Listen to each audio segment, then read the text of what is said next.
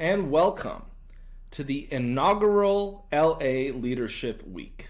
My name is Mo Rock, CEO of the Los Angeles Tribune, and I am thrilled to have you join us for what promises to be a historical occasion. At the Tribune, we've always admired the glamour of LA Fashion Week, which celebrates our external aesthetics. Inspired by this, we envisioned a week dedicated to the beauty within, our character and values. Hence, Leadership Week was born. Our mission is ambitious: to ignite a global celebration of human character, much like the excitement surrounding fashion. We have brought together the top thought leaders from around the world to help spark this movement. Today, you're not just attendees, you're partners in reshaping media and challenging the status quo. Last year, our initiatives reached over 1 million people, inspiring acts of kindness and leadership worldwide.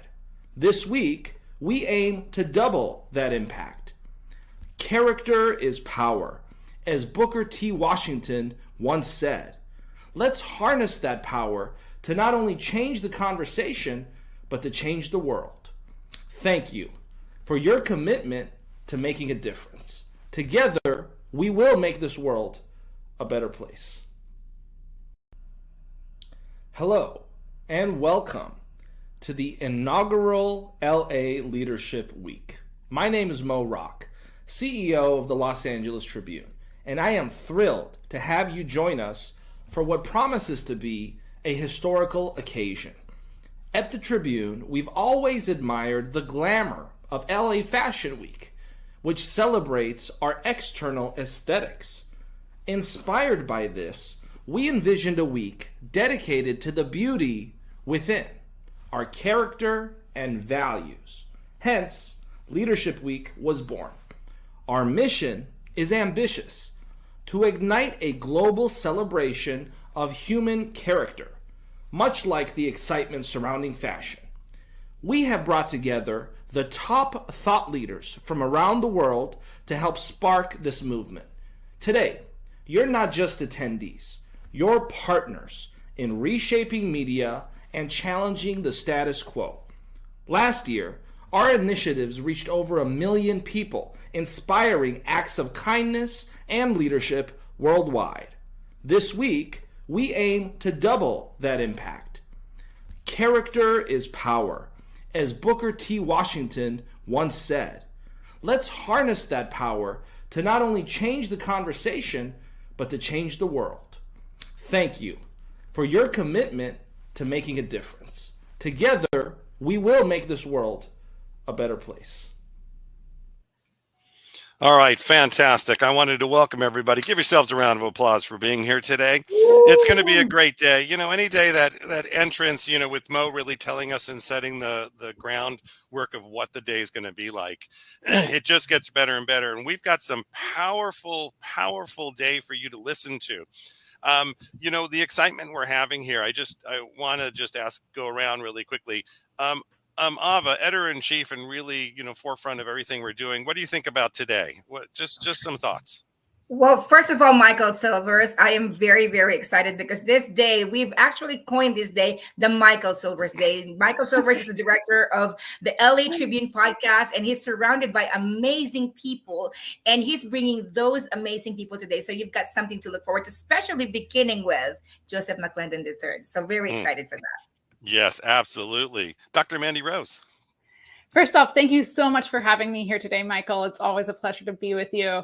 And I'm really excited for today because we live in such a volatile, unstable world at the moment, and the world is craving leaders. And I'm really excited about all the leaders that we have on getting prepared for today. And it's going to be a really, really incredible day. Thank you for having me. Oh, fantastic. Sandy Scarlotta.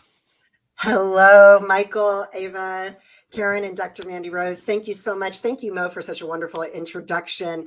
This has been so amazing, and I'm excited for today because this is our podcasting day. And as managing director of the LA Tribune Podcast Network, I'm so excited because we have brought together so many amazing people.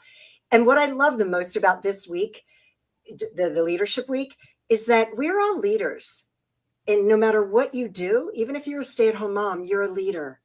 And we're all leaders. And we need this message and everything that you're about to hear today with all of these amazing speakers. Get out your paper and pens, take notes, and apply everything that you're learning today, because that's how we're going to make it a better place. Absolutely. Right. Karen.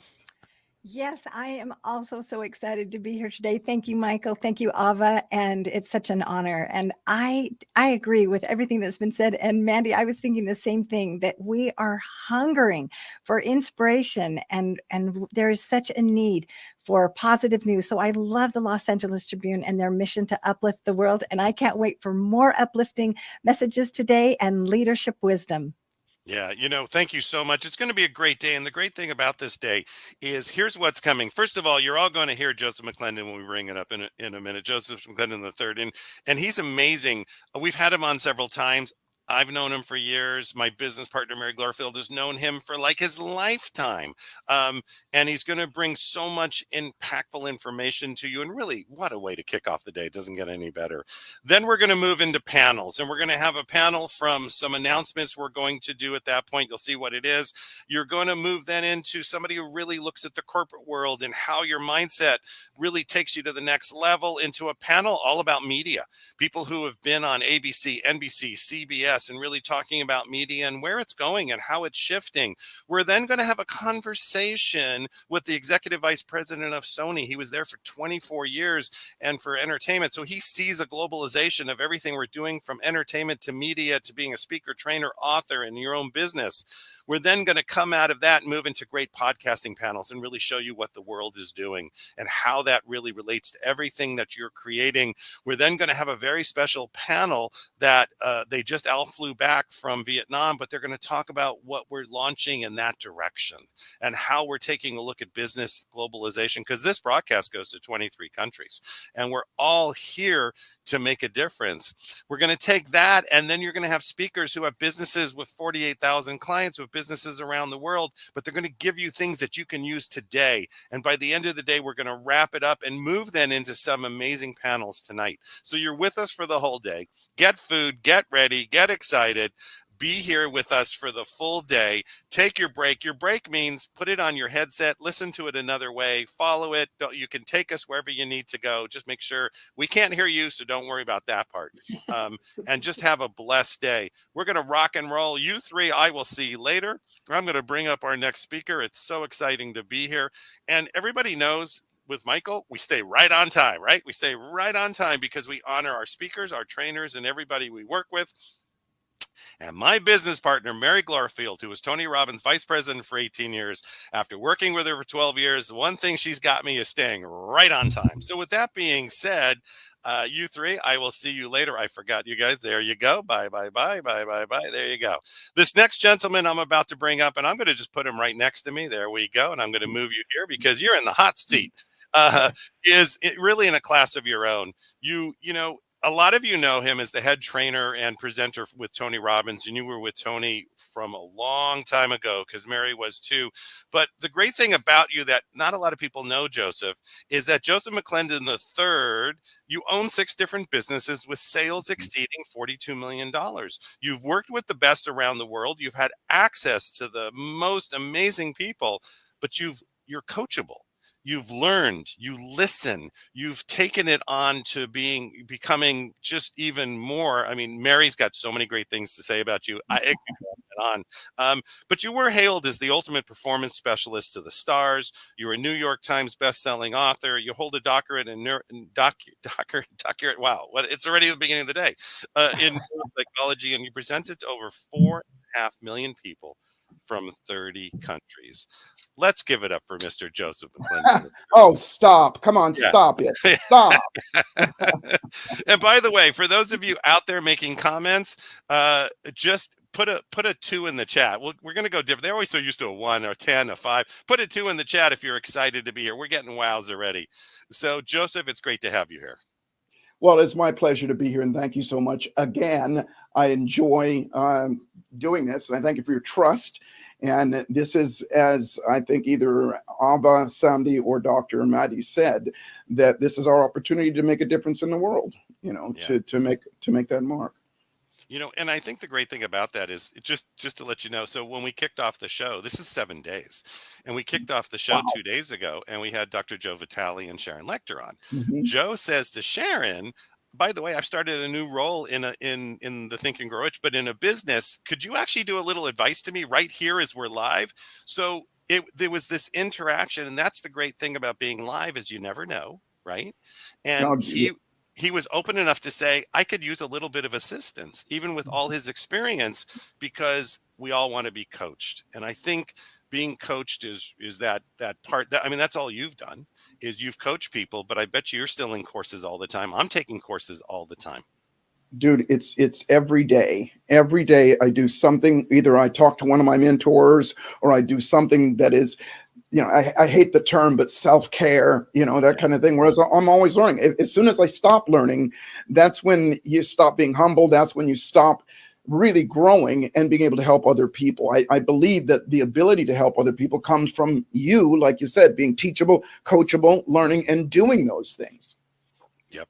I agree. And it is that time of our life that no matter, because I talked to Mary. We talk a lot. So we were talking about being in legacy time, and what does that really mean? Because there's nothing. Retirement doesn't mean anything, right? right. Just it's not in our lifetimes. Yeah. But it is that legacy time. Can you just, and you're always creating. The thing that I love about you is, and I watch your stuff all the time, and you're always creating. What are you currently doing right now with all these years of information to bring leadership out to the world? Well, my biggest passion right now, and thank you so much for that. And my biggest passion right now, and has been since COVID gave me the opportunity, if you will, to, what was the word that we were using back there? Pivot. Is really helping train other people to do what somebody said earlier, and that is to go out and make a difference in other people's lives. And I do that through my institute. It's called the Neuro Encoding Institute. That is my passion. And if you will, I'm a stickler for being on the same page so that we can all be on the same page. It's not that you have to agree with what I'm saying, or anybody listening have to agree with what I'm saying. And by the way, if you are listening, get out a pad and paper, because I'm going to drop some bombs on you here for a moment, because it's not about just what I say. I believe that it's process that makes a difference. So I'll give you something to do if you don't mind. But I will say this, when you say legacy, and I love that word, legacy to most people means what you leave behind when they shovel dirt in your face and you're gone. Legacy to me means when I walk outside of this door, or when I shut off this casting that we're doing right now. It's what I left behind right then and there, because that's where it really starts to grow. It's like, it's not, why wait till you're dead? I said earlier, don't even talk to me about retiring. I'm 70 years old this year. And I was talking to my good friend, Les Brown, a couple of days ago. We did an event together in Atlanta. And he told us, he said, listen, I'm going to spend my last year with our institute, because he's part of our faculty. And I reminded him, I said, Les, I know this year is coming up. And he looked at me like, I'm not retiring. Could you retire? And the truth is, retirement is not what it used to be. It used to mean, you ride off into the sunset, and now it isn't. Retirement means you're just not doing at the intensity that you have been most of your life. So that's number one. And then number two, to be on the same page again, I know that Mary talked to me about that this symposium is more about leadership. And I taught at UCLA for several years, and I taught leadership there. And again, one of the things, and I didn't make this up, again, as you were saying before, it's something that I learned from my mentors. And I had the opportunity to sit in a room with Colin Powell, General Colin Powell, and Norman Schwarzkopf. And this is many, many years ago. They've both passed since then, but they gave me a definition of leadership that I like, or what a leader is. And so you might want to write this down, guys, because if this works for you, then, because I always like to say, if you have an identity, if you have a foundation of something, then you can go forward. It's like what we think of ourselves. A leader is somebody, can be anybody, that has a vision and that they impact and influence other people. And they used to say, underline people, not cars or dogs or anything like that, that influences, impacts other people to willingly take on that vision, make it their own, and bring it to fruition. I'll repeat myself. A leader is somebody who has a vision that impacts and influences other people to willingly, and that's important, willingly take on that vision, make it their own, and bring it to fruition, make it happen. And when I look at it that way, and if you look at it that way, our job is not to just go, you do what I do here, you do what I say, you do what I say, you know, be a boss or anything like that. Our job is to help people make whatever your vision is, make it their own. And the only way to do that is help them figure out what it is that they want.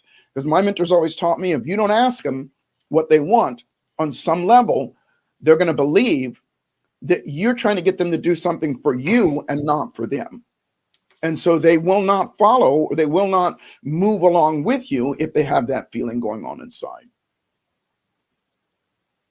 You know, and part of that is there's that internal, right? We have that internal system that a lot of times takes us out of the game. Yeah.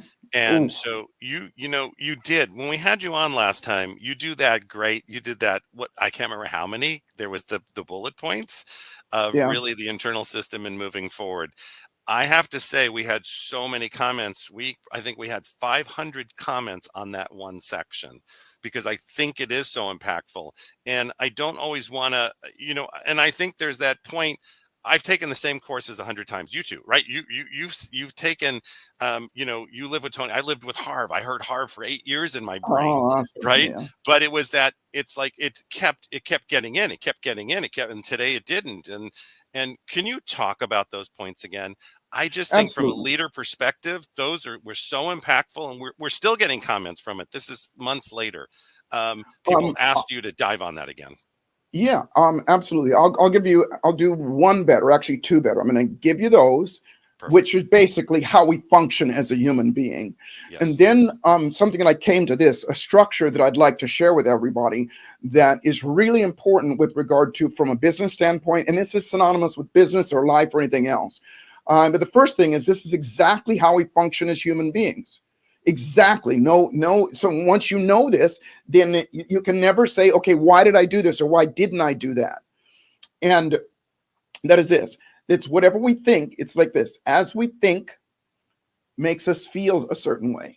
Our thoughts make us feel. It's dopamine or cortisol release, whatever it is. Our thoughts make us feel a certain way.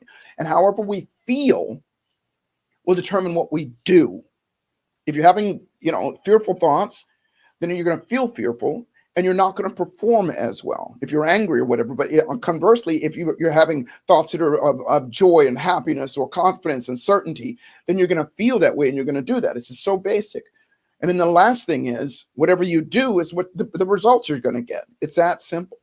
You said earlier, and I've had the privilege of working with major movie stars, you know, Academy Award winners and Grammy winners and major sports figures and politicians and millionaires and billionaires, but we're all the same. People, it's like I said, you know, my passion now is teaching people what I do, but it's not that complicated. It's as we think, so we feel, as we feel, so we do, as we do, so we have. And I think I did it with your group last time. And just memorize that. Think, feel, do, have. That's it. So anytime you approach something, go, okay, what are my thoughts? How do I change my thoughts? Wherein lies the rub? Because here's the new stuff, if you will. I'll share this with you. I call them the toxic 10. And as a matter of fact, I can't see the comments, but if you guys are commenting, type a 1.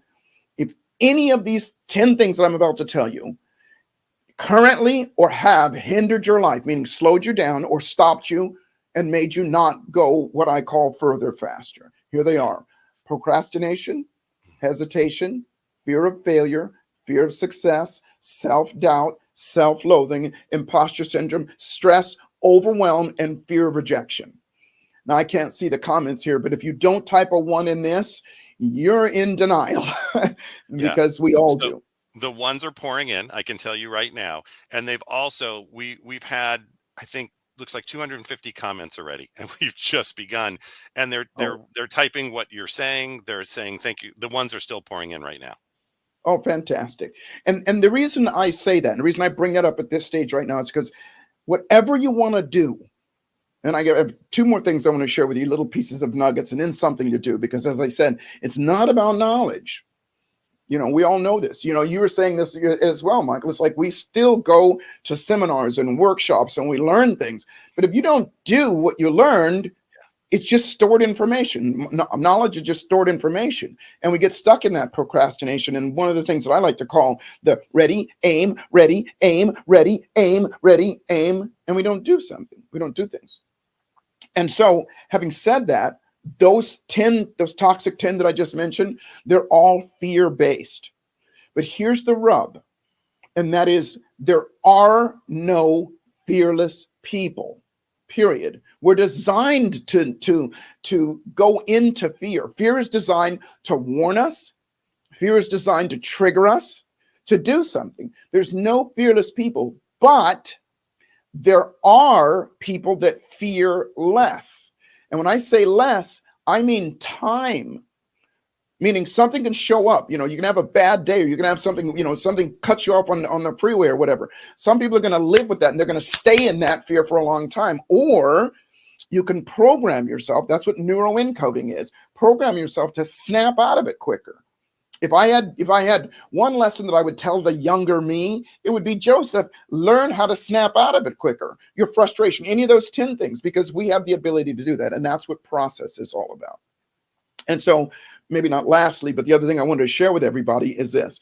The amount of people who fail at anything, whether it's your diet, whether it is your business, whether it is your relationship, whatever it is, the amount of people who fail is directly proportionate to the amount of people who give up. Conversely, the amount of people who succeed is directly proportionate to the amount of people who just keep on going. And I call that stay in the game. The game is doing whatever it is that you want. And it's got to come down to this. Number one, and I'm going to get back to that hierarchy of what it takes. Is what I've been coaching people on. And this is what I give to my high-end clients as well, that I want everybody here to have, because like I said, my passion is to do what you said, Michael, and so did everybody else, and Mo said it as well. And that is to make an impact and a difference in a world that right now that is troubled. Because unless you've been living under a rock, you know that that most of the rest of the world is freaking out. And I always say that those of us that dare to dream while the rest of the world is having a nightmare, we're not only going to create the abundance and all the stuff that we want for ourselves and our families, but we're also going to be shining examples for other people to follow as well. And so, you know, all the way back to the Napoleon Hill days, the number one thing is to know what you want. Know what you want. But I like to add to it, and that is not only know what you want, but get specific about it, and as well to make it a vision and not just a dream. A dream is temporary. Most of us don't remember what we dreamt last night. But a vision is something that we visit over and over again until it becomes part of our belief system. So know what you want. And I said this to your group last time, and that is, you know, from a standpoint, we all, and everybody that's listening, watch what happens to you when I use this word. We all want to be wealthy. Now, for some of you got sphincter pucker, and some of you went, well, it's not about money, Joseph, you know, or you might have gone, well, you know, I haven't never made money or anything. But here, you don't know exactly what I'm saying. That's why I said I'm a stickler for let's be on the same page. Wealthy means to be, in my opinion, healthy, happy, and financially abundant, and all of the subsets of all of that. So again, type of 1, if you agree with, oh, now I can see some of the out there. If you agree with that definition of being wealthy, because now you get to go, I know what that is, and now you get to be specific about all those things. Take the time to do that. Most of us do it New Year's Eve, you know, that kind of thing. But here's the deal. Back what I was saying before. Once you know what you want, that's the game that you're looking for to get in. And I'm going to use sports, not metaphors, but examples, but it's synonymous with everything. In sports, you work your whole life to get in the game. Let's use like in the NBA, basketball or football or whatever it is. You work your whole life to get in the game. Why? Because that's where you have the opportunity to win. And any losses that you take there, you're still in the game and you still keep playing the game. So at the top of your page, write the game. And whatever the game is for you, that's your game. But you got to stay in. Otherwise, once you're out of the game, you're not going to be playing. But then underneath that, you got to write this. First off, before you write it, what enables you to get in the game, and again, using sports figures as an example, is your practice. What you practice. And that is showing up on time, working with your team, working with all that stuff, and doing the stuff that it takes so that you're good enough to be in the game, so that you can stay in the game, so that you can win. But then you got to ask yourself, and here's where it goes deep, because everybody goes, yeah, practice is the name of the game. It's not. You got to get to practice, because most people don't even get to the practice place. All of those 10 things, they step in the way. They cut us out. There's another level, and that level is called training, right? What gets you to be able to practice, what makes you want to practice, what makes you get up early, stay up late, and do the extra stuff is training. And training is that work that you do on your own. You're doing it right now. We're all doing this right now. The work that you do on your own. I say you're listening to it right now, but I'm going to give you something to do, and that's your training. And so if you look at somebody like a Steph Curry or something like that, and Michael Jordan, all those guys that that you hear about, they always they're famous for getting to the game early before anybody else does, and doing 500 shots on their own. But in your case, everybody here, it's the work that we do on that 6 inches of real estate that we all own between our ears. The work that we do, that we apply processes, we neuro encode ourselves so that we default to our best behavior. That's the work that makes the difference, because then that's going to make you want to go to practice. And when you show up at practice, you're better than everybody else just by the virtue you did that. But there's one last level, and this level is crucial, and it is something that most people, we do it, but we're not conscious of it. And that level is rituals.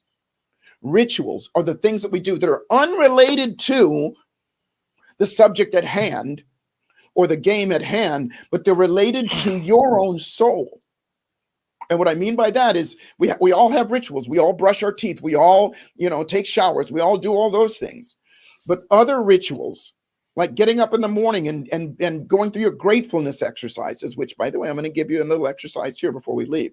Making your bed in the morning. Smiling at yourself, doing whatever it takes. Those are the rituals that enhance your soul, that again makes you want to get up early, stay up late, and do the extra stuff like that. So I've yacked on and on, but that is what I wanted to share with everybody. Those things are really important, and it applies to everything. Everything. The great thing about that is, because you and I came up there was that time where there's a lot of work on mindset. And there was that piece of the action step, or the moving forward or getting in the game, it seemed to got lost a little bit. It came out of the 70s, right? There was, because I was in college, I was getting my master's in clinical psych, and we were talking about we would sit with clients and we'd be quiet and we wouldn't say anything. Drive me crazy, right? Remember those days? Oh, I know. I did it. Yeah. Especially the Freudians, but we love you Freudians. And it's just what I love that you're saying is it's that action piece again. It's we used to say ready, fire, aim, but right. I love what you're saying, and we're getting a ton of comments on that they're like, that's the piece, that's where it goes. Apply it to everything. And by the way, audience, we might have time for a couple questions. We'll see how it goes. You can post them in there, and I'll keep an eye if we hit that. But as you move forward, Joseph, and there was a question that came earlier that I think, with everything you're talking about, they want to know what keeps you going. I just told you. I just told you. I got to be honest with you. I'm so simple, it's ridiculous. Listen, I get these types of questions all the time. Joseph, how can I do what you do? And I go, well, what do you think I do? And they go, well, you're healthy, you're happy, and you're financially independent. I'm wealthy for according to those terms right there. And I go, well, number one, I'm in the game, and I am doing something that everybody here, I want to give you another new word, if you will. And that is, you want to be what's called a megapreneur, not just an entrepreneur. Entrepreneurs are, by definition, anybody who chooses to and actively pursues creating income and lifestyle and all of those things through means other than the traditional employer-employee relationship. And entrepreneurs are everywhere, especially nowadays, because it's so much easier with the internet and so on and so forth. There's kids that are millionaires, that are billionaires and they've never set foot in an office. They're doing it's so much easier now. But a megapreneur is an entrepreneur who operates in the upper 3 to 5% of everybody in their field. And at the risk of sounding arrogant, I've been a megapreneur in several areas of my life, whether it's real estate, you mentioned all my other businesses, all the things that I do, even and especially what I do now is, and there's I shouldn't say only one, but the main reason is the things that I just shared with you. Know what you want. It's worth it to take the time in one day or a week or whatever it takes you to go, this is exactly what I want, and write it down. What you write is what you invite. It's worth it to do that. And even if it's tough to do, even if you're going through it and you're going, whatever, you got to stop, take a deep breath, stand up, walk around, shake your ass, do whatever it takes and get right back to it. That is the practice. That is the practice. Do your rituals in the morning. I get up every morning. I drink a glass of water right away. I try and touch my toes, and I think about what I'm grateful for. And then I give the exercise that I'm going to give you guys. Don't let me forget, Michael, what the exercise I'm going to give them. Okay. Yeah. And those are my rituals, amongst other things as well. And it makes me want to eat healthy. It makes me want to move my body. It makes me want to joyfully show up and do what I'm doing right now, because the bottom line is, I forgot to say this. This is key. Do not get your passion confused with your purpose. And what that means is this. People ask me all the time, well, Joseph, you asked me earlier, what is my passion? Well, my passion is helping other people, teaching people what I do, because I know I can make that biggest difference. I'm doing what I do and I love it, but I'm committed to making 3,000 new impactors, influencers, speakers, and things like that over the next year and a half. 3,000. And the reason I'm doing that is because there's only one of me, but everybody has the opportunity to impact other people. But here's the deal. That's my passion. What a purpose is what you were put on this planet for. And most people have no idea. And so I'm going to give everybody what your purpose is. And you can disagree with me, or you can agree with me. But first I'm going to ask, how many of you, by typing a 1, love helping other people? Whether it's your child, whether it is, a relative or a stranger, you love that feeling. Everybody. That's your purpose. That's every single human being's on the planet's purpose. Let's start there. And if you go, wait a minute, my outcome, I'm not doing this for myself. Another thing I wanted to share with you is to be clear on, this is, I'm going to use the word business, but to be clear on what that is. And if this that I'm about to tell you works for you, that's great. And if you can use it to change the quality of your life and other people's lives, then use it. And here's what it is. Business is the meaning of business is to create as much capital in the least amount of time, with the least amount of your effort, the least amount of your investment for yourself and other people as well. The most amount of capital, least amount of time, least amount of effort, least amount of your investment for yourself and for other people as well. And that last piece, that's your purpose. When you're at the end of this amazing day with all these amazing speakers and all the people, my contemporaries, people that I know that are going to be on here, every one of them is going to give you a nugget. Do something with it, but do something with it so you become wealthy, so that at the very least you become an example for other people to follow. Oh, I get excited about this. I was talking and I'm like, but you love what you do. You've helped people. And the other thing too, Mary's, by the way, just texted me saying, Joseph is amazing. I said, yes, he is. Mary, I love you. And you've always been of service. And I think that's that piece. And I want to make sure we have time for you to give them that practice that you want to give them. But one of the questions that came up is the way you break everything down, this is a complex thought process. There's some podcasters and trainers on this call asking, you break it down so simply. Were you trained to do that? Is it the way your mind works? You make it so anybody can get what you're putting across. Can you talk The a answer little to bit your about question communication? was, Yep. yeah, I was trained just the opposite. And that was so frustrating for me because I was that guy. By the way, I wasn't a great student all the way through college and everything. I was that guy that was going, what does that mean? You know, how do I use it? What does that mean? And I'd have to go back and study it and all things like that. And so what I realized is, my friend Tony Robbins always says, complexity is the enemy of execution. When things become so complex, people check out. It's so much easier to watch Netflix and eat cake and, you know, do all that other stuff and scroll on your phone than to figure stuff out. So I have found that if I simplify it, matter of fact, that is one of the pillars, the first pillar in the Neuroencoding Institute, is to assassinate complexity. You can add the other stuff to it, but if you don't look, if I go to you, listen, I want you to get a gym membership and then go to the gym, and then every day I want you to do, and I give you a laundry list of things to do. Chances are you're not going to do it. And I say, you need to lift the weight this way, I need to lift the weight this way. But if I say to you, I want you to start here, set your alarm in the morning, and all I want you to do is to go for a half-hour walk. And on that half-hour walk, I want you to say this to yourself. That's it. And I start you there. That's so simple. Everybody goes, well, I can do that. And they're hearing it from somebody that's where I started. You know, and all the things that I just shared with you, all of it's simple because you can and will do it. So to answer your question, it was the opposite. You know, I learned to be complex. And when I started my career in this that I do now, I tried to be complicated. And it was like, you know, you see that glazed over look in people's faces. They're not getting it. You know, and isn't that interesting? Because the stages you've been on and the stages I've been on, and you can see this wave in the audience of there's the glass eye. we're hitting, there's too much coming at them in a way at the same time. And then you see that pop, right? And then you give them that thing to do now.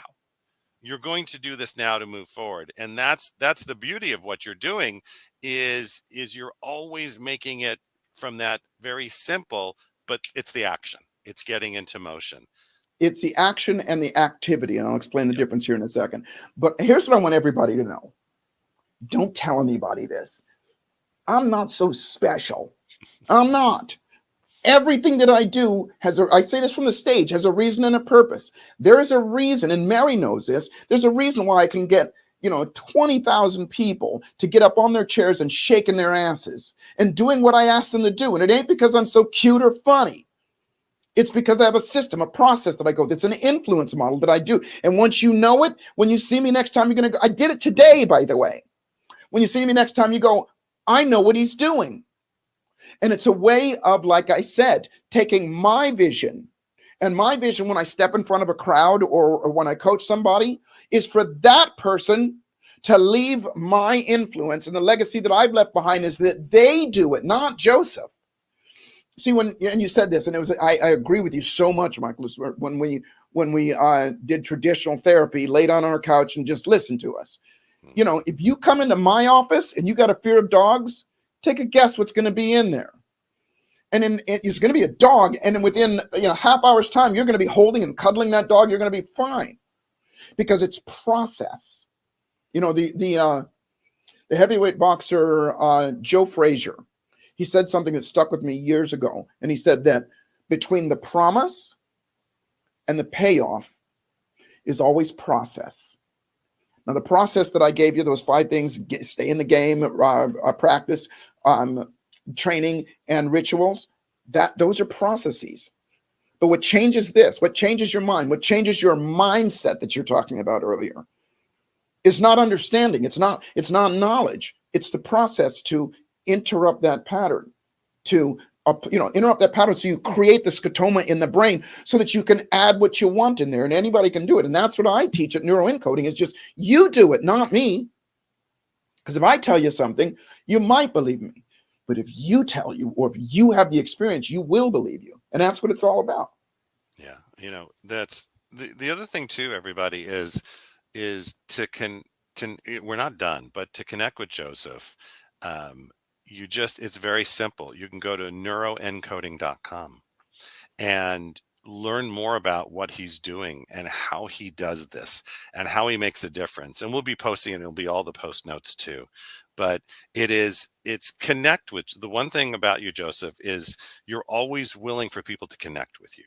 You're always willing, I right? want And you've seen millions and millions, and forget all the stages and now all the virtuals and everything that you've done, and you're always just there, and you're always willing to be, you're no different than anybody else, and you're very clear on that. And it's appreciated so much by our audience, because that's part of the comments too. They just feel you're like part of the team. You're here with us, and you're diving in and willing to be you throw open the doors and anything we need. So if you're going to teach them something and curate something, you should do that right now. Okay, so first off, thank you for that. Thank you, the comments and everybody. Thank you for that, because that's why I'm here, and all I want to do is somebody taught me, and I do what I do and get the results that I get because I did what they told me to do. I always say everybody read the book Think and Grow Rich, but how many of you did the exercises? Very few people. So here's your process, and it has a cascading or geometrically growing aspect to it, and that is this. Every morning when you wake up, every morning, this is ritual. Get up in the morning, and I'm going to tell you this. First off, start before you go to sleep. Here's your process. Get a glass of water, a big glass of water, and sit it by your bed. And then when you go to sleep, first off, shut the screens off, whether it's your phone or television or whatever, computer, an hour before you go to sleep. Let your brain, this is ritual, let your brain start to get ready for its most healing time is when you're asleep. When I say healing, I don't just mean your body healing, your brain heals as well. And you make those neuroassociations. So when you go to sleep, just think about, here's what was great about today, what I did today. And answer the questions. And you'll go back. Sometimes it's, I tied my shoes, or I got to talk to this person. I was, on this podcast or whatever. That's number one. Now, when you go to sleep, when you wake, and by the way, go to sleep like this. When you lay your head on the pillow, go like this. I know it seems silly, but the smile releases dopamine and endorphins in your system, and that's the perfect way to go to sleep. Now, when you wake up in the morning, whether you wake up to an alarm clock or on your own, the first thing you do, wake up, put a smile on your face, and drink that glass of water. I'm telling you, this is, so many people thank me for this because it's like, it's magic in a glass. It's room temperature, so it's not going to shock you. You drink it, and then I always try and eat, because you're not going to be able to go back to sleep after that. This will get you out of that habit of hitting the snooze button. You sit up, smile on your face. Now, I always try and touch my toes, but sit up and then just think about what you're grateful for, and then think about what you get to do today. Not what you have to do, what you get to do today. This is shifting of your mind. This is what you guys call mindset shifting. This simple thing, drink the water, think about what's grateful, put a smile on your face. Then you got to get out of bed. You know why? Because you got to pee. It goes through you really quick. Now you're out of the bed, and guess what? Water conducts electricity. You got energy going through you. Go to the bathroom, and on your way back, stop and look yourself in the eyes in the mirror and say the magic words. Say your name with a smile on your face and say, I love you. That's it. I dare you. I dare you to do it for 10 days. 10 days. At the end of 10 days, what's going to happen to you, I promise you, what's going to happen to you is you're going to find that you are more, wait for this, optimistic. Now, optimistic doesn't just mean every cloud has a silver lining or that the glass is half full. Optimistic means you see more options, and there's millions of them out there in the world right now. You will find yourself looking for what's great. And as ye seek, so shall ye find. And as ye seek, so shall it find you.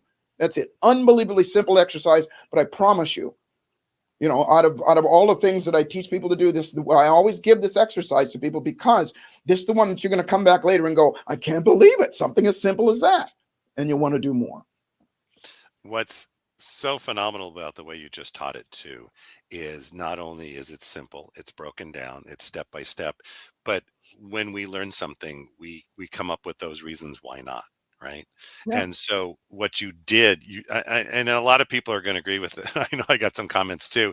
Um, Drink a glass of water, but then I have to go pee. But you took away the objection, right? Because you know that's coming. You know it's coming. And so did everybody hear that? The way Joseph just trained that he took away some of the objections immediately. Can you talk about that just a little bit? Absolutely. That's called neuro encoding. Everything that I do has a reason and a purpose. That was the way that I taught that is what I want other people to know. Whether you want, listen, you know this. We are in a $1 billion a day industry, this whole personal development and all that stuff. I didn't say that. Forbes magazine 3 years ago said in 5 years it's going to be $1 billion a day business. It is now. It is now. And the reason being is because people, I think it was Ava said it earlier, are hungry for leadership. Tell me what to do so that I can get what I want. Help me feel clear, help me feel better about myself. And so, I've thrived in this industry as a megapreneur because I have a process. And the process that I did with you, what you're saying, it's not rocket science. It's not rocket science. I know what to say, when to say it, how to say it, and it works every time. Not some of the time, not most of the time, all of the time. It's just like when you get in your car and you turn the key, if that battery's charged and everything's right with the car, it's going to start. And so, I can't go into it just because of time, but that's what I teach. And if you're interested, go to they're gonna post it here, neuroencoding.com, and click on the get your questions answered or something on there. It's in the upper left-hand corner. And it shares with you all about this, because whether you are a business owner or whether you want to be a speaker, whether you want to be a coach or any of those things, this is the key. It's not rocket science. And again, you took away the objections. I mean, it's your pattern on, everything that you do, and you've done this obviously a long time, but it's not even that. You're teaching people that there's that you don't have to be doing this for 30 years, right? Yeah. You've taken the information and knowledge, and that's the great thing that you're bringing to this audience, because a lot of you out there's a lot of people who want to be speakers and trainers and authors and podcasting now, right? $24 billion industry, and nobody even knows what it is yet. And they want their messages across, and they're spending too much time on their message, and they never get out there. Hello. Listen, and by the way, I didn't realize that there are a lot of coaches and speakers that are on here. If you are, here's what I promise you is this, and this is not to throw anybody under the bus or anybody's products or anything like that under the bus, because it's all valuable. It's just that if you're not doing anything with it, if you're not consistently getting clients, if you're not consistently changing people's lives, it's not because of what you don't know. It's how you're impacting, influencing people. If you have employees, maybe you don't want to be a speaker, maybe you want to just be a better parent or something like that. How you impact people to make them go like this, watch them go, oh, okay. It's as simple as that. It's the sequence of how you do things. I got 3 levels that we do at 4 levels at the Neuroencoding Institute. And here's what we do. Number 1, have content that solves the problems of the masses. And I already told you what they are. The toxic 10, procrastination, hesitation, fear of failure, fear of success, self-doubt, self-loathing, imposter syndrome, stress, overwhelm, and fear of rejection. Everybody, if you have answers to those questions and you can help those people, then everybody is your canvas. The second thing is process to get a result right now. In other words, like I said, you come into my office, we're not going to go, we're not going to have a consultation session and then you come back. We're going to get a result right now from the stage. I regularly go, I'm leaving tomorrow. I got an event tomorrow with Jay Abraham, which is, he's my partner in that as well. But one of the things people keep having me back is because guess what? This is going to sound unbelievably arrogant, and I hope it doesn't. Gosh, how do I say this? Type of 1, if you've had the opportunity, or I've had the opportunity to speak to you in another way, okay, at another time, okay, most people, okay. Type of 1, if you walked away from there going, there's something about that guy. Here come the Yeah, ones. pretty much Here come the everybody. And I ones. say Here come that, the ones. yeah, I'm saying that not to be arrogant. I'm saying it because the process worked. Now, type of 1, if you're getting that feeling right now.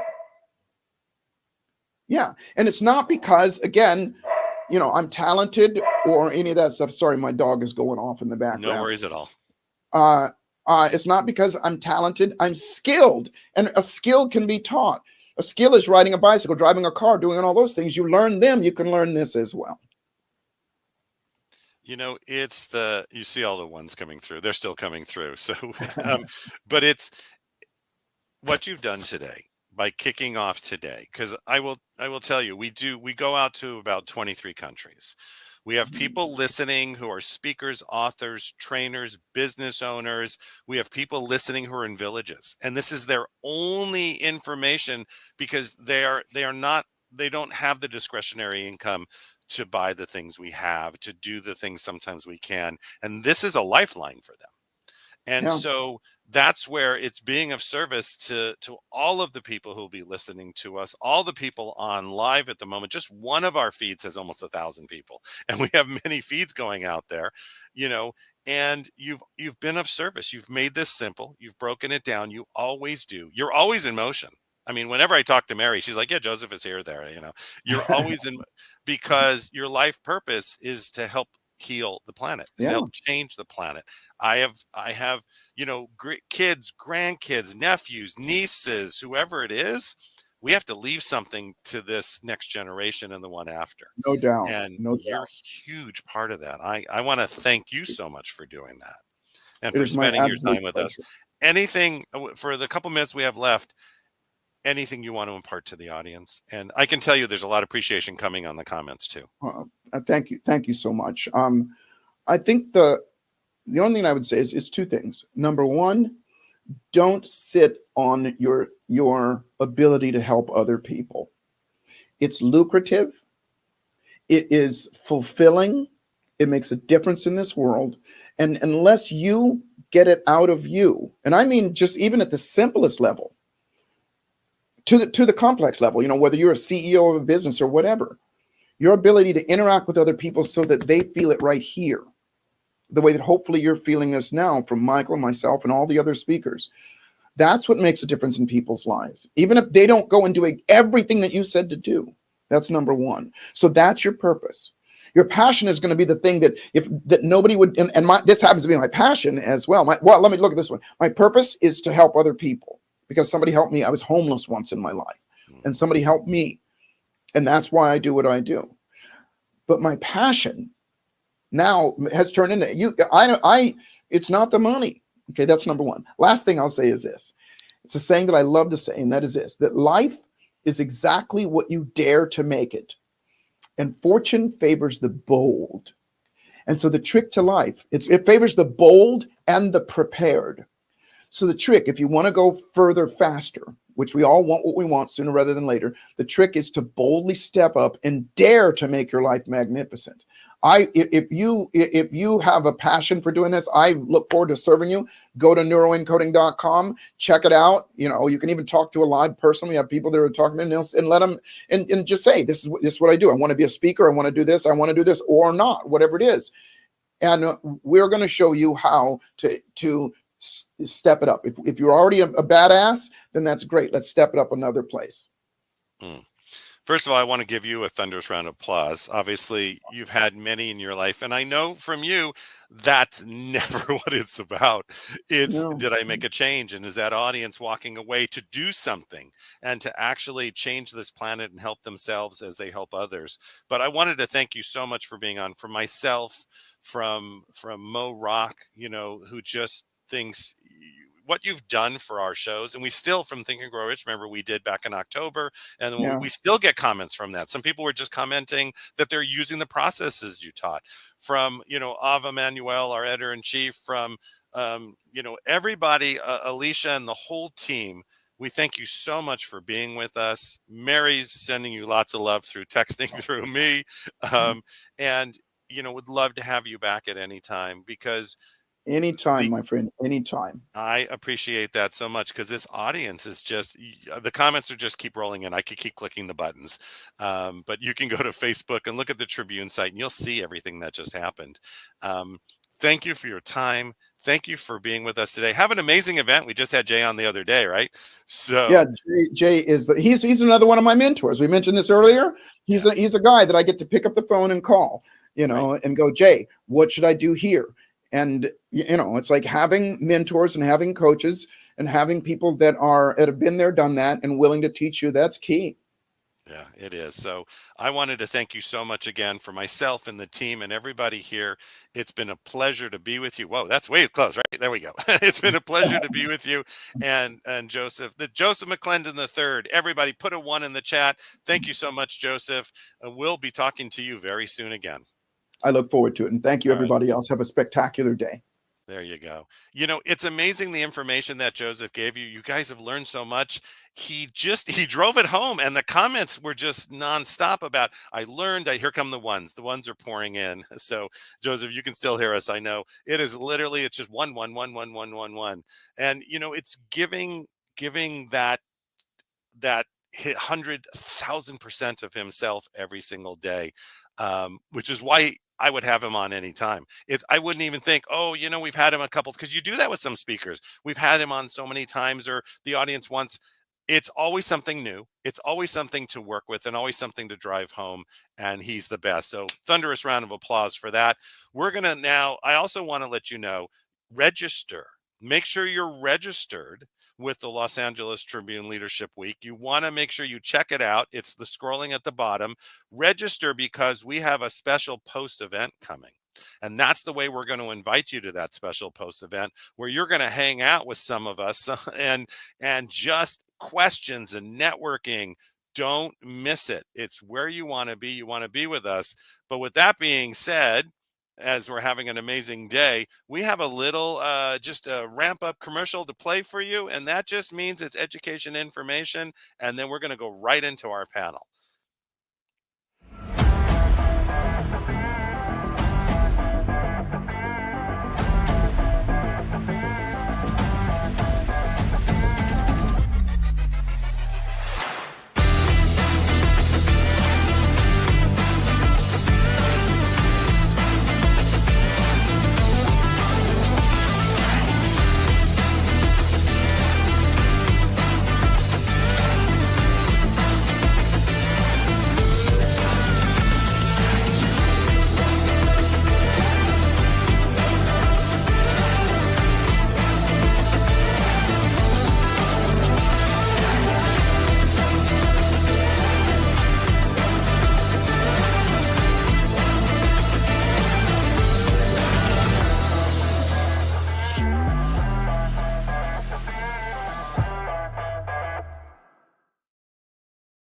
Okay. All right, Mandy, tell me what you thought. That was incredible. I absolutely love him. He's so intriguing and so inviting into him. Like the influence he has on people. I also like what he said at the end there. Don't sit on your ability to help others. That's what we're all about here. That's leadership. Don't sit back and hold back on helping others. It's really so incredible. Yeah. And every day, it makes a difference for what we're doing, and it's just great. So we got to keep moving, right? We keep moving on. So first of all, from really what we're doing, I got too many buttons here. By the way, so I've run about 1,000 of these, and I still hit the wrong buttons at times. So everybody who's running a virtual, don't ever fear. We've had live events where somebody turned all the power off. That was also interesting too. We've gone through it all. We've done it all, and it's been way too much fun. So with that being said, you're going to take over a panel now, and listen up, everybody. This is for everybody out there, but this is the launch of our Women's Journal. We'll be talking much more about this over time. You'll be seeing much more about it. If you're a woman with a story to tell and something you want to drive forward, we'll give you a way to reach us. And that's the great thing of what we do and how powerful we do. So I'm going to start bringing up the panelists. I got to make sure I'm bringing up the right people, right? Because I just start hitting buttons and everybody comes up. I'm going to bring up the panelists and turn this over to Mandy, and you guys have a lot of fun. So here we go. Here comes some of the panelists. And I got to look at, if you're on the second panel, please don't be on right now, but that's okay. I'm bringing them up. Look at this beautiful group. Does this get any better? So I'm going to take myself off and continue and then leave it up to you.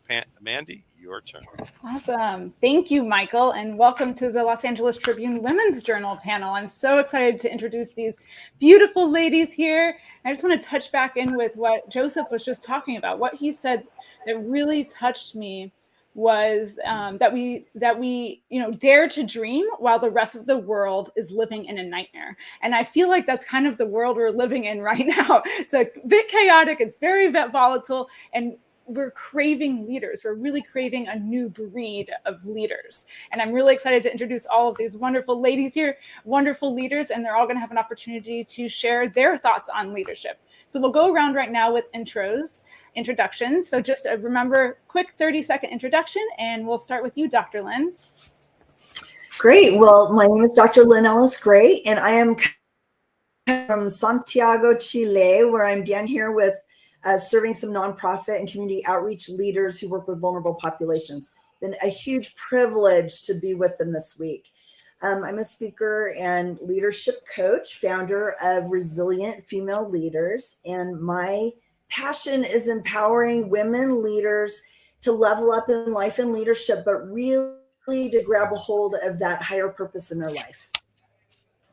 Awesome. Thank you, Dr. Lynn. Carla, please. Hi, excited to be here, everyone. My name is Carla Butts. I'm an AVP of Supply Chain, overseeing about $1.8 billion in spend in 28 facilities and 300 employees. And I'm passionate about building, growing, and developing women leaders in the industry that I currently reside in. So excited to be here. Thanks.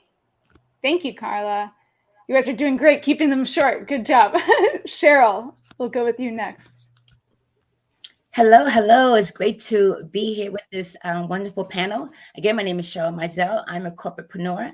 My mission in life is to help people understand how especially women, understand how their mindset and emotions impact their wellness and their money. And I do this as a financial services as well as a human resources professional in corporate America. And I'm also an entrepreneur. I'm a trainer. I'm a speaker, I'm an author, and I'm a coach. And I show people how to level up, have fun while being their authentic selves. Thank you so much for having me here. Beautiful, Cheryl. Thank you. Barbie. Hi. Well, first I want to say thank you to everybody. This has been the most amazing event that I've been to. The speakers are incredible. And for myself, I'm Barbie Ray, and I'm a facilitator. I actually help you find the best in yourself, and I go out of my way to help you find the best in others around you. And especially here in Leadership Week, to be an effective leader, you want to be able to bring out the best in others. So true. Bring out the best in others. We were just talking about that with Joseph. Thank you for reiterating that. And next we'll go with Jackie, please. Hi, Barbie. It's lovely that you empower other people. I think it's amazing. So I'm Jackie Wilkinson, and I'm a wing commander in the British Royal Air Force. I've served for 21 years leading, coaching, and mentoring personnel. And I'm currently serving in Italy, and it's an honor to be here this evening. It's evening here. I'm a qualified fitness coach, and also I'm a gold medalist in athletics in the British military. Behind the mask, I'm also an adult survivor of child sexual abuse. And recently I published my book called Turning the Tables on Trauma, where I'm hoping to help survivors know that they're not alone and that they too can heal and transform their wounds by adopting healthy strategies. Thank you, Jackie. That was wonderful. We really do have women from all over the world here with the LA Tribune Women's Journal. It's such a great family to be a part of. All right, Dr. Lisa Tan, we'll go with you next. LA Tribune fans panel. I am so happy to be here. Why do people call me Dr. Lisa Suntan? Well, after Hurricane Fiona hit Puerto Rico, the whole island, we were out of water, out of electricity, but I had a generator. So I delivered rice, beans, water to whoever, wherever I could. So what does it take to be a leader? You don't need to be asked, and you don't expect anything in return. So I chose to be the sun after the storm. And I challenge all of you to shine in your own way, because I believe it just takes one spark to make an explosion. Thank you, Dr. Lisa Suntan. That's beautiful. To be the sunshine after the storm. We really do all have that ability. It's beautiful. Thank you. All right, next we're gonna hop right into it. I really want to know more about your leadership journey. And I want to know who has been a leader in your life and how they impacted your own life. And we'll go ahead and start with Barbie. That's a great question. Thank you. I've actually been very fortunate. My whole family have been entrepreneurs. I come from a long line of people that have tried their own businesses, owned their own businesses, failed owning their own businesses, but sometimes that's the best lesson in life, isn't it? It's learning from what you need to know, and it's sometimes you can't prepare for the blind side. So I've just been very fortunate that a lot of people in my family are entrepreneurs. That's so great. Yeah, we can't prepare for anything. Life is constantly blindsiding us. I love that. All right, Dr. Lynn, let's hear from you next. Who is a leader in your life and how they impacted you? Oh goodness, I'm so grateful for the women that I have found along the way, because my leadership journey, I was often the only woman portion of my life. So I had to figure out how to navigate all that. But I'm really grateful for one woman near and dear to my heart who's like a second mother. Her name is Ellie, and she just kind of led the way in front of me.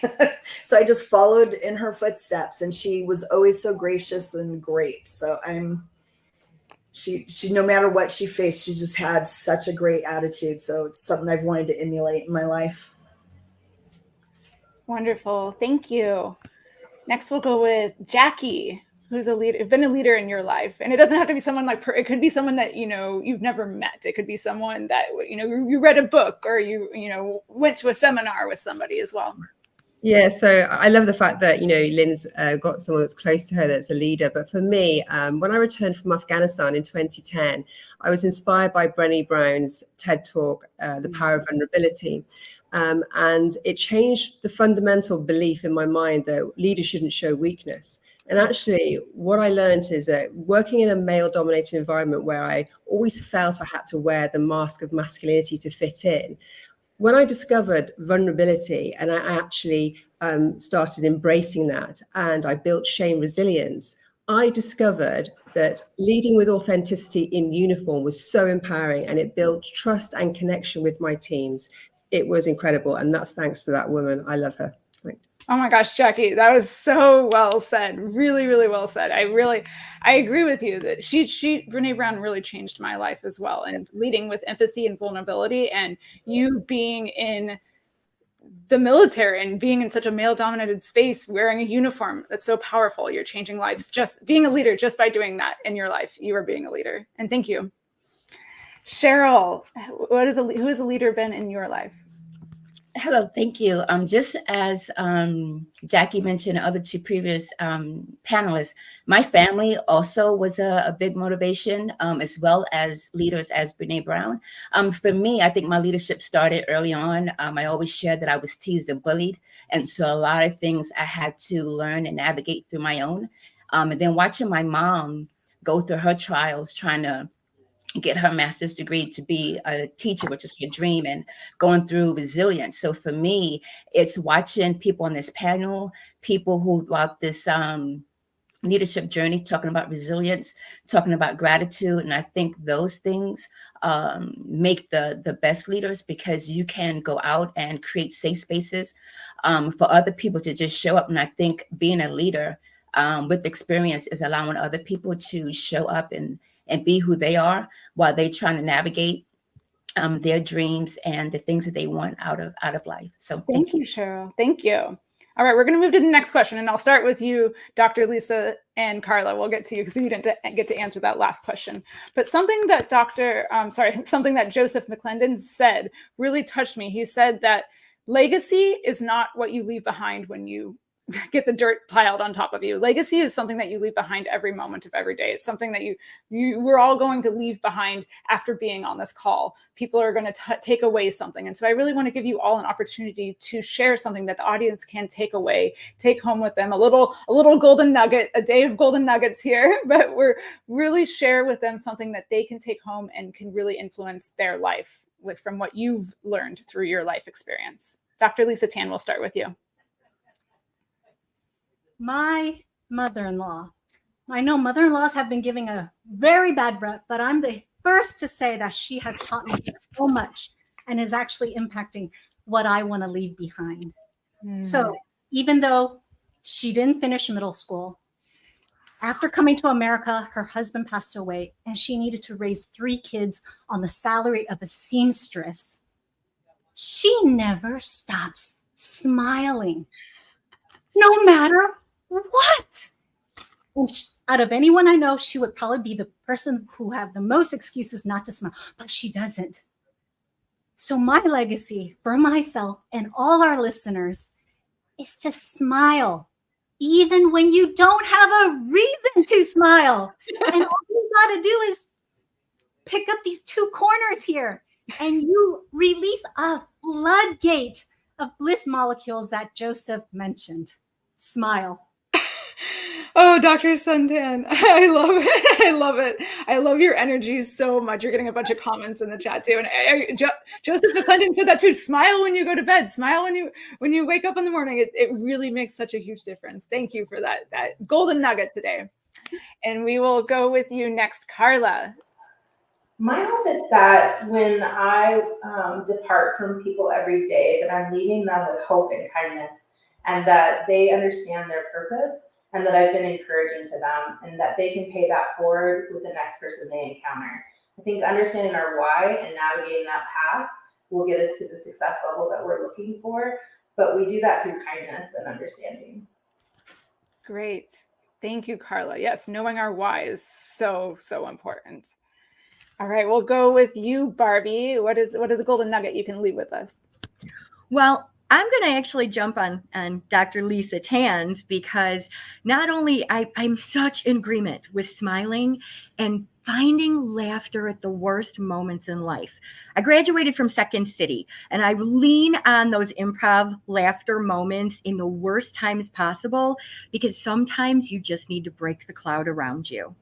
So I am a true believer in smiling and laughter in the face of adversity.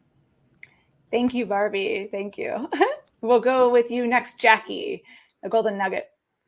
Yeah, so incredible. Laughter and fun and dancing to music, all of those things. Absolutely. I agree with you, Barbie and Lisa. And I love how you're moving like that. It's lovely.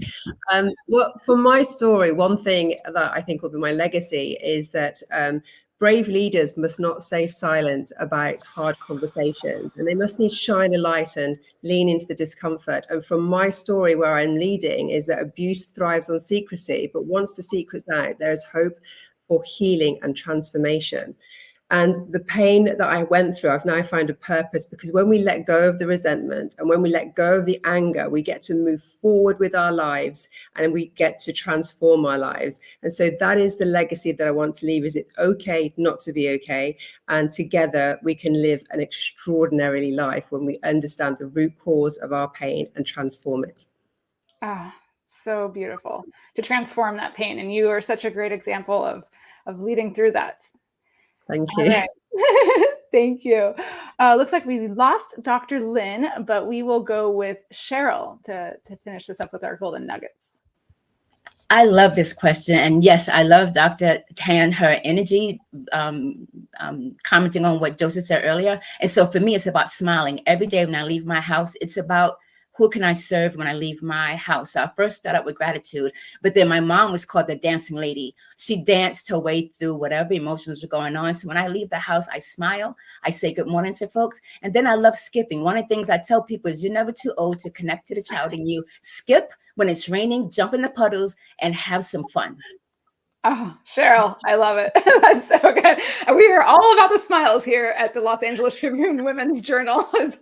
We're really going off with the smiles. I love it. It really makes such a huge difference in skipping. It really, I love my inner child is very strong. I love to build sandcastles and go down to the beach all the time. It really keeps you young, and it really keeps you enlivened in life.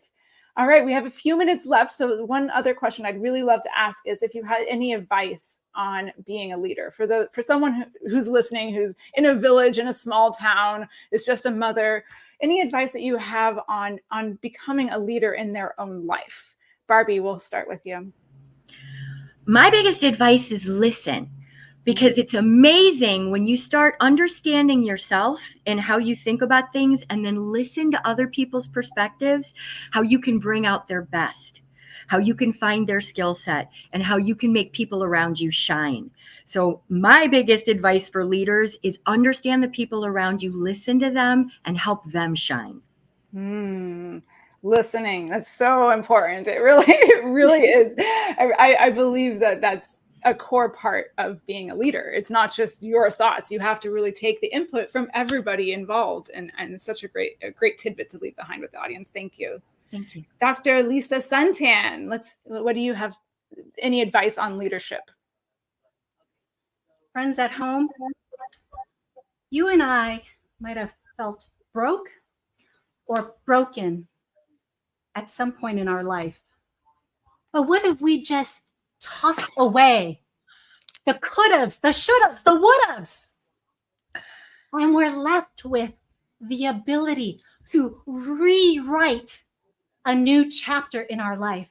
And that chapter could sound like this: I dare to break down to break through.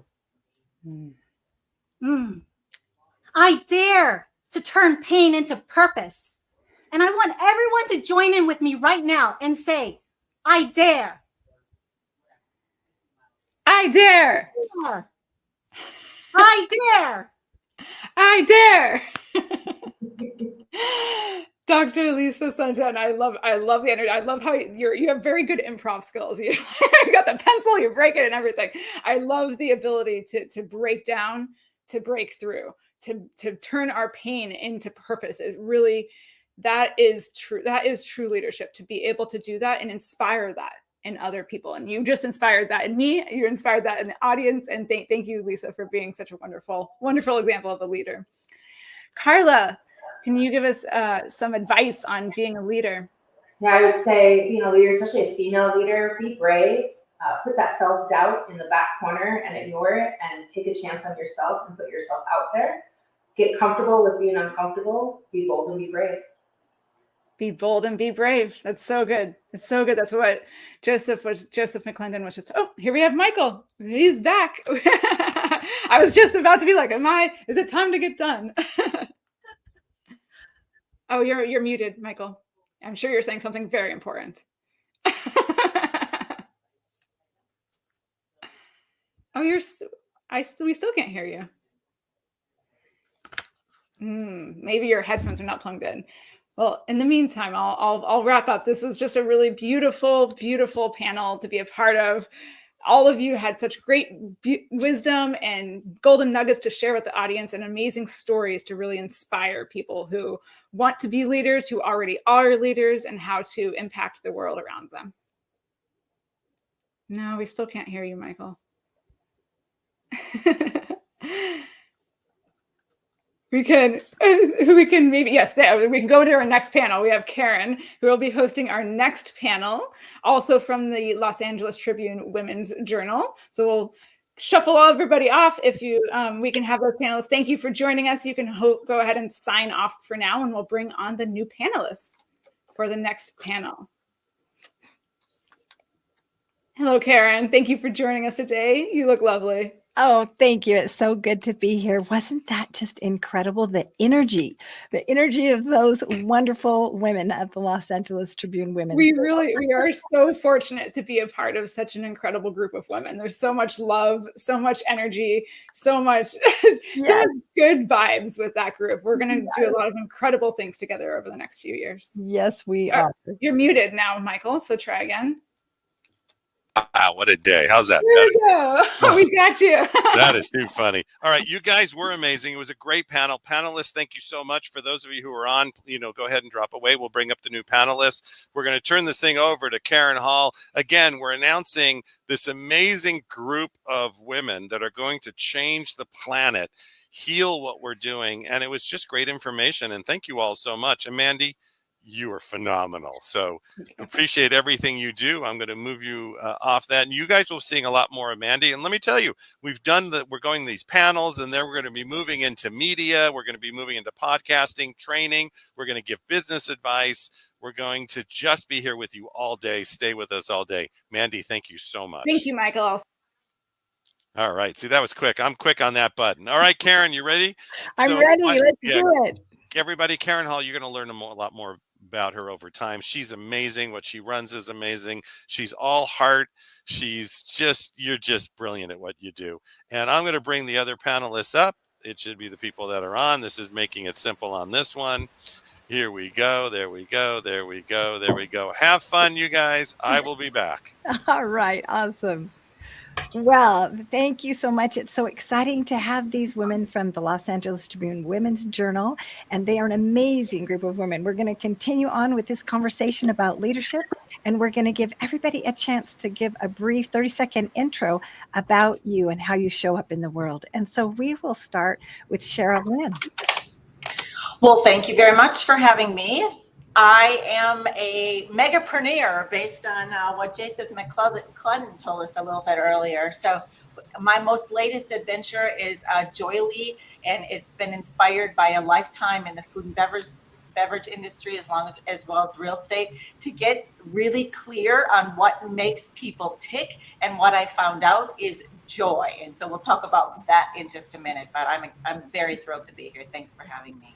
Thank you. Yes, joy, that's a great motivator, and that makes us tick. Super. And how about you, Bex Gold? Hi, I'm Bex Gold. Thank you so much for having me. I'm so excited to be here. And I am a business and life coach. I'm also an ambassador of joy for Joyly and work with Cheryl Lynn. So excited about that, to bring joy to the world as well. As a business and life coach on the business side, it's mostly just about all the business things that you think about, strategic planning, all the stuff. And as a life coach, I really love to help women especially just break through the fears that are holding them back and the lack of worthiness, and bring them into their fullest version of their lives that they want to have. That is great. A lot of joy going on and helping people be their best version. That's super. How about you, Kat? How do you show up in the world? So I actually show up in a lot of different ways. I'm the CEO of Cat May Designs, which is a graphic and web design company. I've got a team of about 3 of us right now. We're hoping to grow a little bit more. And then I also am a mompreneur. So I have a 3-year-old sassy little girl and another little girl coming in August. So we are full on pink in our house, my poor husband. And then in case my plate wasn't full enough, I'm also Mrs. Broomfield, and I am hopefully going to go for Mrs. Colorado next year. So. Oh, Kat, that's amazing. What an amazing life. And a lot of us are juggling that mompreneur thing and trying to do work and family. And so I can't wait to hear more from you. How about Denise? How do you show up in the world? Denise, you're muted. Oh, maybe she froze. Okay, we will move to Nicole. Nicole, how do you show up in the world? Oh, I'm so grateful to be here with all these amazing women. So I am a transformational coach. So I really help women who are going through difficult times, whether it's a divorce or a change of job, or maybe their children are moving out and they're looking for their purpose and their passion again. And so I really help them do that. I have a background in personal training, health coaching, life coaching, and hypnotherapy. So I use it all to help them create the next best chapter of their life. And I'm a single mama to 2 beautiful children, a girl and a boy, and I feel very grateful for that. That's awesome. And aren't we all in transition at some point in our life? And so that applies to every single one of us. And so thank you for that. And I know that we're going to learn a lot from you. Debbie.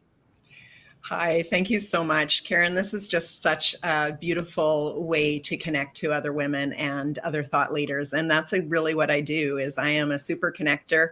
I am a community builder, and I love empowering others to see the possibilities in themselves. And of course, to do that, I had to see the possibilities in myself first. That's amazing.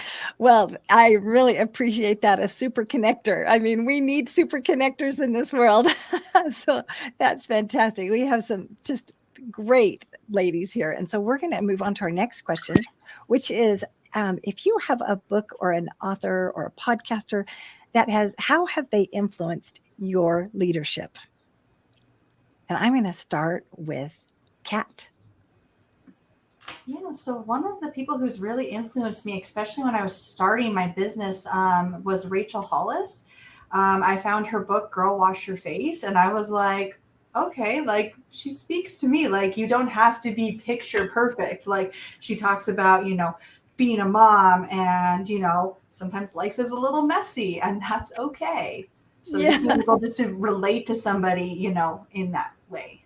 Oh, Kat, that's so true, because if I can relate to you, then I can connect with you and then I can follow you. And so I think that authenticity that comes out from, girl, go wash your face, I think resonated with so many people, obviously, because it's so well known. So thank you. And Bex, how about you?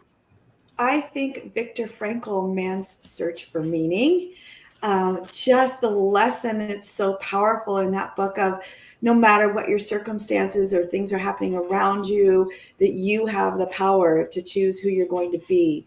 And you have the power to react to your circumstances around you in any way that you choose. And nobody can take that from you, which is just such a powerful message in that book. And I've just lived by that from the day I read it. Yes, Amazing. that book made a major impact on me too, Viktor Frankl, because we do have the power to choose. And a lot of us don't know that until we're taught that, and we don't even know how to implement it. So yeah, I bet you have a lot of lessons that we're going to learn from you about that. Cheryl Lynn, how about you? So somebody we all know who has inspired us probably for generations or many decades, Oprah Winfrey. So one of the things she has always said is joy is in the littlest of things. And so what I love about her more than anything is I feel like I'm on her coattail because she inspired a movement worldwide, and she's very passionate about children, much like we're doing with the Joy Rise movement and Joyly. And I can't think of anybody else who stands up as an icon in the world than Oprah Winfrey does. So I'm very grateful for her. Yes, Oprah is a great example. And joy in the little things. I mean, we don't have to wait for the big things to have joy. That's just awesome. And let's see, how about you, Debbie? Well, there's been a lot. I, at one time, did not consider myself a reader. And so when I found books that could actually unleash the mind, it was like, wow. And so I think that Think and Grow Rich was one of the most phenomenal books that I started to study. But Think and Grow Rich for Women took me even a deeper step.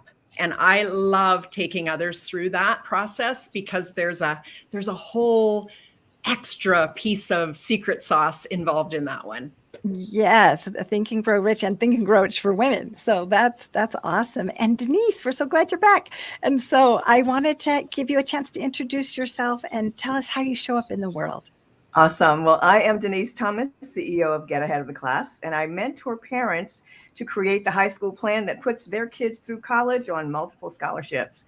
Using the Cracking the Code strategy, my 2 homeschooled kids attended college on 17 scholarships, totaling a little better than $199,000.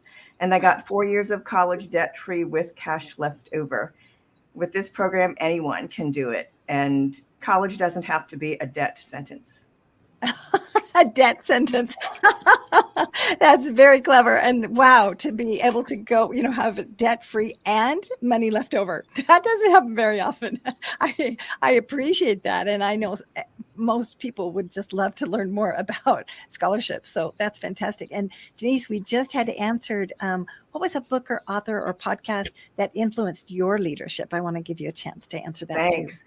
Well, first I need to tell Debbie, I have never heard that there was that book for women. Oh my gosh, now I have to go look it up. Yeah. So one of the ones that really spoke to me was Essentialism, the disciplined pursuit of less. And I think that a lot of people really would gain some wisdom from that book, because we tend to gravitate toward more, which becomes more chaos. And with less, it becomes a lot more cohesive. So I think that is, it was really interesting to me and gives you a new perspective. Yes. Oh, that's very interesting because, oh my goodness, there is so much chaos going on. And so I appreciate that. So I want to know what lights you up. And I'm going to start with Alex. What lights you up? Oh gosh, that's so easy for me. Yay! What lights me up? There's a couple of things, but they're fast. So the first one is dogs. Dogs. So random, but I love dogs like more than anything on the planet. They just make me so happy, and they're just such wonderful beings. And so that's a big one. I also get lit up by the mountains, and it makes me feel peace in my heart being in the mountains. But for this, the thing that really lights me up is being free to live your life in a way that makes you feel good. Awesome. And doing those things. It lights me up to see people living large, living big and bold in the way that works for them, right? Not everyone's definition is the same. Yes. But I want everybody, I so desperately want everyone to be able to do that. Even if Thank you. it's passionate for me to see people live with joy and live big.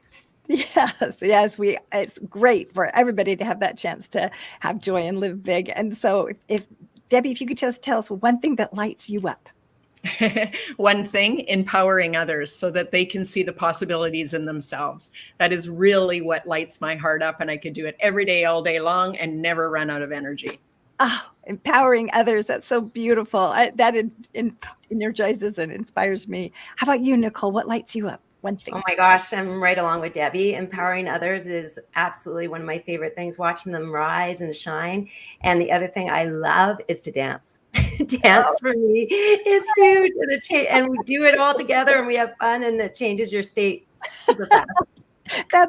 That's right. Doing it together. Oh my goodness. Kat, what lights you up? Well, I don't know. A lot of people say I'm glowing right now because I'm pregnant. I don't know about that, but I think one of the things that definitely really lights me up is when I'm presenting one of my projects to my clients, and they're like, this is better than I even imagined. And, you just see them get so happy, or I bring their vision to life. And I was like, yes, nailed it. Oh, I love that, bringing their vision to life. I mean, because then you see them light up, and that lights you up. Yes, exactly. Awesome. How about you, Denise? Okay, well, I think that Bex really hit the nail on the head for me. I love dogs. I am very much dog people. And when my husband and I went full-time RVing for 5 years, I actually have more photos on my phone of the dogs that we met than the people. So there you go. I love dogs, and I love the military as well. It really lights me up when I get a chance to see someone who's wearing, an obvious military cap or an insignia of sorts, and be able to thank them for their service. Putting those two things together, there is a nonprofit called Spike's Canine Fund that provides military protective gear for our canine in service. So that is one of my favorite things that lights me up, is giving to that 501. Thank you. Yes. Well, so that we'll put that in the link, and thank you for that, because dogs in the military, I mean, what better does it get? And how about you, Sherilyn? What's one thing that lights you up? So Debbie Prediger and Rebecca Gold, two of our panelists here, light me up. They're both part of our organization. And the thing about that is what we do is we teach personal responsibility for joy. So when we teach people the 4 simple words, sit, breathe, think, and feel, they can start to transition from maybe a feeling of this to a feeling of this. Maybe it's not joy, but it's literally every day, like Debbie said, every day, all day long. I could do it over and over again and watch people transition from the many human conditions that we have might be in despair or suffering, to something on the other side which might be brighter and full of gratitude and love. So that's what lights me up. Great. And I love how these women light you up because you are all lighting me up. And that is fantastic. So you kind of shared a takeaway right there, Sherilyn. So I'm going to go back to Denise. If you could just say one takeaway. As far as a takeaway is concerned, we're all leaders. And I think that we tend to forget that we're leaders everywhere. We're leaders in our communities, in our homes, in our jobs, in our church. But you can become a better leader by following mentors who have been in the place, in the footsteps that you want to be in. And you're taking that first step by becoming a better leader by attending LA Leadership Week. That's right. We are all becoming a better leader by attending. And I like that. Remember that you're a leader. How about you, Kat? What's one takeaway that could help us to be a better leader? I mean, going back to the whole talking about your light, each of our lights are so distinct and different. It's like a diamond. Not every single diamond is going to be exactly the same. And that's what we need to remember about all of us as well. So everybody shine beautiful and bright and be your own unique diamond light self. Absolutely. We are all diamonds and we are all unique and we need every one of us. So thank you, Kat. Bex, how about you? What's one takeaway that you can give us to be a better leader today? One takeaway to be a better leader today, I think, is just, even if you're just leading yourself, whoever you're leading, give them the gift of showing your appreciation, make them feel valued, and give them the gift of your trust and appreciation and letting them grow and bloom to their best version of themselves. Oh, that's awesome. The gift of appreciation just makes such a difference, and that helps us to bloom. So thank you. How about you, Debbie? What's one takeaway that you could give to help us be a better leader today? I'm going to say spend time getting to know yourself. Make that deep connection to self so that you can resonate and connect to others. When you do that, everything changes. Your clarity, your confidence, and definitely your courage to step up as that next level leader that you have in you. I know you do. Right. Oh, that's so important to know ourselves. That's a brilliant takeaway. I love that. Thank you so much. And Nicole, what is one takeaway that you would give us to help us to be a better leader today? Well, I think leadership to me starts in the home. And so I really believe that how you are showing up as a parent or as a daughter or whatever it is in your life is going to be a really important thing for that person going forward in their life. And I think sometimes we forget that you don't have to be a leader in a corporation or be out in different worlds, that it starts at home. And those people that you are there with are actually going to benefit so much from you. Excellent. Thank you. This was such a great discussion. Michael, wasn't it amazing? Oh, you're muted. I know that, but is my mic working this time? There we go. Now So it is. this is called technology, how we dive in and out of it. So this has been a great discussion. The comments keep pouring in, and it's great because it's a team. Some of you knew each other before, of course, and a lot of you didn't. And you've really just joined as a force. And I think that's the beauty of what is being created is we can change the planet. You can be a difference. You can move forward. And it's just be in the game. I mean, look at everything Joseph brought to us today and the two panels so far. And first of all, give Karen a thunderous round of applause for leading this panel, everybody. Put a 1 in the chat if you thought this panel and both panels today were just amazing so far. From the Los Angeles Tribune and the Women's Journal, we're so excited to be here, looking for great authors, speakers, trainers out there. Make sure that you register for the event so you'll be with us at this amazing networking event we're going to hold in just about a week. And then I'll get to know all of you much better at that point. So, Karen, thank you so much. This has been amazing. Thank you, wonderful lady. So Thank you you, guys Karen. are just awesome. Thank Thank you, you again. And here's where we say goodbye, farewell, right? This so long. Should I do from... I could do from Sound of Music, but then they would all leave and we'd lose the whole. Anyways, I want to thank everybody for being here. The next gentleman I'm going to put on, because we transition. So everybody ready for transition? Say, I am ready for a transition.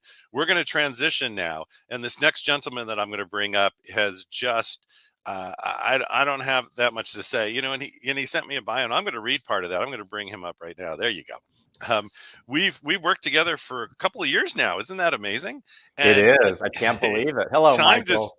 time goes, hey, how are you doing? So I'd like to Good. introduce everybody to Craig Bruce and I love this. The way I'm going to read, and again, when you read people's intros, make sure that you understand what it's about. From corporate burnout to high performance lifestyle expert, Craig Bruce navigated a profound transformation and redefined his narrative through science-based wellness.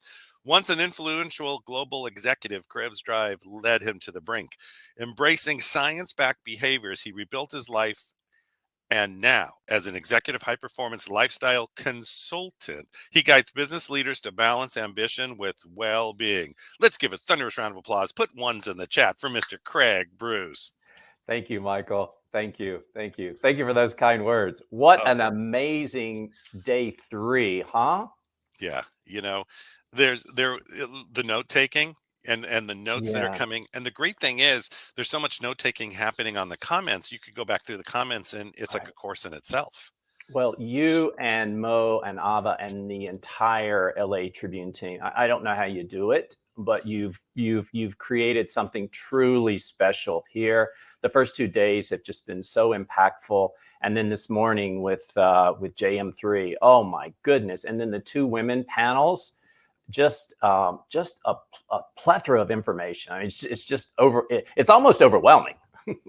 Yeah, and it really is. And what's amazing too is we talked about learning and consistent learning is obviously Ava's here and she's supporting us the whole day, and Mo is always here. Yeah. Alicia, one of our main members of our team, is taking a course. She's in a training. So we're right. She's literally texted me late last night. I'm still in the training. It goes, I mean, it sounds like it's 12 hours a day, but we're always educating ourselves and always moving forward, True. And I think as we talk and really go down this road together, was there a pivotal moment in your journey to take you to where you are today? Because even in the last 3 years or whatever, I could do the exact math, 2.5, but you're like glowing. Tell me a little bit about that. Well, thank you. I think the glowing is not because I'm pregnant. It's because it's because I get to hang out with amazing people like some of the panelists. Well, for me, I led this for 25 years. I led this life of this global busy executive. I had the pleasure of being an expat in Brazil and Mexico, and I was consulting with clients across the world, and I accumulated 2.5 million miles on one airline and 1 million miles on another. And I'll tell you, I bragged about it. I mean, that was my badge of honor, and it was all good until it wasn't. And what I mean by that is one day after having worked on probably 50, 60, 70 hours a week, I got really sick and I landed in my doctor's office, and my doctor ordered bed rest. And I know you've heard this story.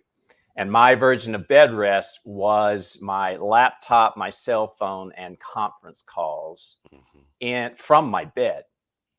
That's what and it's okay to laugh because that sounds a bit ridiculous now. But what I learned in this journey is that, like many of us who are entrepreneurs, I was addicted to success. And truthfully, I probably still am, but physiologically, I was addicted to that success. And it was in that moment, lying there in bed, that I realized that my current lifestyle had become my new normal and it was killing me, and something had to change.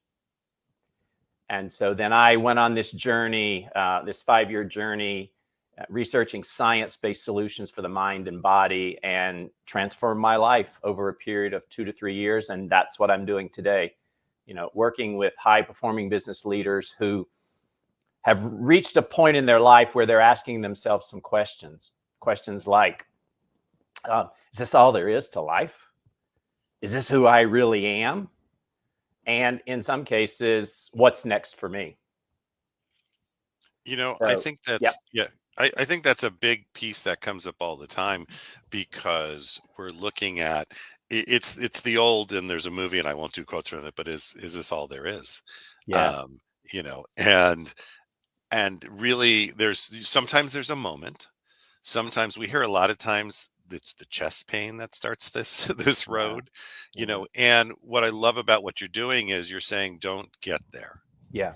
Don't go to that part that some traumatic event has to create the shift and the transformation. Talk about that. Yeah, I think, again, we're all, I mean, if you're a high performer, consider yourself a high performer, type a 1 in the chat. And I bet we see a lot of 1s, Michael. And it's, and with being a high performer, to sustain that level of performance, you end up making some sacrifices along the way. Yeah, I'm seeing the 1s come in, right? And sacrifices in your health, your relationships that mean the most to you. And oftentimes, because we are all on that proverbial hamster wheel, we just don't know how to jump off. Or in my case, I was addicted to it. And, you get addicted to the money, you get addicted to the accolades, you get addicted to the travel, the speaking, you get addicted to, impacting people's lives, and you lose yourself in all of that. And so I think the point, and hopefully this is answering your question, is you got to begin to take care of you. You have to begin to prioritize you, as cliche as that sounds. And taking care of you and still being a high performer, a high performing business leader, are not mutually exclusive concepts. Yeah, I think that's an important piece, because there's seeing the vision of where you want to go, right? And really having that framed out there, and the steps along the way, and that's okay. There's nothing. This is we don't, you don't ever want to. I love that you said that. It's follow your mission. What is your vision? Make a difference. Be of service. Absolutely. And Joseph said something this morning that really resonated with me. He said, know what you want. And I think in this crazy world, we often lose sight of what we want, truly. And I think that's why very early on in conversations with my clients, we get very clear about who they are and how they want to show up every day going forward. And that involves, and this is part of leadership, it involves getting very clear on your values and non-negotiables. And I think that's a critical piece, because that also takes you out of, shiny bauble syndrome and all those wonderful things that pop up, right? Because we're inundated in this country. We are literally inundated with things that come up every single day. And that's a great segue, because you consult with a lot of high performing leaders. Yeah. And people are always looking for what's the trend, what's coming next. Can you talk about that? Yeah, I can. I was so honored to be on the Mo Rock Show a couple of weeks ago, and we were talking about the high performance leader and high performance leadership. And so some of this will be a bit repetitive for those who might have heard that. But and I love the fact that we're talking about this publicly, right? And Mo and Ava and the Tribune are, they're very much leading edge on this. But it's really about being a high performance leader, and the competencies and skills that I'm seeing are becoming more critical. Let me take a step back just for a moment. I think it's important to answer that question in the context of what's going on in the world. We're living in this, what is often referred to as a VUCA environment, a VUCA world. And the acronym is V as in Victor, UCA. And that stands for volatile, uncertain, complex, and ambiguous. I mean, wouldn't you agree that kind of describes the world, Michael? Yeah, very much, very much. And so as leaders, it's really hard to understand how to navigate that. And the traditional model of, as a leader, I have all the answers, just doesn't work, because the world is too complex. And so there are sets of competencies that I'm seeing leaders really need to be able to manage through this transition. And I'll share those with you. And for those of you who are listening, for our virtual audience, you might want to just grab a pen and write these down. The first set of those competencies or skills is around self-awareness and consciousness. Leadership begins within. If we don't understand who we are, what our values are, then it's impossible for us to effectively lead others, right? So leading well from within. It's also about self-regulation and well-being. So we know the science will tell us that when we are in a fight or flight state, that our ability to make decisions is actually less effective. So learning how to regulate your central nervous system and get you from that fight or flight into a more rest or digest state actually helps you actually make better decisions and show up as your true self. And so we work on things like breathing, which is which is an instant way of actually taking you from that fight or flight to that rest or digest. And then the third set of skills is authenticity and community. This, we are finding, and if you think about the generations, Michael, you and I are, I think, baby boomers, and we've got lots of generations that are following us, and they are saying that they want a couple of things, and this is based on research. One, they want continuous growth and learning, and if you don't give it to them, they'll go somewhere where they can get it, and they want a voice, and in that voice, they want authenticity. They want leaders who acknowledge that they don't have all the answers. They want their voice heard. They want to provide input. So it's around self-awareness and consciousness. It's around self-regulation and well-being, taking care of you physically, mentally, and then also about authenticity and communication. So I know that was a lot, but we've only got a few minutes, 20 minutes. It's the greatest thing is that you're giving them help, you're giving them something to hold on to. And I think, I always say, and I do this all the time, what is one thing they can take away? What is something they can do? And I know you have, this question gets asked all the time. What is some of your habits that you do during the day? What keeps you moving forward? So can you tell the audience a little bit about that and really give them something to start the day with? Yeah, and I absolutely loved what Joseph said. I mean, I to be in alignment with Joseph McClendon III is just that, that was validation for me. In working with my clients, and then this is just based on me and transforming my life, I create morning rituals and evening rituals. And I'll share with you a couple of science-based rituals that implementing can change your life immediately. And Joseph mentioned several of them. First and foremost, hydrate before you caffeinate. Mm-hmm. Drink water. And there's all kinds of science that we could spend hours talking about.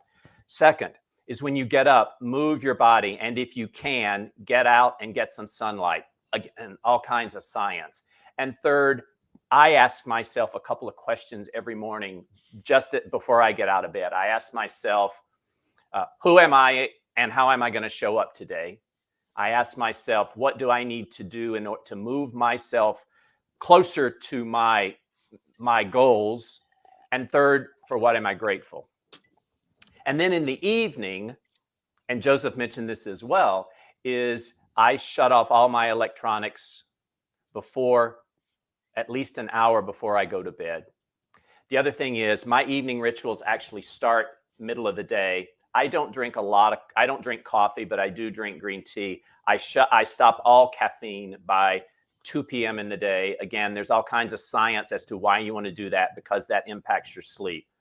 And then I always, and I'm going to add, going to sleep like this with a smile on my face, because I love that. So those are some of the things that I do. And those are some of the things that my clients say just really transform their lives. And what I love about it too, and we were talking about this with Joseph, is keep it simple. Keep it simple. Right? We always overcomplicate, or you see these routines, and then I ask 3 months later, are you still doing it? And they're like, of course not. because it became so complicating, or it's so ominous. It's like, I don't want to do it. I'm gonna lift this weight. I'm gonna run through this. I'm gonna do that. I'm gonna jump out of bed and jump up and down and scream. Well, what do your neighbors think? I mean, there's just things, right, that we always say, and create them anywhere you are. Yeah, and here's two pieces of advice that I give all my clients, and I'll share this with our virtual audience. It's about progress, not perfection, and small hinges swing big doors. So it's the little things that will begin to impact you. Yeah, it's been great to have you on, as Thank usual. Craig is not only what he's created, the business he's creating, the new author to be, so many things coming our way. He's also one of our leaders. He's run panels. He's phenomenal at a host, because you bring that out of people, Craig. You truly listen. We talked about that earlier. And you bring it out at people. And so for any of you who ever work with Craig or want to work with Craig, and you'll find out more too, because we have a big networking event in a week and a half.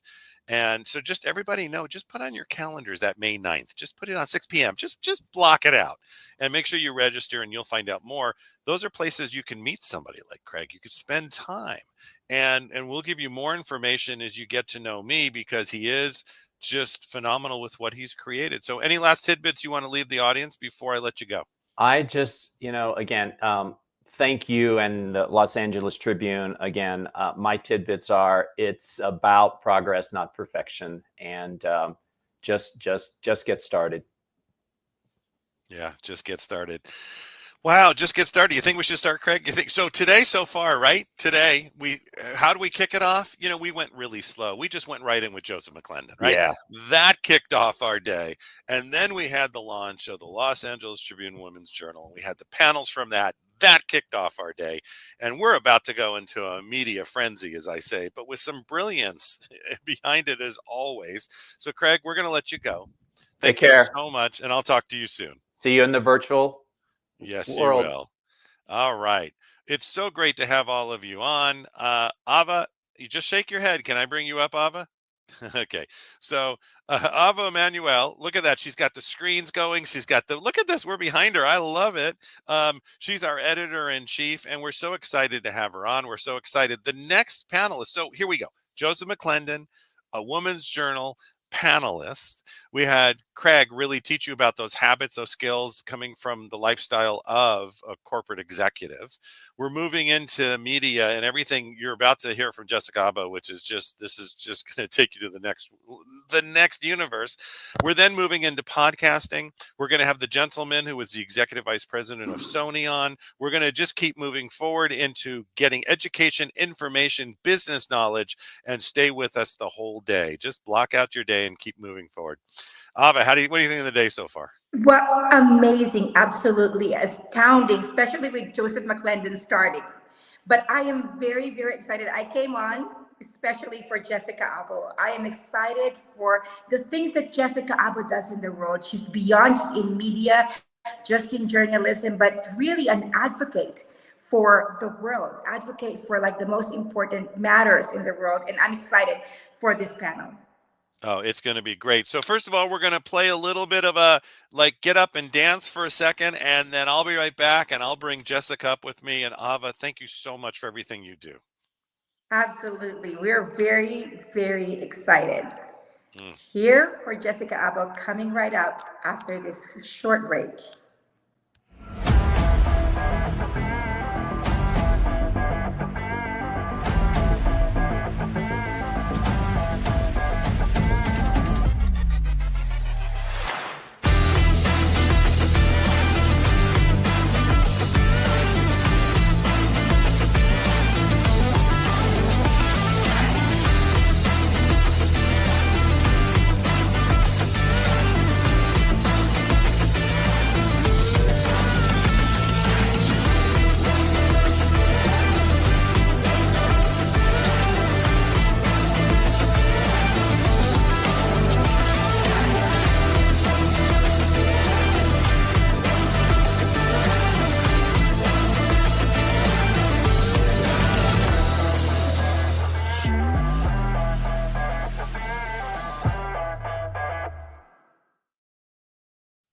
Oh, what a great day. Jessica, welcome. Hi, Michael. How are you? Good. How are you? I am great. Coming to you from, they call it May Gray and June Gloom in LA. So Yeah, I you're guess getting it's May close, right? Gray Day. Yeah, you're getting close, right?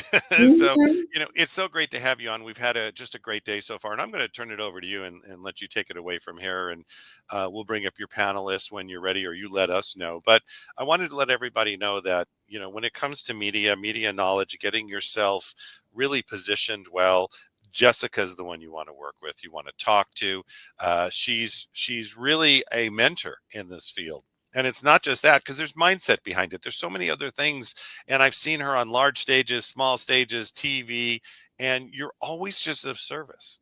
You're always just there for the audience and always making a difference every day.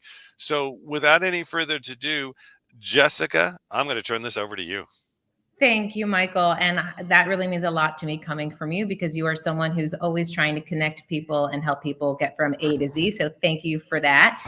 I am so excited to bring up Dr. Jessica Kriegel and Erica Sinner.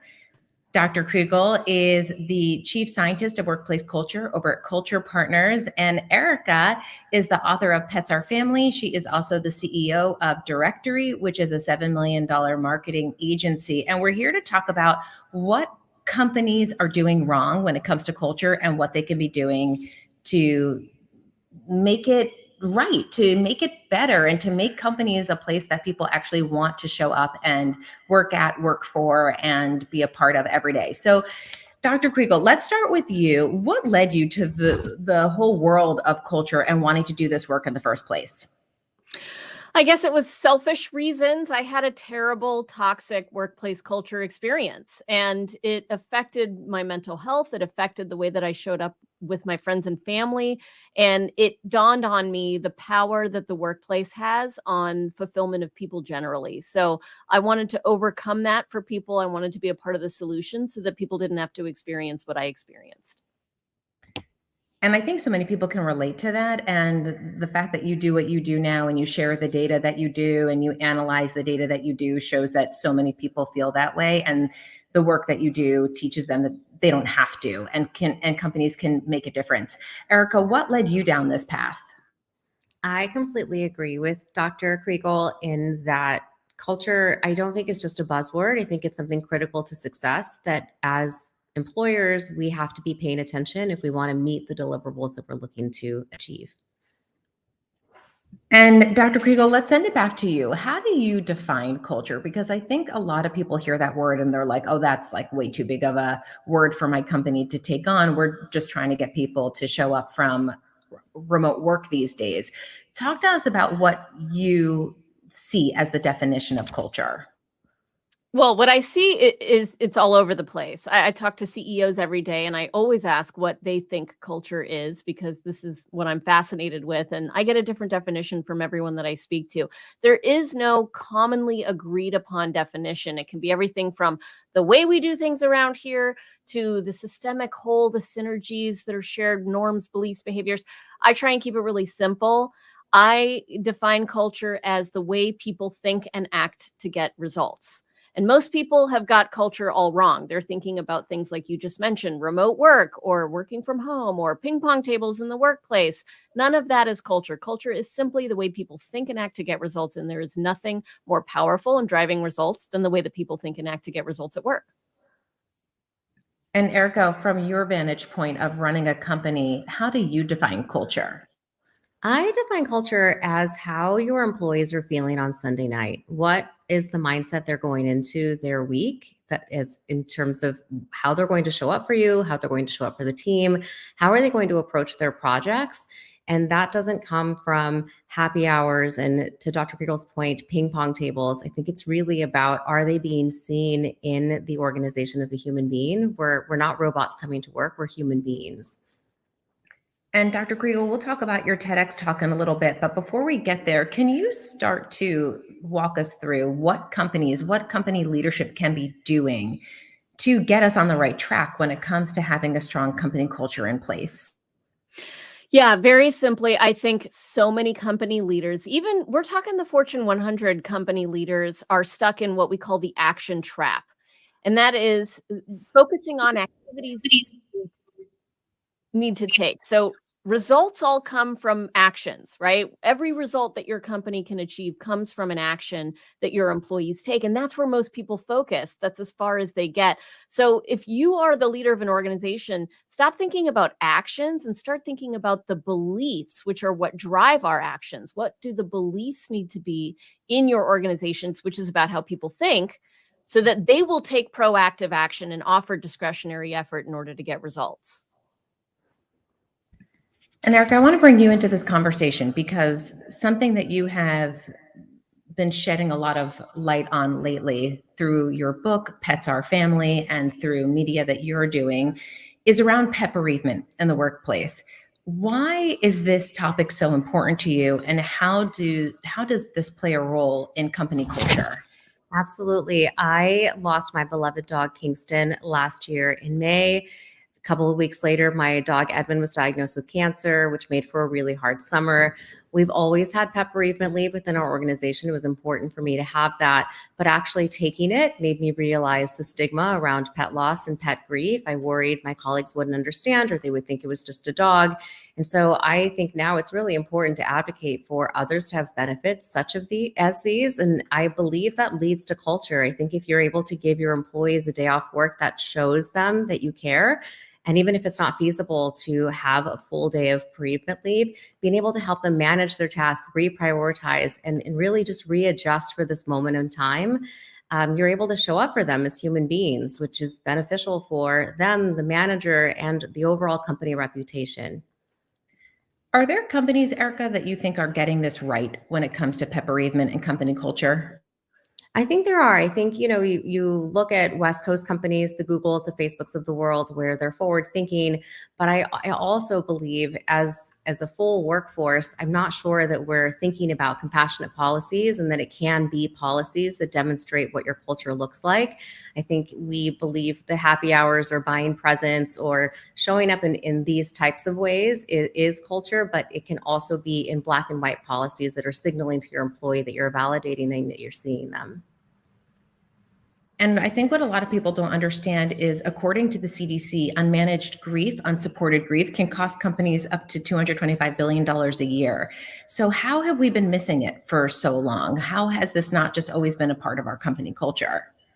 Yeah, I think it's hard for us as human beings to talk about grief in general. We all want to get back to normal. We want to move past. We want to be back into who we are. And that was my point earlier of we're not robots, we're human beings. And these are really important moments in time. By having a policy like pet bereavement leave, you are specifically addressing the cost of the productivity cost that the CDC has mentioned.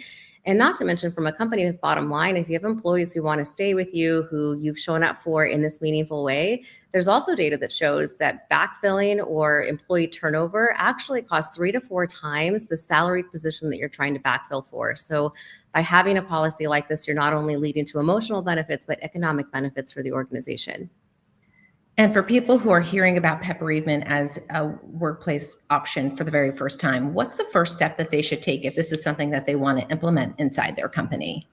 I would say be open about it. You've got to be vulnerable. We can't normalize something unless we're talking about it. So set up some time with your manager, set up some time with your human resources department, and talk about what it could mean to you as an employee to be able to have that time. And from an employer standpoint, if you're in a position to make these types of changes, they're worthwhile, not only from the CDC $200 billion cost that's happening every year, but you're able to really demonstrate that you're caring about your workforce, which then leads to happier employees and also higher retention rates. And retention rates is a perfect segue back to you, Dr. Kriegel, because you gave a TEDx talk recently called How to Get People to Give a Shit. So I would imagine helping people give a shit would help them stay and, in essence, get them to not only care about the work that they're doing, but get them to care about the company that they show up for every day and the people inside that company. So walk us through what inspired you to make this the topic of your TEDx talk, and what can you share about some of the data that was in that talk? Well, the inspiration came from so many conversations that I've had with leaders of large organizations who said people just don't care anymore. I can't get them to care about the results that we're trying to achieve. People don't want to work anymore. You've heard that narrative in media, I'm sure. And that is a false perception, because in those same organizations, I'm having conversations with the frontline workers, and they're saying, leadership just doesn't care about us. And so what we have is this illusion that each party doesn't care about the interests of the other party. And the reality is, I think we all want everyone to win. And so the way that we go about doing that is, first you have to care in order for an expectation that that care comes back. And so I think pet bereavement is a great example of an experience that a leader can create for an employee, for them to feel like, oh, look, they care about me. That experience leads me to the belief that I'm cared for. Remember earlier, I talked about focus on beliefs. And so this is an experience that will create the belief in an employee that I'm cared for here, that my grief is important, that the whole person that I am is being cared for. And therefore, I'm going to be more committed and more loyal. But when they see decisions that are being made, or when they have experiences that lead them to the belief that they're being treated like cogs in a wheel or robots, then they don't care. And then they're not going to drive results. So this is a solution that everyone will win with. This isn't about people versus profit. It's about when you find the balance of those two things, everyone can win. And so that is why I think culture is the strongest lever that you can pull when you're trying to drive results for corporations. And staying on your TEDx talk for a second, I think what people might miss in this conversation is that putting culture front and center can actually change and save lives. Can you share the story that you shared in your TEDx talk with everybody about getting people to do their hospital intake forms? Yeah. So I talked earlier about the action trap, and this is the classic example of a leader who was in an action trap. We worked with a medical institution. This was the director of the emergency department, and she had a need in her department to fill out the next of kin forms for all incoming patients, but her team just wasn't filling it out very often. They were only gathering that form 42% of the time.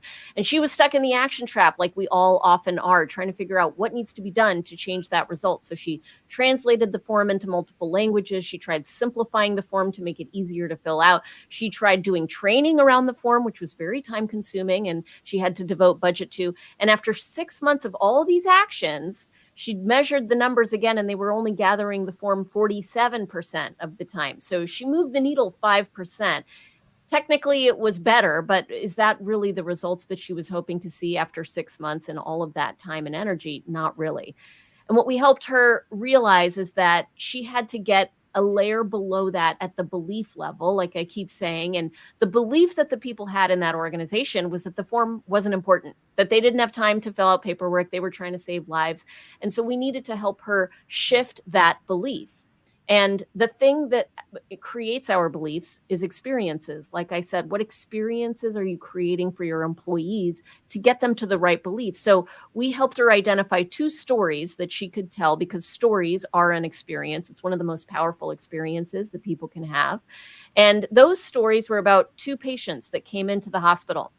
One was a woman who came in. They did not gather her next of kin information. She fell unconscious. The doctor treated her according to standard protocol, but ultimately she died. And they found out later that she had a medical condition. If they had known about, they might have been able to save her. The second patient, same hospital, different time, came in. They did gather his next of kin form. He fell unconscious. They called a family member who told them about a medication that they had recently been prescribed. They were able to adjust protocol, and they saved his life. So this director of the emergency department told those 2 stories over and over again for 3 weeks. That was an intentional experience she was creating to shape new beliefs. And the new belief that the team started to hold was, oh man, this form is important. This form is going to help us save lives. And after only 3 weeks, the rate of collection on next of kin forms after she started telling those stories shot up to 97%. So she got a brand new result because she got out of that action trap of trying to tell people what to do, and she focused on culture, which is the way that people think and act to get results. So when you look outside of culture partners, who do you think is getting this right? I think a lot of people are getting this right, actually. We have clients in the Fortune 100, clients like John Deere, clients like Hormel Foods, clients like Great Dane.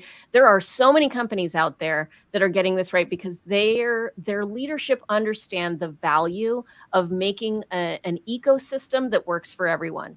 And the companies that are not, they're not long for this world, and you see them in the headlines, and people are walking out of the organizations because they know they can do better. And that kind of anti-work sentiment is growing because we have more visibility thanks to social media into the companies who are not doing so well. And I know that you recently analyzed data when it came to who's entitled. And when we talk about, oh, people don't want to work, no one wants to work these days, a lot of the time, Gen Z gets a bad rap. And you recently discovered through the data that you were analyzing that it's actually not Gen Z. Can you tell us a little bit more about that? Yeah, I partnered with John Fraze, Senior Managing Director of Labor Strategies at Ankara, in order to identify trends in the frontline workforce. He's a specialist in frontline workforce employees and their experience in America. And what we identified was that most employees don't feel like their management cares about them and don't feel like they're getting effective communication from their management. Also, most employees are experiencing very high stress levels. We also found, interestingly, when employees think their management cares about them, their stress levels go down. When their management effectively communicates with them, their stress levels go down. So this is really a massive input from management on the well-being of employees, not just on whether or not they feel cared for, but their actual stress levels. So really, who is entitled here? Is it the employees who are saying this isn't working for me, or is it the managers who are leaning on antiquated management techniques, which is, stick tactics rather than carrot tactics? That who needs to change here? A lot of the times, I would argue it's the management who are entitled, thinking that employees should put up with whatever it is, pay their dues the way that they did, that ultimately is one of the downfalls of organizational culture. And I want to bring Erica back into the conversation. May is Mental Health Awareness Month. And we're just coming off of the heels of April, which was Stress Awareness Month. And stress and mental health and feeling like you work at a place where you're just expected to do a set of tasks every day, but no one really cares about you as a person is really problematic. So I know that you take training your employees very much to heart. Can you walk us through some of the things that you implement within your own company to establish a positive company culture? Absolutely. We have a document that is labeled Moments That Matter, and these are the meetings that we're having. So these are structured team meetings, one-on-one meetings. We've actually trained all of our managers, all of our leadership. You've got to be meeting with your employee at least once a week to check in on how are things going. And it's not only the work that they're doing, but how are they doing as a human being? We have to recognize the lives outside of work are going to impact work performance for employees as they come back. And so it's important to be connected to them. I also think it doesn't have to be hard. I have been reading articles where organizations are hiring chief of heart or chief empathy officers, chief listening officers, and it doesn't have to be that you're investing in a full-time role to come in and do this position. I think there's little things you can be doing every day, whether it is structuring the one-on-ones, making sure there's connection with your employees, or incorporating compassionate policies like pet bereavement leave that signal to your employees that you really do care about them. And you also have something that is designed to help your employees write better emails, whether that is to each other or to people outside of the company. What do you want people to know about that interpersonal communication that happens within our companies and outside of those companies? And how can we all be writing better emails? I think it's important for us to show up as human beings that, like I said earlier, we're not robots. And so even as we think about our communications, whether they're in person, on Zoom calls, or now, especially in a virtual world, we're doing a lot of email communications. And so taking the time to be a human being, right? What is your opening? Asking them how they're doing, being a little more casual versus less formal in your communications can start to build that relationship even through your email communications is important for us to help our employees understand that. I think it's all about building the relationships with each other, which then builds trust, and that builds teamwork, and then building the belief system that you are really part of a team, all contributing to a greater vision. And in the work that you do every day, you are there to support your client, and in doing so, That support in turn helps your client go out and bring important medications to market. When people are telling you what keeps them up at night, what are some of the struggles that you're finding people have these days? I think today we are, as leaders, as CEOs, as shareholders, we're asking all of our employees to do more with less. And we're also asking them to do it faster. And that's a troubling, that's a hard combination to have, where you have less employees, less resources, and you're asking them to expedite all to meet numbers.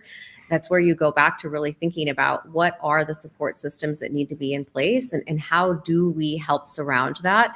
And so that is what our company does. We come in and bring in a team to add some capacity, because if you're not able to take care of your employees, even at the highest level, senior vice presidents, CEOs, COOs, the executive committee, you're not going to meet your goals. You're not going to meet the best strategic plan. Doesn't matter if it didn't actually happen, if it didn't get executed, and you're not going to be able to do that without teamwork and people and making those things happen. And for us, that has a real impact, because we are helping pharmaceutical companies bring important medications to market. And so at the end of the day, by being human beings to each other and by allowing there to be grace for each other, we're making a broader impact in the world in our day-to-day actions. And when it comes to our day-to-day actions, Dr. Kriegel, for people who aren't familiar with Culture Partners and the work that you do, how can companies work with you, and what role do you play when you go and work with a company on site? We're essentially culture consultants. So we come in and we help people identify the strategic actions and key results that they want to achieve first and foremost. And then we help them create a culture that will get them there. And what's interesting is most culture consultants will start with a deep needs assessment where they interview everyone and they do surveys. And really what they're doing is digging up dirt. Their goal in that needs assessment is to identify everything that's broken, all of the complaints that your leadership team has about leadership. And then they compile a list of these complaints, organize it into categories, and say, here's everything that's not working, and we're going to help you fix this for millions of dollars, whatever the solution is. What we do is we say, we're going to start with results. This is not about what's broken. This is about where you're headed. And what you want is a result. We'll help you identify it. And then we're going to help you build a culture that will get you there. And we find that it's much more effective and actually helps the bottom line much more than kind of focusing on what has happened and all of the things that people can complain about, because we can complain about a lot of things, but we want to manifest positivity and we want to manifest growth. And what do you think surprises people the most when it comes to working with you? People who might have been on the fence about the role culture plays and its importance. Dr. Kriegel, when you look back at some of the companies that you've worked with, what do you think has really stood out for you in that way? It's a good question. I mean, I think I'll tell you what I get most surprised about is how much a lack of alignment often exists amongst leadership teams of huge, huge organizations. I mean, when I started my career, I guess I just assumed that the people running the Fortune 500 had it all together and that they all were aligned around the key results that they wanted to achieve and how they were going to go about doing that. And so often we go into organizations that are very well known, billion-dollar organizations, and we ask, what is the number one key result that you want to achieve? And you'll hear one person say 3%, one person say 5%, one person say 7% growth. And ultimately we look at the CEO and say, so which is it? Is it 3, 5, or 7? And I remember, this is a true story, we asked the CEO that question once and he said, well, it's somewhere between 3 and 7%. And ultimately what you end up having is the goal that you think you can achieve, the stretch goal and the goal that you tell the board. And this lack of clarity is one of the most confounding things for driving a culture that gets results. Is if people don't know what you're trying to achieve, it's very hard to get them all rowing in the same direction. So that's what surprises me. What I think surprises them is how easy it can be, because what we're not doing is throwing a bunch of programs at them. We're not saying you need this initiative and that initiative. We're really just transforming the way that people think and act to get results. And so ultimately it's simple. Maybe easy is the wrong word. It's simple, but it is complex work that needs to be done with consistency over time. And Erica, I know that there are somewhere around 300 applications that are put in front of the FDA every year, and only a small number of those, we're talking like 8 to 15 or so, you can correct me on the actual number, will actually get approved. Tell me what you think people don't know about that process that you wish that they understood, and the role that you play in helping these products get to market, and where company culture plays a role in that whole ecosystem. Absolutely. What I think is not understood is when you're submitting your drug to the FDA, you get what's called a PDUFA date. And that date, you have submitted all of your data and you have worked to make sure that on that date, you are ready to commercialize. That means you have a website, you've got sales teams trained, everyone is ready to go live day one. Your shareholders are expecting that. And that day can truly end up being what they call a CRL, a complete response or a complete not approval. And the company then has to move into preserving cash and understanding what are they going to do with their commercial teams, which makes them at most times disband the team, conserve the cash, redo the data, and then bring everyone back in. That is a hard culture to strive to go for when you really believe in a product that's coming to market, you believe in the patients that you're going to be helping, and on a single day, you can be also losing your job after putting in 100-hour work weeks. And so what our company does is, because we're an agency, we're not a staffing firm, but we come in as a commercialization team. So should that day happen, if there is additional data that should be there, because it's absolutely the right thing to do, the data has to support the product actually coming to market, that we're just a statement of work, right? There's not severance. We're able to wait it out. We can come back in when you've got the data back in. And so from a culture perspective, it is hard to ask a full-time employee to put in everything, knowing that their job, their livelihood, paying their own bills, taking care of their family is going to be okay should you not get approved. And then at the same time, you have a responsibility to shareholders to be ready on that day. And so we kind of help bridge the gap in between that. And I think there are so many things that people don't know about the intricacies of what you both do on the day-to-day. And there are also a lot of misconceptions about the role AI is playing in the workplace. Jessica, you recently wrote a piece for Forbes about how AI will not replace HI, which is human intelligence. Will you share some more of your thoughts? And then Erica, we'll loop you in on this topic as well. Yeah, I mean, with AI, anyone who says they know what the future of work looks like due to AI changes is lying. It's a mystery, right? Just like when the internet existed or was invented, we couldn't possibly imagine social media influencer culture. There's going to be so much that is to be revealed in the future.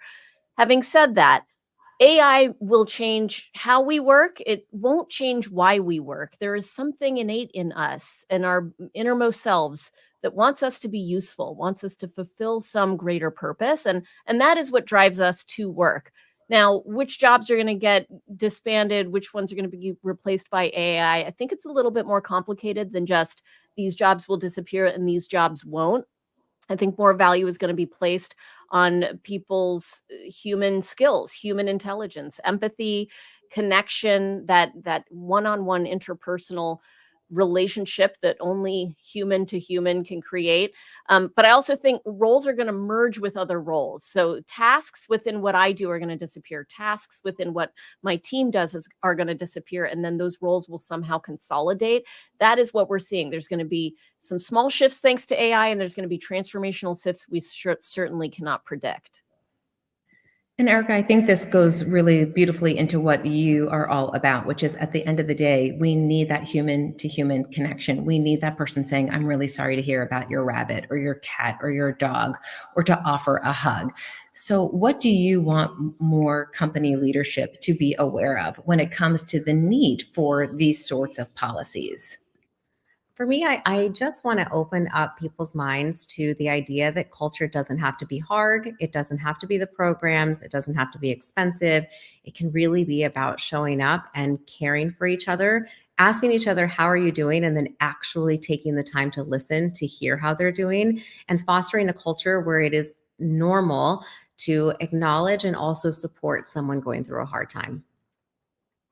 I want to get a little personal here in the time that we have left together. Dr. Kriegel, do you think that there was someone out there that you worked under or worked alongside that you just felt like really showed you what a positive company culture can be?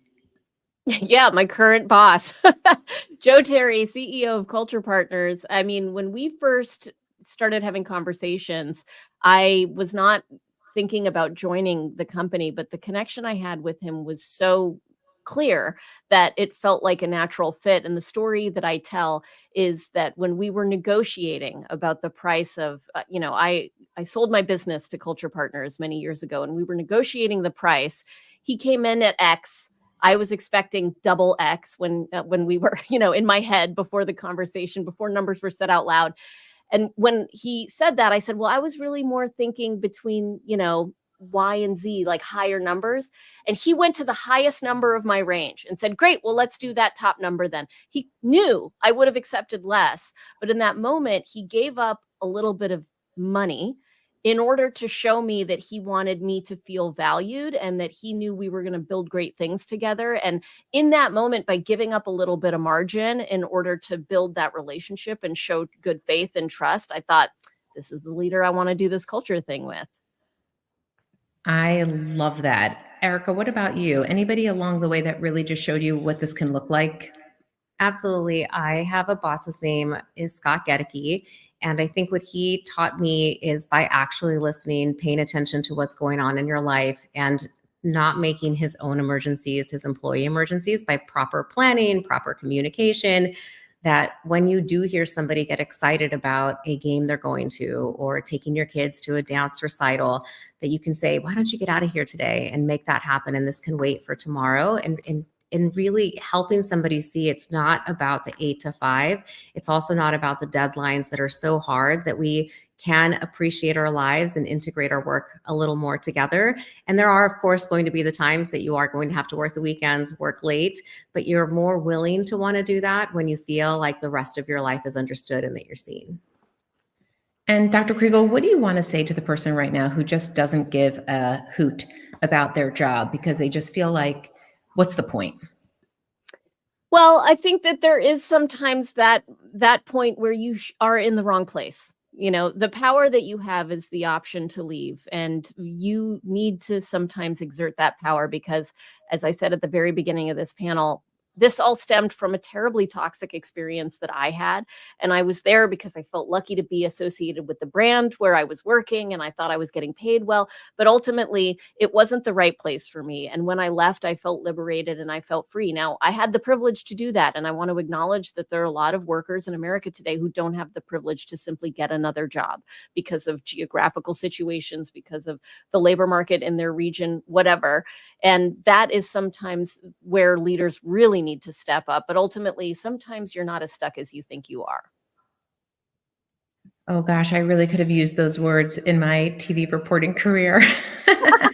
I definitely remember those days of feeling like, oh my goodness, can I make this leap? Can I, put all of the faith in myself to know that this will all work out, or do I need to stay here to pay my rent? And I could have used a little Dr. Kriegel in my ear saying like, just quit, you'll be fine, because ultimately I did, and I was. Erica, what about you? Remind me of the question.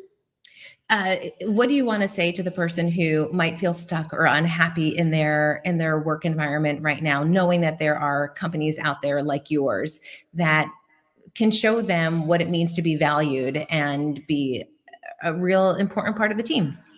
I would say it is okay to be vulnerable at work where you feel safe, right? I think it's okay to vocalize to your manager, to your supervisor, how you're feeling, where you're feeling overwhelmed. And I think if you couch it even in the way of, I want to do a good job, I want to deliver for you, I'm going through a hard time, can you help me reprioritize so I can make sure that the quality of the work is moving in the right direction?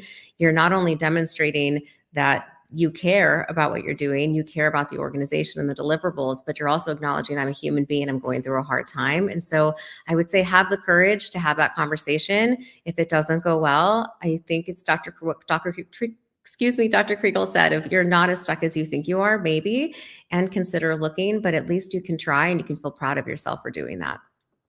And for someone who might be navigating pet loss, I want to also acknowledge that May is National Pet Month. So you can tell it's the TV producer, reporter in me to still be aware of these days and weeks and months. Erica, what do you want to say to the person right now who might feel like they're alone in their grief? This is the time to learn more about grief. This is the time to allow yourself to experience the emotions that you're going through. It's also the time to lean on your family and friends. And if you're feeling overwhelmed, consider talking to a therapist or going to your doctor. Mental health is healthcare, so seek the support that you need. Well, I have enjoyed the conversation with the two of you so much today. I want to bring Michael back up from the Los Angeles Tribune. I also want to share that Michael is someone in the time that I have known him, and Mo Rock and Ava, they are people who, wherever they go, they're all about the people in the room, like really, truly all about the people in the room. You can even tell in Michael's intro of me today, all about lifting me up. And that's just what this whole team is about. So Michael, thank you for giving us space in the day to have this conversation. You know, I wanted to thank all of you for just being here, for what you brought. I listened to the whole thing. It is really about how we affect the world, how we make a difference as ourselves as leaders, but how we create other leaders. And there was a concept once taught, a long time ago, but there's leaders, there's followers, and they're all brilliant.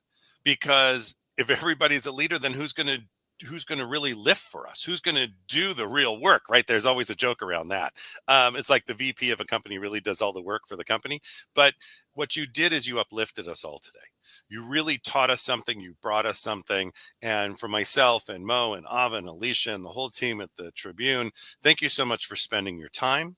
Thank you so much for bringing your information and knowledge out to 23 countries. Thousands of people listening live at the moment, hundreds of comments just for this section. And we just look forward to hearing from you again. Jessica, as always, a pleasure. Always look forward to doing more work with you anytime. And it's really, I want everybody to know this. Jessica's not just about we work together, but it's very family, right? We're very much, we would do for each other anything, because it's building a relationship on trust and honesty and family values and goals. My highest value is loyalty, and that's the way we play. So thank you all. You guys were great, and I will see you all very soon. All right, we're having way too much fun. It's just been great today. You know, we have the guests, we have people moving forward. By the way, did anybody notice? Oh, look at this. I got a cord. I'm getting so excited. I got cords coming right and left. But jackets off. Anybody see that? I'm settling in for the day. We have many, many, many moons to go, as they say. And it's all about learning and education. It's about really how we're making a difference. And so I said, you know, jackets off. We used to do this on the big stage. I was with TR Becker for a long time. And you'd have your jacket, you come up, and then jacket was off in 5 minutes. And then you dive into the training, right? And then we would just train for comfort. So jackets off for now. I'm going to bring Karen up to the stage with me. Hi, Karen. How are you? Great. How are you? Good. So what'd you think of that last panel? Oh, I thought, you know, when you're grieving and you're also feeling alone, it's one of the loneliest times ever. And I thought to be supported in your grief it's just so valuable.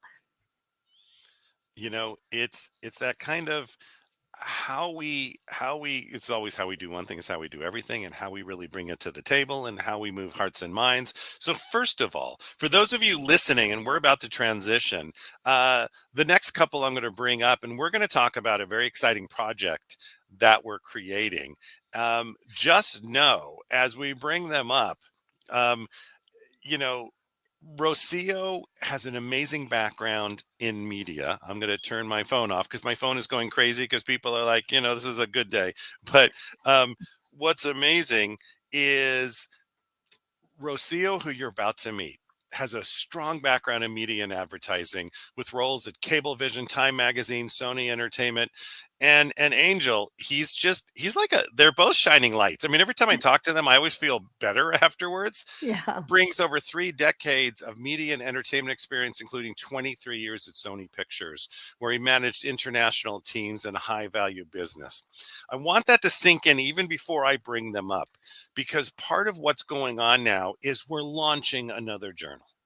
We're launching a journal to a market that has not been addressed. And we're launching a journal that they're going to help us get into that market because it's one that's underserved. At the Los Angeles Tribune, knowing that our community is worldwide in all these different countries around the world, that being a Los Angeles paper, the Spanish market, like all the markets, is incredibly important to us. So let me bring up Rocio and Angel. Hello, you two. Hello. Hello. How are you guys? We are Always. super happy to be here with you guys. We were listening and learning so much for all the amazing panelists. Thank you. Thank you for having us. Oh, you're so welcome. You know, it's really great and it's really exciting that we are going to address a market that is so close to our heart, which is the Spanish market with the Spanish Journal. So give that a round of applause. And this is really about how we're going to address the needs of a very large worldwide community that is very engaged in being an entrepreneur, in taking their lives to the next step in their own villages and communities. I mean, there's still, I always use for an example, there's Richard Branson and Oprah opened a school in South Africa, and the tuition for the girls was that the girls every weekend took it back to their village. Everything they learned, they had to go back, take to their village, teach, and then come back on Monday and they talk about what they taught, how it worked, how the village is going to use the concepts or ideas, how it, and to me, that's the way it should be, right? It is truly about getting out to the masses, because we know there's people on this call over the 23 countries who are listening in villages right now, who are listening from places that don't have the things we do. Good, bad, right, left. That's our assumption, because there's a lot of happiness out there that, right, we're always struggling, having heart attacks and all this stuff happening. But it's really getting the message out there. And so I am so honored that you've really joined the board of advisors, that you're going to help this journal change lives, make a difference as we get out there. So you want to talk a little bit about, and also you're authors now, right? You're taking your life body of work and making a difference in the world. So can you talk a little bit about what you see from your vision of how a Spanish journal will make a difference and how we can bring what we're doing to that market? And then I'll ask you a little bit about your book too, because that's changing a lot minds and hearts and everything. Go ahead. You will. Oh my gosh, it's such a compounded question, right? I mean, at the end of the day, let's start with just being seen and being heard, right? Any audience that receives that treatment from any organization is going to benefit, right? One of the big issues we have in our society is that many groups do not feel that way, do not feel heard and seen. And so by dedicating the time, by dedicating resources, the Tribune is basically saying, I see you, I hear you, and I want to be with you. I want to serve you. So I think let's start with that. And I would say, in addition to that, that ultimately there is an incredible need for people to consume great stories, issues like the ones you're all speaking about this week in their own language, right? Eventually, the benefit would be to be able to say this in as many languages as possible. But certainly, the Spanish language market is an important one. It's been around for a long, long, long time. You don't know this, but I started my career in entertainment at Telemundo in Spanish language media. That's great. And so it's really exciting, and we're really honored and humbled that we're giving an opportunity to work with you in building that. So thank you very much. You know, and it's what's great about this is it is one team, one community, one family. We do this together. We don't want to, and the thing that was really important to me is because I come from a world that served the market, but we go into an area and then we come out. And the leaders in the market and the students would say, stay here a while, right? Really join us. And there were even a lot that we have stories, we have something to tell. And by bringing a journal into that world from a major, newspaper publication, we're going to be able to get those stories out. We're going to be able to have them have a voice, and one team, one family. I still believe, as part of the journal, we'll have English, Spanish. It'll be, because it's one team, one family of us moving together, just trying to make this a better planet. And I think that makes a difference every day. Karen, any comments? Yes, well, one of the things that I loved when I met Angel and Rocio at their book signing at Barnes and Nobles was their heart-centered connections with people, and that is what I believe that we're going to be able to do with the Spanish Journal, is to connect with all of the wonderful Hispanic, Latino, and Spanish people, because I believe that they have such beautiful hearts, and so it's so wonderful that we have you involved and that we can make that connection to build our family and to grow our family. Mm-hmm. It's so true, and part of what you two are doing, and why I called you specifically, really, because I asked. I mean, I reached out, and because of the message you're creating with your book, because of the message that why was I at Barnes and Noble that night? That actually was it just happened. And then why was some of my team in town? Because we were at another event. I said, let's go meet them. So there's a reason for everything, right? It's whether it's God, spirit, whatever you believe, but there's a reason for everything. And I think we were there that night to meet you. I think we were really not even talking about it yet of launching this. And I just thought, all right, now we've got all the pieces. We've got the people, we've got the right people, we've got the background, we've got the paper, we've got the media, we have others in this community that say, are you doing this yet? Right? Is this happening?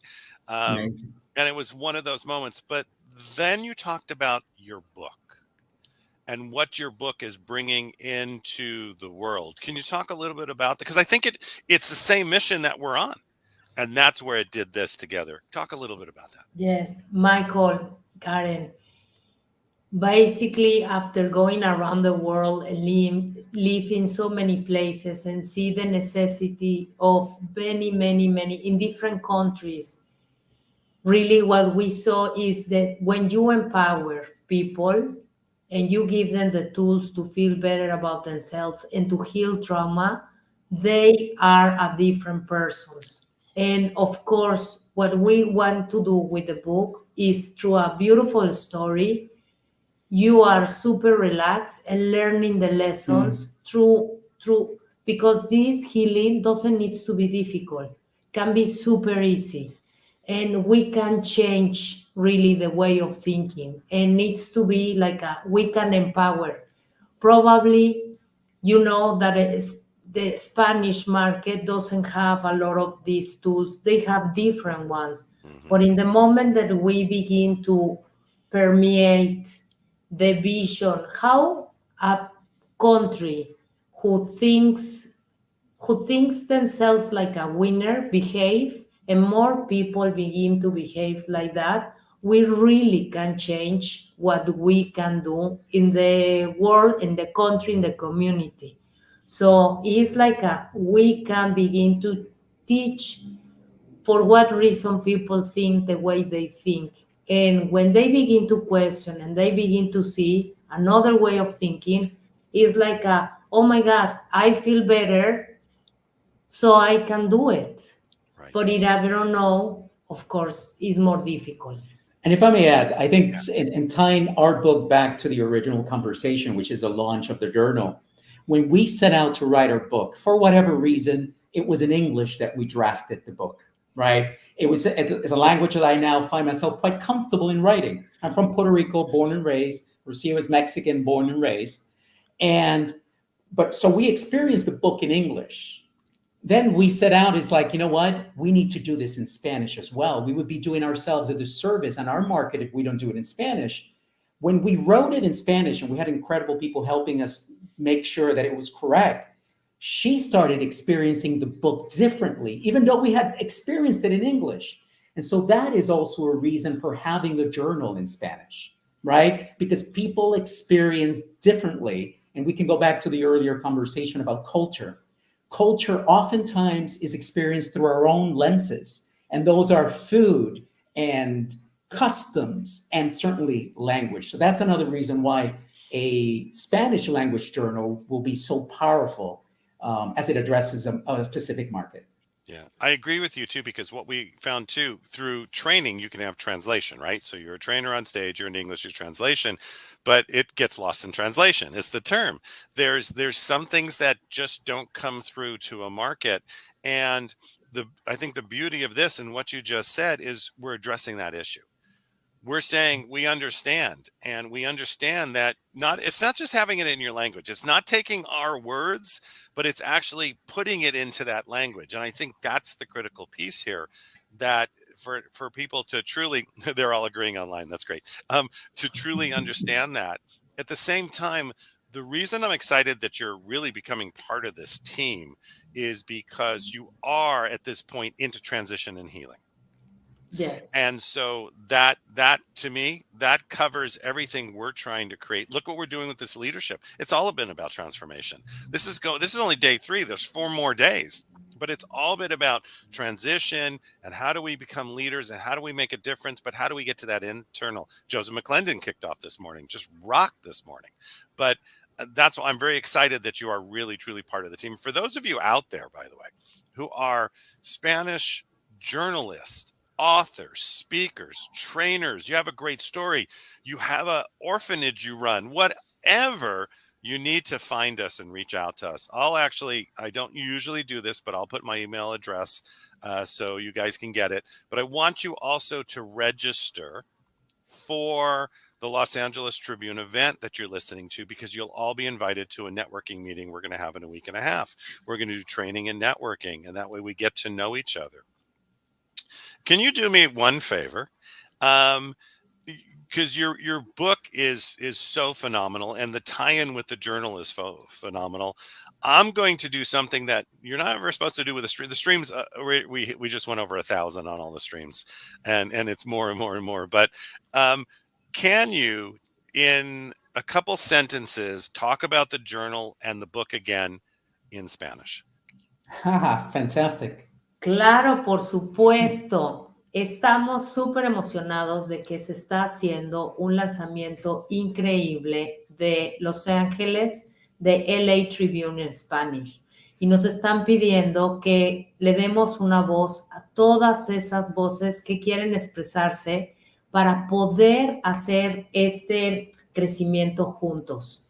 Entonces, estamos muy emocionados. ¿Qué más quieres decir? Aprovechamos para hablar de nuestro libro, y es lo que tenemos en común con el Los Angeles Tribune, es que al final estamos buscando a estas personas que tienen una energía, que saben que pueden cambiar, que necesitan un empujoncito para poder decir, yo tengo lo que necesito para crecer, para vivir una vida más abundante, para tener éxito en mi trabajo, en mi vida personal. Y es la razón por la cual escribimos nuestro libro, y creo que es la razón por la cual se quiere lanzar este Journal del Tribune en español. Es para poder contar esas historias positivas de las que todos queremos oír, pero a veces no se encuentra la plataforma para compartirlas y escucharlas. Muchas gracias por escucharnos a todos, y a Michael y a Karen por permitirnos decirlo en español. Awesome. Thank you so much for that, because right, that's what we're talking about. It's an audience will hear it a different way now. They'll go, you're talking to me. You've just changed me. You've invited me. And that's how you create that personal side. And we're getting obviously comments. This is awesome. And it's just great that we're really on this team and we're on this journey and we're creating it together. I'm going to give you a couple more minutes to really talk about the journey in the book. We have a couple more minutes here, because I think that's how we met. That's how this came about. And so I'm going to give the floor to you two for, let's say, the next 4 minutes, and really just let them know all about your book. Perfect. You go. Yeah. Well, listen, our book it's really simple. It is the story of 5 women who go to a retreat center, and they're all carrying the baggage of life in all of its different forms. And what we do there at the book and through the story is to create a safe space, like the ones we've been talking about throughout in the past few days here in this Leadership Week, and is an opportunity for people to realize that there is help out there, there are people that care, and that there are also tools that are really accessible for you to be able to change your life if that's what you choose and that's what you're looking for. For us, the way we say it in our book is there's 5 main things to do. Become aware. What is to be aware is to look at yourself in third person and say, do I like what I see? Do I like the way I behave? Do I like the words I say? And if you don't like them, then let's do something about them. Let's change them. But if you do, then that's okay. Keep going. Keep analyzing yourself. Then discover the opportunity of gratitude and how that can change you. Being thankful for the things that you do have. There's a quote from Oprah Winfrey that says, if you're always thinking about the things that you do not have, you'll never have enough. After gratitude comes forgiveness. And we think of forgiveness as something that we do for other people. But when we forgive, we're reclaiming our power. We're saying, I am no longer going to spend energy on that or that person. And so it is a reclaiming of power. And then we have acceptance, which is I'm going to fight with the things that I can do something about, and those that I can't, I'm going to figure out how to go around it. Stop hitting ourselves against the wall and go around the wall. Let's take a step back and basically walk around the elements. And through that, become more in charge of our power. And ultimately, when you go through these things and you raise that vibration because you're feeling better about yourself, start thinking about what is the life you want to lead. What is the life you want to live? Who do you want to spend it with? Where do you want to work? And claim your power. So ultimately, that is the experience of the book. It happens across 7 days, 5 lessons. And I can't tell you how amazing is the way in which people are receiving it. It is powerful, it is transformative, and quite honestly, quite humbling. And you know what a lot of people are telling me is like a magical, because at one point you begin to see the superpower that you have to really transform and to transform and do this chemistry to change what is in your life. So I love to share the magic with everyone. And you know why we're doing this? And I want to go back to something that was said by Jessica Abo as she was leaving. Michael, I believe that there's consciousness that needs to be added to all aspects of our lives. But conscious organizations, conscious companies begin with conscious leadership. And so that is why it's so amazing what you are doing at the Tribune. And you're bringing forth this platform for more consciousness, more empathy, more goodness, ultimately, to be brought to the table. Because when we have it and we make it part of our fabric and our lives, then we influence everything we do, every relationship, every conversation, everything we touch. And it's extremely powerful. Yeah, I agree. Thank you. You know, you two are a powerhouse, right? I am blessed that we met. I'm blessed that we're going to be working together. For me, everything's long term, by the way, just letting you all know. I do I everything love it. 10, 20, 30 years.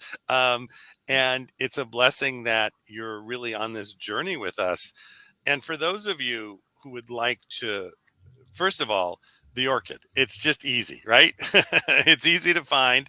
At the same time, we're all going to be live in Los Angeles. If you happen to be in Los Angeles, we're going to be at on June 20th. It's starting at 6 p.m. We're going to do a red carpet series at Barnes and Noble in the Grove. And if you want to meet this powerhouse couple and many other authors and trainers and podcasters we're going to have live that night, come to the Grove. We'll be on the top floor. Get on the red carpet. We're doing a worldwide broadcast, and we're so excited that everybody's going to do this together. Karen, any last comments before we transition? Yes, just one last thing that I would like to say is one of the things that touched me about the orchid was the power of love to overcome difficulties in life. And if I could just say in my difficult Spanish, el amor es el lenguaje del mundo. And that is universal. Love is universal. And we are able to have that higher consciousness when we tap into love. So thank you for the orchid. Thank you. We're going to make it happen. Yes. Seriously. Yes. Let's do this together. It's a great, I look at my grandkids and I go, this is the reason. This is why. This is my why, you know, and my wife, and I got to talk about my kids. I always forget I got my wife and grandkids always, but I always forget not my kids too. So I want to thank you two for being on. It's been amazing. Karen too. Thank you for supporting this. You will hear more from them. You'll hear more of everything we're going to do. We have comments coming. So Rex, thank you so much. The power of love. Yes, to overcome difficulties in life. Love is universal. This is my why. Yes. I mean, this is just, amazing. You know, it just goes on and on and on. And thank you two so much for being on. We will be talking to you much more in the future. Everybody put a 1 in the chat. Give them a thunderous round of applause. This has just been a rocking day so far. All right. Bye, you two. Thank you. All right, Karen, I'm going to also move you away now for a little bit. We'll see you on a little bit later. It's been a great day so far. Super. And just thank you so much for supporting. Thank you. Awesome. Now, we're going to play for a couple of minutes. I want you to see who the gentleman who's really leading us down this path, who's moving us to bring this to the next level. And Ava, if you're ready, you can play this anytime. Let me see if they're ready on the back end. I'm looking for waves, a hand, a video to start. We're having way too much fun. And it's really about mission, and it's really about making a difference. And I'm just texting the team, time to play. All right. The other thing too, okay, not ready. Got it. All right. So they're loading it up, and we might actually just move into the panel and then play it after. Just got to let me know if that's the way we'd like to do it. Also, just know that we're live. We're live means anything can happen. Things can go right, left, up, down, back, forward. It doesn't matter, but we have way too much fun as we're doing it. So what I'm going to do is now we're going to move into our powerful panel.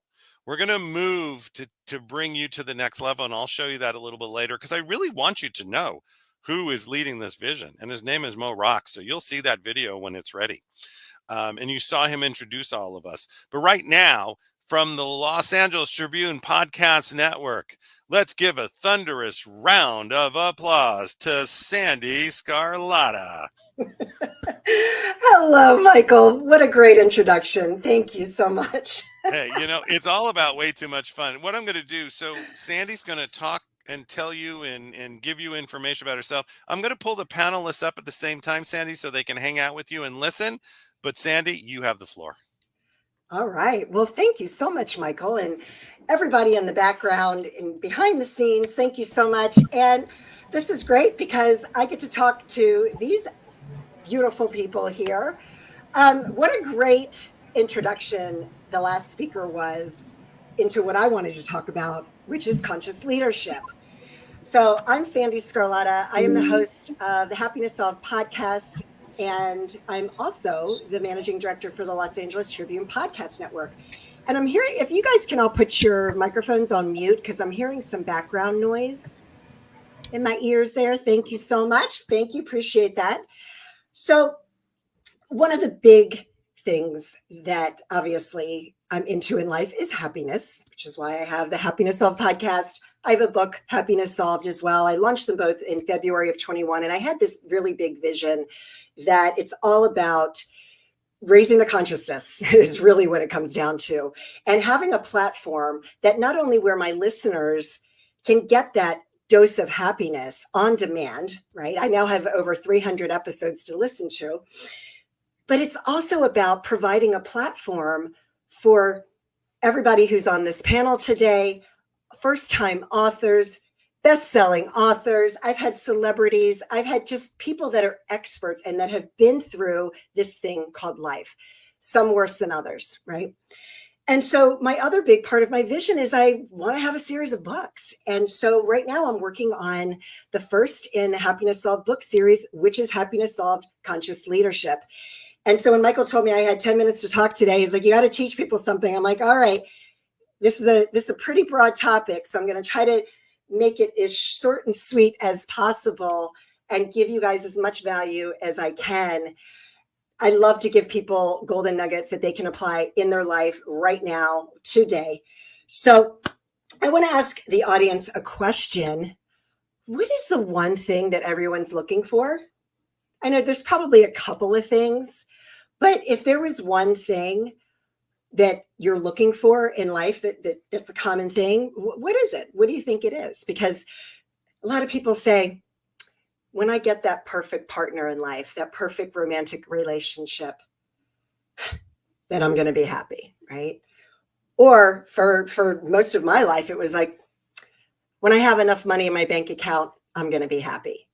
Or when I get the promotion, I'm going to be happy. Or when I have the best team supporting me, I'm going to be happy. At the end of the day, that's what everybody really wants, is to be happy. But here's the thing. It's very hard in today's world. It's not hard. It's actually really, really easy. It's very simple, but it takes time and practice. But like what happens is on a daily basis, and I'm throwing another question in the chat. Yes, now I'm seeing there must be a delay because I'm not seeing the comments right away. But yes, fulfillment, freedom. We all want to be happy. But even when you say you want fulfillment and freedom, why do you want fulfillment? Why do you want freedom? Right? So anything you say that you want when you go underneath of it, it really comes down to happiness. And when you go down even further, it's love. And I know Karen, in our last, when she was talking about that, it really is that it's that universal thing. We all want love. So how many thoughts do you think we have every single day? I talk about this a lot on stage. We always get different answers. Because I only have a few minutes, we don't have time to wait for the comments to go. 20,000, good, Tom. It's actually, I'm going to say an average. I've averaged it to 60,000 because when you Google it, there's lots of different numbers. I'm going to say about 60,000 thoughts a day. Now, how many of those thoughts are negative every day? Yes, we got a couple people that are actually pretty close. Awesome. So this is crazy. 80% of your thoughts every day, roughly 80% are negative. Okay. The other astonishing thing about the way our brains work is that if you don't deal with those negative thoughts today, 95% of them are going to come back the next day, and then they're going to come back the next day, and so on and so forth. So this is the thing. Just like every single day, right? Just think of how many choices that are put in front of you every single day, right? And it's all externally, right? What am I going to wear today? What am I going to have coffee? Am I going to have tea? Am I going to have breakfast? What am I going to eat for lunch? All of these questions are choices that we have. Well, here's the thing, folks. Every thought that comes into your mind, you also have a choice as to whether or not you're going to ruminate on that thought and sit with it, or if you're going to make that switch, okay? Because at the end of the day, we have two states of being. And again, this is another one of my favorite topics. We have either two choices, two states of beings. You're either in consciousness or you're in your ego. And when you break that down even further, it's either love or fear. All right. And as humans, because of our DNA, and we were hunter and gatherers and all of that, and we have that fight or flight in our genes and in our DNA, we are always going to lean towards fear. That's always going to be the default because we're wired that way, and it's okay. So what you want to do at any moment, and this is you can apply this across the board, no matter what profession you are in, doesn't matter. It's all going to come down to this. And remember, success is 80% mindset and 20% tactics. So if you want to be successful in life, you want to focus on the mindset. So what you want to do is you want to ask yourself at any given time, what am I feeling? Am I showing up in consciousness, or am I feeling fear? Right? I like to instead of saying using the word ego a lot, because that does have such it means something different for everybody, but at the end of the day, it really is fear. So I'm just going to call it that. But when it comes down to conscious leadership, as a leader, every move we make, we have a choice as to, are we going to show up as a leader? Are we going to show up in consciousness?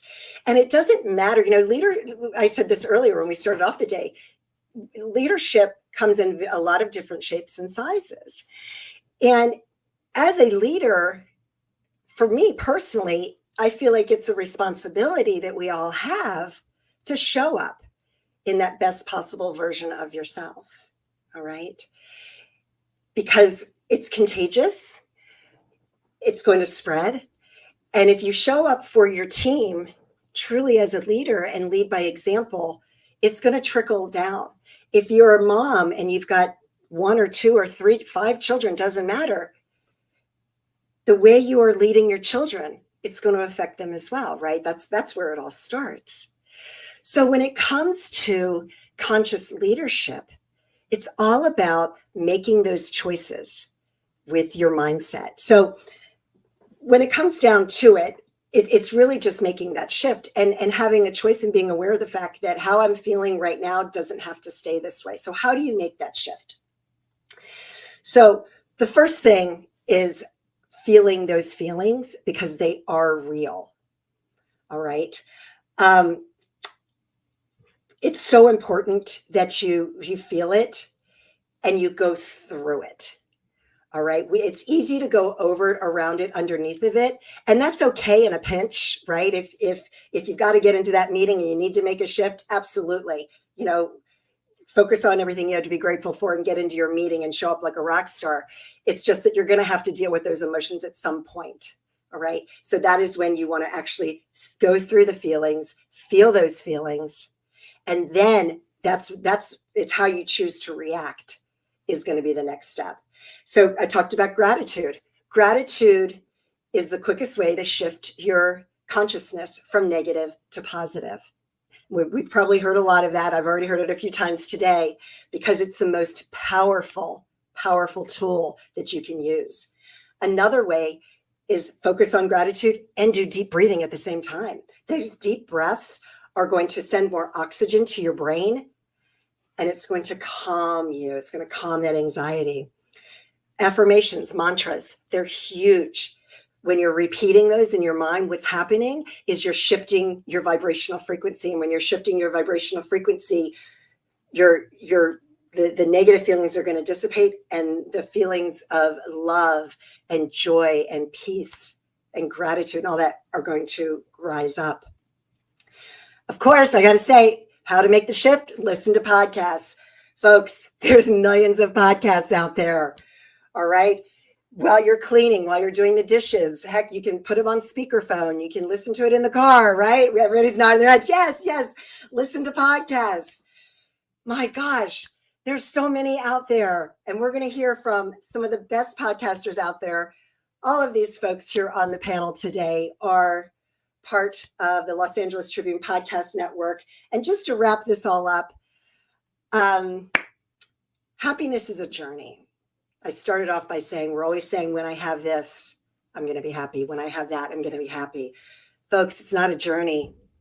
I'm sorry. It's not a destination. It's a journey. All right. And when we put the destination on it, it's like, well, then you get it. And now what? Right? Because you've been focused on that external thing. It's got to come from within you. Most importantly, happiness is a practice. It's something that you have to practice every day. Sometimes for me, yes, I have a happiness podcast for a reason, folks, because that's my goal in life, is because I want to be happy. And it's something that I work on sometimes every minute of every day. Are there times when I'm not happy? Absolutely. I'm human. We all are, and it's okay. I always say the happiest people are those that experience the full range of emotions. So happiness is a practice. Happiness is a choice, and the choice is yours. All right, folks, you're all here in front of me. Let's get this party started with our podcasters. All right. What I want you guys, go ahead and unmute now. And just real quickly, let's go around the board and just say your name, who you are, and the name of your podcast. So Tom, you're up first.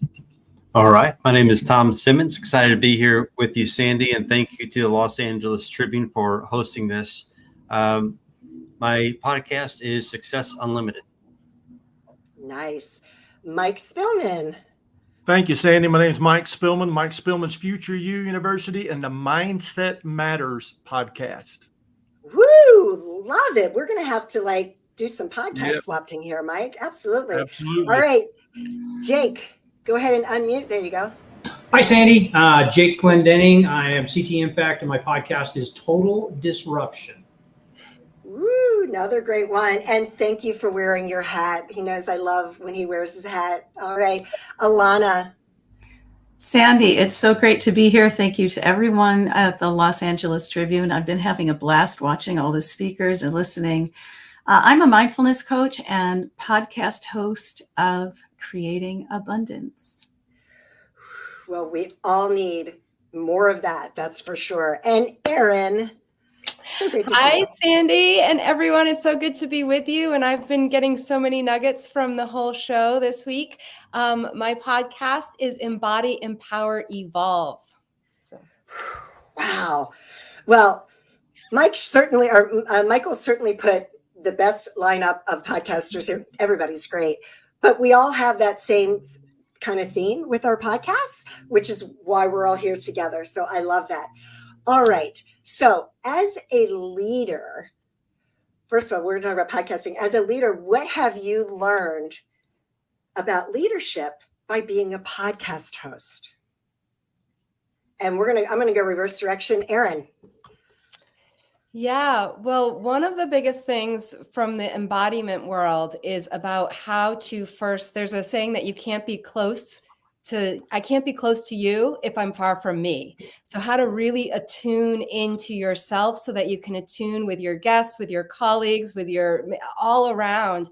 But that's the thing that brings in unity and connection and makes people feel safe. So it all starts with that, being able to be in your own self, safe in your own skin, and then letting that be kind of where you lead from to bring the best out of others.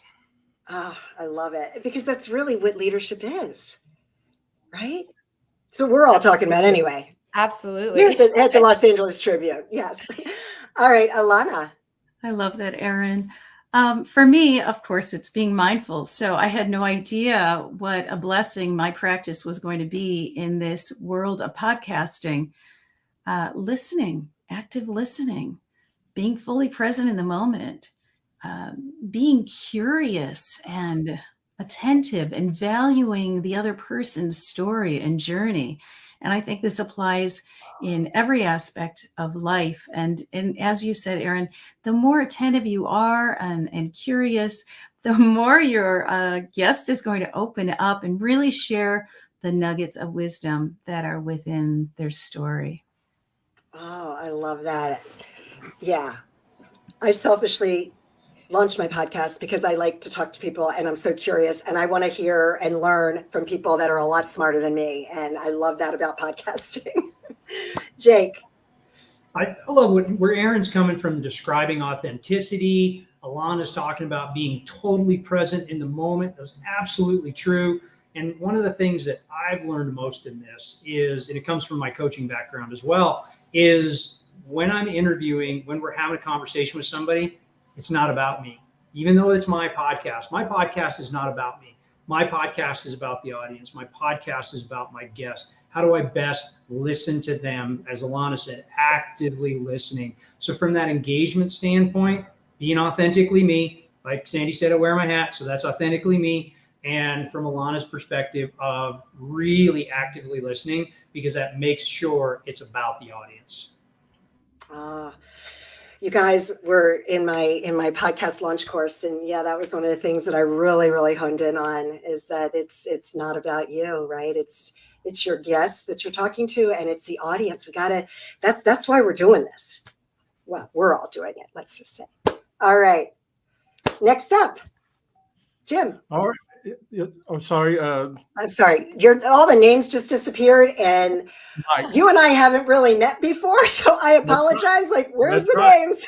Well, yeah, it's Mike Spillman. I was going to say, is Jake. Mike, thank you. Yeah, Jake tapped into my brain and basically took what I was going to say, but it still applies because I've recently started doing more interviews with my podcast, and exactly what's being said here is about putting the other person first. But leadership, to me, what I've learned with that is a leader is not about me, but I learn how to get the best out of who it is that I'm working with. So it is on a podcast as I interview that I learn how to, again, put them first, but I learn how to draw out the best from them to get the most out of them and what they want to share, what they want to be.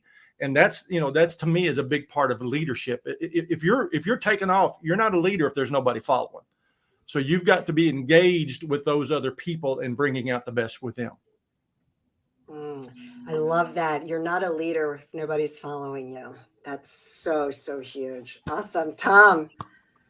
I like what Mike just said. And I also have to go back to what Alana said as far as active listening. When you're doing a podcast, when you're actively listening, you're listening to someone's story. You're learning from them, and they are learning from you. So leadership, I define leadership as presenting influence over a group or over an individual. So if you can be a thought leader, and I go back to what Karen Hall said in the last segment, leading with empathy and leading with consciousness, I think that through stories and through podcasting, your leadership, your influence always shows through. You guys are so brilliant. This has been so amazing. And I just love the flow, because my next question, Tom, you just touched on, and that is, what is conscious leadership to you? And I'm just going to mix it up here. And Mike, I'm going to start with you. And I said Mike earlier, but I was referring to Michael. So I knew that was on the tip of my tongue anyway. All right. So Mike, what is conscious leadership to you? Is exactly, I mean, when you think about the words conscious leadership, is leadership that you are consciously approaching. You are making a decision. It's just like earlier, Sandy, when you talked about happiness, happiness is a choice. And so being a positive and a powerful and a true leader is a choice. And it's like what you talked about having a positive mindset or happiness. It does take practice. You have to have an open mind, being willing to take criticism, advice, whatever it may be, but it is a conscious effort to learn to be the best so that you can lead others to be their best. Beautifully said. Beautifully said. All right, Alana. Oh boy, I love this topic. You know that. So conscious leadership to me begins, and I heard this earlier today, in the home. And there's so many amazing speakers in this summit that I can't remember who it was, but treat everyone as your loved one. Treat everyone as a family. And I know there's some family dysfunction sometimes here and there, but we still love our family regardless. And so by bringing that into maybe the workforce, conscious leadership is treating everyone with respect and value. Everyone has a voice, and they may not agree with what you have to say, but what they have to say is important because it matters to them. Whether they were raised with that point of view or they learned it, or it's important. And then that's part of the whole culture, right? The family culture, the team culture, is to understand each other and to know each other's strengths, weaknesses, and authenticity. Love it. Love it. It's so hard for me as a podcast host to just not really say a whole bunch after each of you answer, because there's like, but I'm going to refrain. I'm going to reframe and go to Tom right now. So this is such a good question. What is conscious leadership? I love what Mike said. It's a choice. I love what Ilana just said. And I would also say that make a choice, not just be a positional leader, but make a choice to be a true leader. And looking at when in a workplace environment, looking at home environment and the impact leadership can have on your kids and the difference it can make for generations, your decision to be a true leader and influence someone else in a positive manner. When you go home from work and you have a choice to be a positive leader in the home, it all trickles down. It's the small little decisions. It's the small little thoughts that are spoken out loud, the positive affirmation, as Sandy said a few minutes ago. It all accumulates as a slight edge, as a small decisions that you make to be a decisive leader, a true leader, and make a big impact for generations. All right. I have to say this. Sorry, guys, but because we got a couple here now. And we're all talking about the same thing. And we're talking about how we lead. And I'm going to bring it back home to us in that's going to start in how you treat yourself. Right. And so there's so many times I am the queen of beating yourself up. Because I'm a high performer, right? High performer type A, like we are the worst. And I have to remind myself to talk to myself like I'm talking to a child. A little kid that's upset, and be gentle and caring. And if we can do that with ourselves, doing it with everybody else is like a no-brainer, let me tell you. All right, Zip, Erin, you're next. Oh, I love that. I talk to myself like I'm a child all the time too, in a way, but it's so important. And I love what Mike said about choice. One of the things that I think is hardest about choice is that you have to be present in order to actually have access to all your choices. And the more present we are, the more aware we can be, the more choices that come to us, the more freedom we have. And when kind of the way that I like to think about conscious leadership is really making sure that it's a bottom up. All the ideas, they're so easy. They come so quickly, they move so quickly, but making sure that bottom round, that the safety is there, that the structure is there, that thing that people can really rely on so that they can feel confident taking chances. That's where we got to build those choices in first to get that strong foundation of that family. And then things can just fly from there. Woohoo! Love it, love it, love it. Jake, you're up. I mean, wow. Come on. I mean, everything that Mike and Alana and Tom and Aaron are saying, just yes, Mike, drop that. You absolutely can. This particular question, I would answer it and I would go to where Mike talked about this with, you got to practice it. You got to practice it. And then Tom talked about being that role model, that mentor. How are we the role model we wish we had?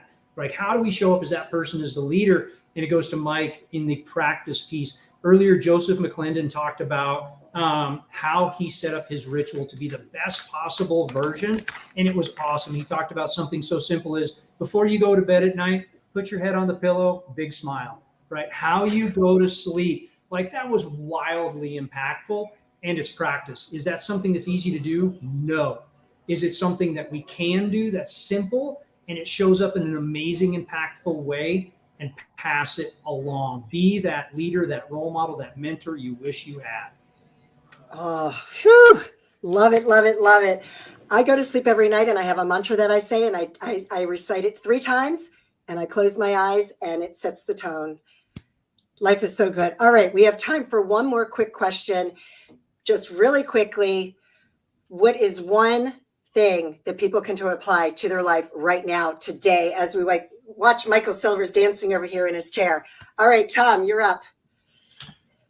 I would say the one piece of advice is be careful who you listen to, who you have in your life, what books you read, and be willing to follow and learn.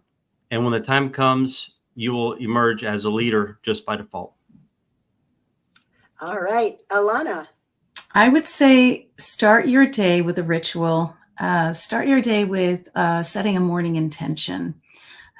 Check in with how you truly feel. Just as you said earlier on, Sandy, don't ignore how you feel, but really embrace. And if you're not feeling so well, then you're aware of it.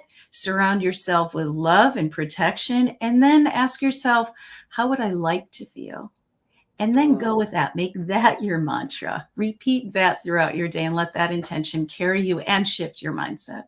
Yeah, who do I want to be today? How do I want to show up and make it happen? All right, Erin.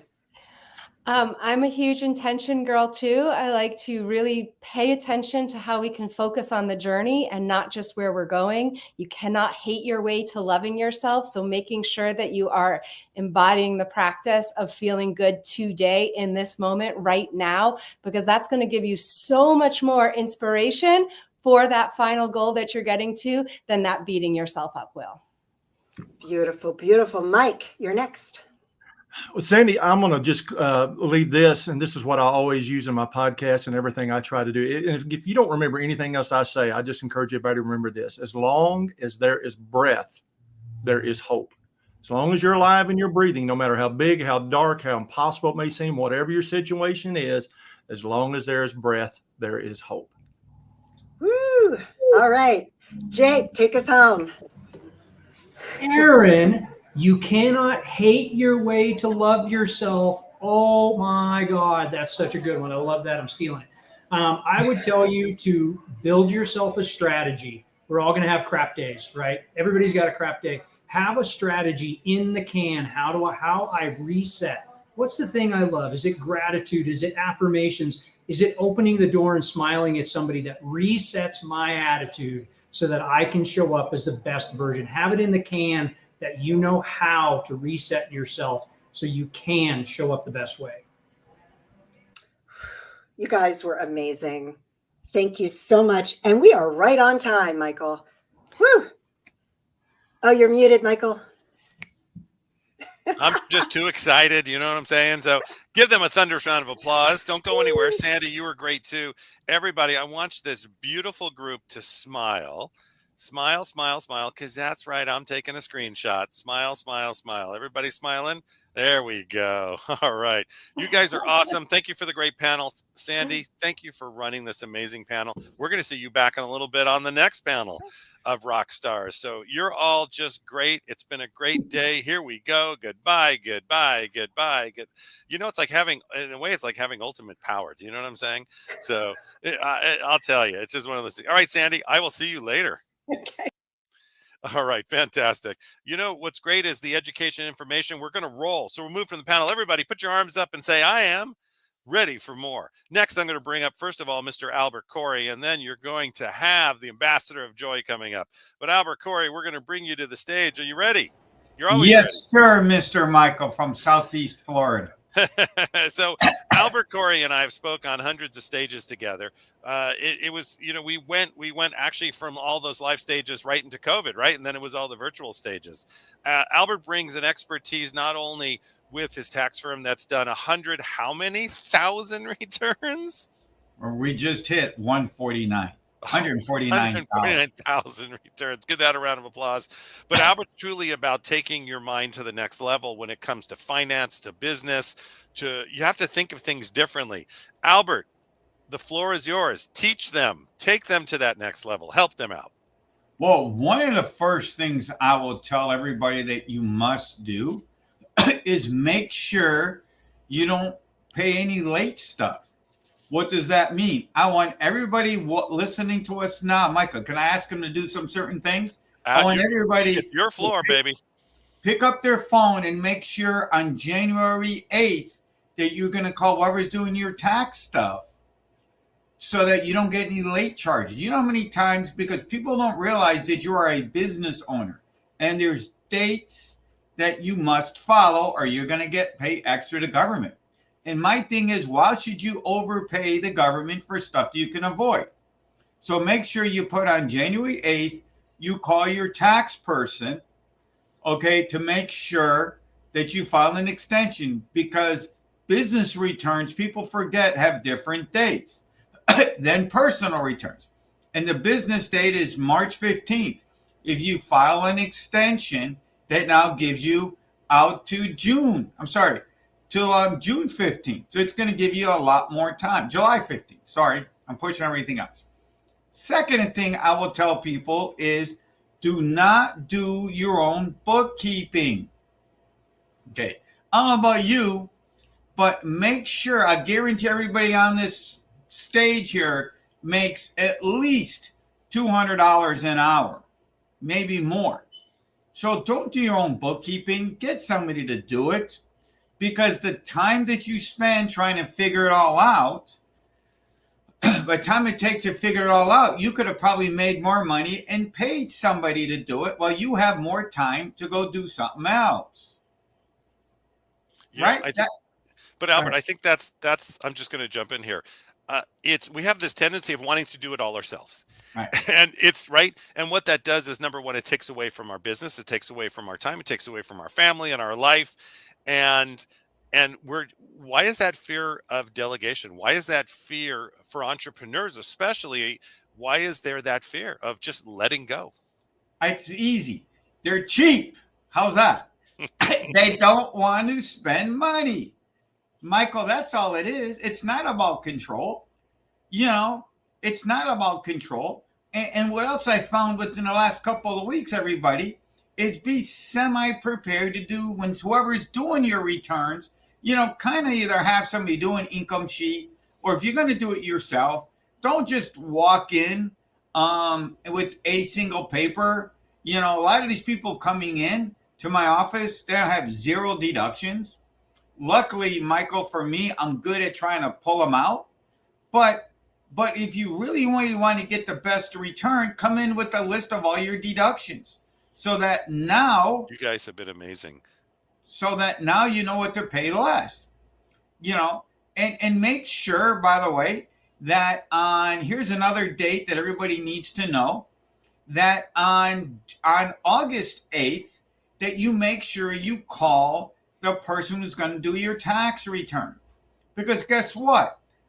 3 things are going to happen to you. Either one, they're going to give you an appointment in time, but the other 2 start to happen. Either they don't have time for you, they're out of business, or their kid, whoever's answering the phone, they're going to say that they're dead. By the way, if you ever come working with me, please say that, oh, they're not taking any clients, because I got tired of people saying that they're dead. You know, that always bothers me. But here's another cool thing people don't realize, that if you're in one of the states, Michael, that have taxation, like New York State, you know, New York, California, and you're starting to make some good bucks, that most people don't realize that you can have your corporate headquarters in any state that you want. Think of Walmart. You know, how many stores, Michael, are there in Walmart? They're like in every state, right? Yep, that's right. But their headquarters is in Arkansas. So they only pay state income tax. So if you're going to be making money, move it to a state that doesn't have state income tax. I mean, it's easy to set that up. And can I say one more third little thing, if I still got time? You got time. Go. Don't use little banks, Michael. You know how many people coming in that I help somebody open up a corporation. They go to Wanna Bank of Seattle, okay? And, oh, we can't open up a company for you because you opened up someplace else. You can open up wherever you want. Second of all, these little banks are not going to give you the services like, you know, these baby banks are going to tell you, oh, you can only have a $10 Zelle. You know, obviously you got to have money in the account to Zelle, but you got to have, you know, they're going to say, oh, you can only have $10 Zelles, and they're going to hold your Zelles. Another thing is the little banks, you know, if you've been there long enough, you can get loans and equity lines and everything else, you know, to make sure. And the third thing is the tax guy doesn't have to be in your town or area. Our office filed over 500 returns, Michael. Everybody say 500 that don't live in Florida. I'm in Miami, but we got clients everywhere. From Key West, well, Key West is Florida, Key West to Maine, to San Diego, to the upstate Seattle, which is too cold and windy, but it's okay. I heard that. But you can file anywhere. Just make sure you can talk to the person, you know, and make sure whoever does their returns that they're going to be there forever. You know, my always cool thing is, you know, I can't hide. You know, anybody who ever wants to work with us is, and Michael knows, I have a real office, but my social imprint is everywhere. Yeah. So you know where you get when you come to me. You're going to get it straight talk, and we're going to tell you like it is. So make sure whoever's going to do your returns can understand business. Because there's a lot of people, especially Michael, everybody doing podcasting. Do you know podcasting is a business, correct, Michael? Do you realize? I do.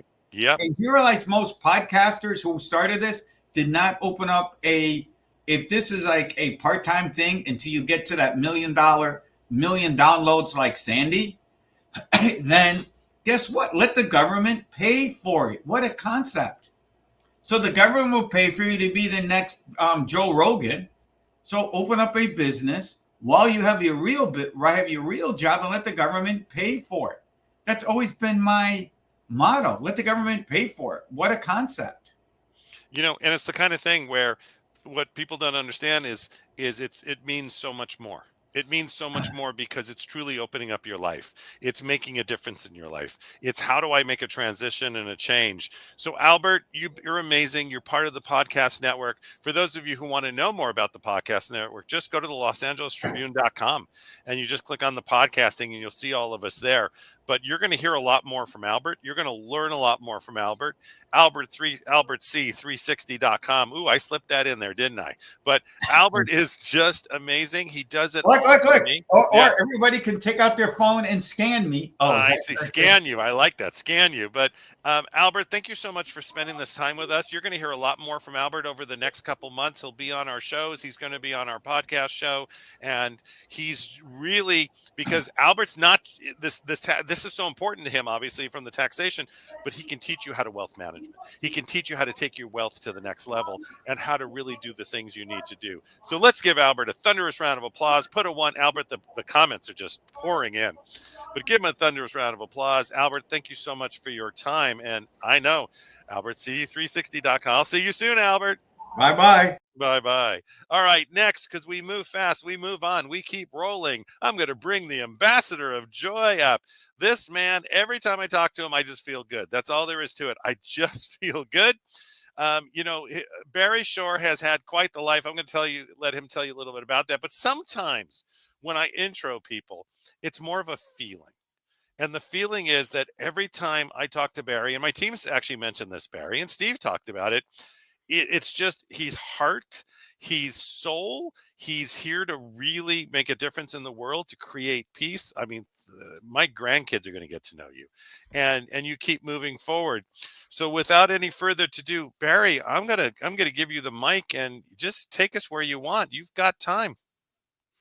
Good day, beautiful, bountiful, beloved, immortal beings, and good-looking people. Now, wonderful Michael, how can I make the categorical statement that the tens of thousands, if not millions of people who are either watching or will watch this leadership league for LA Tribune are all good looking? Because by definition, if they tuned in to learn more about leadership, it means they're always looking for and finding the good in life. That's a good looking person, looking for and finding the good in life. My name is Barry Shore, and I am the ambassador of joy. Now, notice I didn't say, like Michael said, the ambassador of joy, the ambassador of joy. Let me tell you 3 quick stories that I think will get your attention. One is about being a leader. What does a leader mean? Number 2 is, how does a leader behave? And number 3, here's a story about Barry Shore that I think is going to rock your world. I'll tell you the following. Imagine, if you can, me standing up in the morning 20 years ago, hale and hearty, able to leap tall buildings in a single bound, and that evening being in the hospital, totally, completely paralyzed, my neck down. And it was not because of an automobile accident. It wasn't a spinal injury. It was a rare disease that took over my body and rendered me what's called a quadriplegic. Nothing in my body moved, my neck down. I could only communicate by blinking my eyes. I was 144 days in the hospital, 2 years in a hospital bed. I couldn't move. I was 4 years in a wheelchair. I had braces on both my legs, my hips to my ankles for years, and that was progress. Thank God today I'm able to be vertical and ambulatory with the help of a 7-foot walking wand. So I'm a triped, not a biped. Can't walk up a stair by myself. Can't walk up a curb by myself. And I have help 12 hours a day, 7 days a week. But you hear my voice. Positive, purposeful, powerful, and pleasant, all because of one word. One word. Everybody get ready for this word. The word is smile. Smile? Yes, because SMILE is an amazing acronym. They'll stay in the green room, but I've got room. SMILE is an amazing acronym that stands for Seeing Miracles in Life Every Day. Seeing miracles in life every day. When you open your eyes and your mind and your heart to the light, to the miraculous idea that you are alive, then you understand what it means to be a leader. Why? Because every person is a leader in their own life. You're a leader for yourself. You're a leader for your family, a leader for your friends, you're a leader for your business associates. And the best way to be of influence in the world is by example. So let's take about leader. So I just gave you a great acronym for SMILE, seeing miracles in life every day. Here's another one. The acronym for the word joy. Joy stands for Journey of You. Because that's what this show is about, by the way. It's not about Barry Shore, great guy that he is, or Michael Silvers, or Albert, or anybody. It's about you becoming the best you possible. That's joy, the journey of you. Let's talk a lot about what a leader is. So I love acronyms because they enable you to remember something and apply it, internalize, utilize, and leverage in your life. So leader in my world stands for the following: listening encourages awareness. Duties enhance responsibilities. Because what's a leader? A leader is someone who knows how to listen. I mean, active listening. That increases awareness in yourself and other people. And having duties and responsibilities enable you to become the best you possible. That's right. When you take on more responsibilities and more duties, you become a greater leader. And we know that you lead by example. One of the greatest human beings to walk the earth in the past 100+ years is a man named Dr. Albert Schweitzer. And he said the following: example is not the main thing in influencing others. It's the only thing. People are watching you. And if they're not, you need to think and understand that people are watching you. So let's talk about the two main important aspects of being a leader. These are essential. You do this, you become a better leader. Number one is the ability to make a decision with the information that you have. Not looking, say, well, I think I'll study that. Well, that's a very nice thing. Leaders make decisions with what they have. And once they make that decision, they take the next step. This is the key. The definition of a winner, definition of a leader, is someone who takes action. You make a decision, you take action, because action is what defines you as a leader and a winner. You will be successful. You will move from the impossible to the probable to the likely to the guaranteed success. I guarantee it, or your money back. Hear that? Or your money back. Do these two things. Learn to make decisions based on what you have. Take action and move forward. That's it. And people ask me, what if I'm wrong? So what if you're wrong? What do leaders do? They listen, they become aware, they have duties and responsibilities, they pick up and continue forward. Let me tell you something about the word leader, Leader. Great word, right? Well, the same letters spell dealer. You know what a leader is? A leader is a dealer in hope.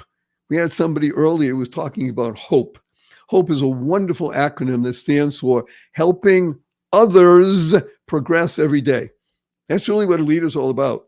Helping others progress every day. But people say to me, but Barry, what about me? Huh? What about me? Here's a great story. I was 9 years old. I grew up in a place called Boston, Massachusetts. Now, I got to tell you, Boston, Massachusetts, in the wintertime can be cold and rainy and snowy. Yeah, so think back 66 years ago, before the internet, we had over 7 inches of snow, and listening to the radio, are they calling off school? Yeah, John D. Runkle School is closed. Okay, so what do? You can go back to sleep, you can play a game. Not me. I was making 25 cents a week in allowance. I got bundled up, long underwear, pants, earmuffs, gloves, everything I could, an extra pair, and a shovel. And I went out of the house just after 8 o'clock in the morning and started knocking on doors, driveways, shoveling driveways and walks wherever I could. I didn't come back. I didn't have lunch. Didn't come back till about 5:15. It was dark already. I made $55. $55 in 66 years ago. 9-year-old kid. I came back to the house. I was tired. My father was there, and he had prepared for me a big mug of hot chocolate. I don't mean put powder and milk or hot water into a mug. He melted chocolate. My father was really good at this stuff. And he sat me down. He said to me, my dear beloved son, he used to like calling me that. My dear beloved son, how do you spell the word business? I'm 9 years old. I'm smart. Business. He said, that's right. Notice that the U comes before the I. What you just experienced today, going out and helping other people, the I will always be taken care of. When you are in service, That's the essence of a leader. Service. Leadership is about service. When you're in service and you take care of the others, guess what happens? The I will be inundated with goodness. You want to call it money, you want to call it success, you want to call it honor, whatever it is. But make sure that you're a leader. Think about taking action because you made a decision. You don't want to get involved with paralysis by analysis. Leaders do this. Based on what you have, make a decision, take action, go forward. And remember, you're a dealer in hope. Hope stands for helping others progress every day. Remember what my father taught me. It took me 2 decades to begin to understand it. The you comes before the I in business. When you do that, not only will you succeed, you will flourish, you will grow, you will move into your goal. And I trust and hope and pray that everybody here, everybody not only has a goal, but you've written it down, you use it daily, you repeat it at least 6 times a day. I've been doing this for years, and thank God I've been very successful. I've had 2 exits to public companies, 3 issue patents. As I said, I used to be a quadriplegic, and over the past 14, 15 years, because of my health situation, I learned, I did what was called aquatic therapy. I learned how to swim again. And I now swim 2 miles a day, 6 days a week. I've been doing that for 14 years. And as of February of this year, I've surpassed 9,501 miles. Yay! And as I made a video and went viral around the world, I said, why do I swim? Yeah, it makes me healthy and look at my beautiful tan and such like that. I swim for all those people who say, I can't. Yes, you can. Yes, you can. The definition of the leader, make a decision, stick with it, take action, and you will become not only a leader, but a dealer in hope. You will attract everything that you want in life because you are now in service. Thank you, Michael, for the opportunity to address this magnificent group of people who are ever striving forward, looking always to do the best they can in life. And if you want, I'm available for a couple more minutes to have any questions that people might have. Yeah, the great thing of what you just did is you give hope, because I think part of sometimes we lose that, or we get stuck in sort of our everyday. We were talking about that in one of the earlier panels, Barry, that why does sometimes it take a heart issue or a trauma to say, I need to make a change. I need to look at how I'm being of service. If anybody has any questions, you can put it into the chat. There's tons of chats coming in. Let me tell you right now, the comments are coming. But Barry, one thing that got asked earlier too is just when you wake up every day, do you have a morning routine? So the simple answer is yes. I want to tell everybody though, for me, this is really, you got to hear it. Remember, I was in a hospital bed in my own home for years, couldn't move. What I visualized for more than 2 years, Michael, was the ability to sit up and put my feet over the side of the bed. Took me 2+ years to do that, but I did it. Now, when I get up in the morning, almost 2 decades later, I still feel the thrill. Be able to sit up and put your feet over the side of the bed. You don't have to have been a quadriplegic, like you say, Michael, trauma and drama. You don't need that. Right. It's the ability to awaken with a smile. When I get up in the morning, I say, thank you. Now, my wife hits me because I'm married 47 years. That's okay. I say thank you. Thanks stands for to harmonize network kindness. I want to tell you a question that I'm asked almost every time I appear, and I do this regularly throughout the year, as you can imagine. Mm-hmm. People say to me, Barry, sure, have you ever had a bad day? So let me give you the answer. No, not since I'm 16 years old. Now, I'm human. Have I ever had difficult things happen in my life? Well, hello. Here's an important understanding of life. Let's say something happened. You're going to a meeting. The meeting's at 10 a.m. And you're going to leave the house by 9:05 because, it's only a 30-minute drive, but you want to make sure you're earlier on time, right? So you go out dutifully, start the car, and you pull out of the driveway, and guess what happens? the car stops. It doesn't move. Ah! What are you going to do? So oftentimes people panic. I don't know what to do. I can't get better. Most important thing is say these two words. Now, this is really good. You want to be a leader for yourself? Learn these two words, and it's gonna shift everything. Ready? Say, thank you. Thank you. Love it. The car's not starting. What's going on? I missed an appointment. Can I get Uber in time? And breathe and say thank you. When you do that, what you just did is you shifted the energy. Now, when I work with people, Michael, for more than 4.5 decades, I can tell you that almost everybody I begin working, 97.2% of all the people I start working with, they drop the F in shift and the other stuff happens. Yeah. You got to be careful. By the way, I want to offer a free gift to everybody. Go to barryshore.com. BARRYSHORE.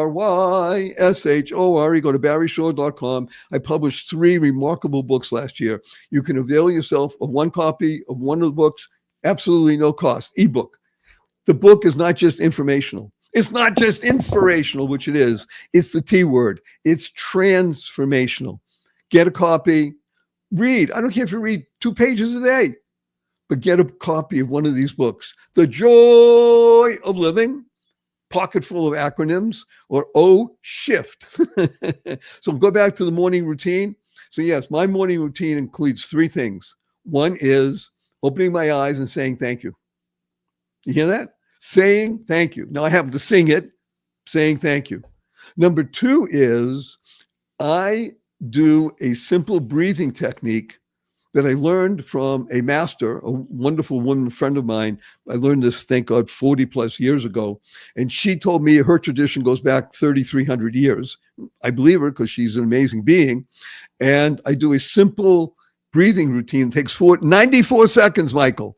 94 seconds. And this breathing routine may enable you to breathe like a baby, and it will shift your energy. Shift your energy. 94 seconds. If you can't invest 94 seconds into you in the morning and in the evening, I do just before I go to sleep. That's the second thing.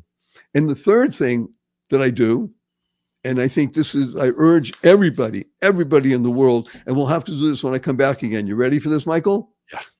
I say to myself, learn to love dog poop. Did you hear that? I heard I tell myself, learn to love dog poop. Anybody wants to know what dog poop is, you'll have to send me a note. You can text me, you can email me, you can go on my website. And it's a great insight into how we want to live and how we want to shift the energy of the planet. We can do that, Michael. That's what LA Tribune is all about. That's what Leadership Week is all about. It's shifting the energy of the planet. We only need 2% of the people. 2% of the people on the planet, and everything shifts. The energy goes into a higher level, and we're all living in joy, happiness, peace, and love. I urge everybody, go mad. MAD stands for go make a difference. Michael, can we do a big hug, everybody, before I leave? Absolutely.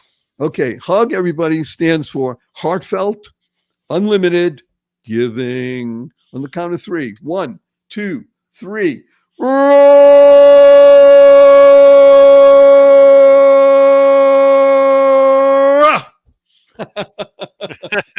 Everybody, give Barry Shore a big thunderous round of applause. Put 1 in there. You're getting hugs. You're getting made a difference, shifting the energy. I enjoy the singing. They're just coming through. Barry, thank you so much. What an anchor for the rest of the day. What an anchor for the event. You have a wonderful Sabbath, and thank you so much for being on with us. BarryShore.com. Don't miss it. He will add joy to your life every day. Thank you, Barry. Best wishes, everybody. Enjoy. Yeah. Bye, Barry. Oh, wasn't that just that makes my whole day, right? Right there. It's like, because you can live within it. He just leaves it with you. You know the thing about Barry too? It's always 1,000%, and it's about us. It's not about you. It's about all of us. One community, one team, one family. Now, as I promised earlier, I want you guys, everybody out there, men, women, everybody, teenagers, whoever's listening to us, business, non-business, employees, I won't even tell you how many people have already viewed this event over the last 2.5 days. I'll just say it's 50,000 plus. But it's been amazing. And what I want you to know is I want you to get to know a little bit of the gentleman who's driving us to really the future. And with that being said, when the team is ready, tee it up and play it, and then I'll be back.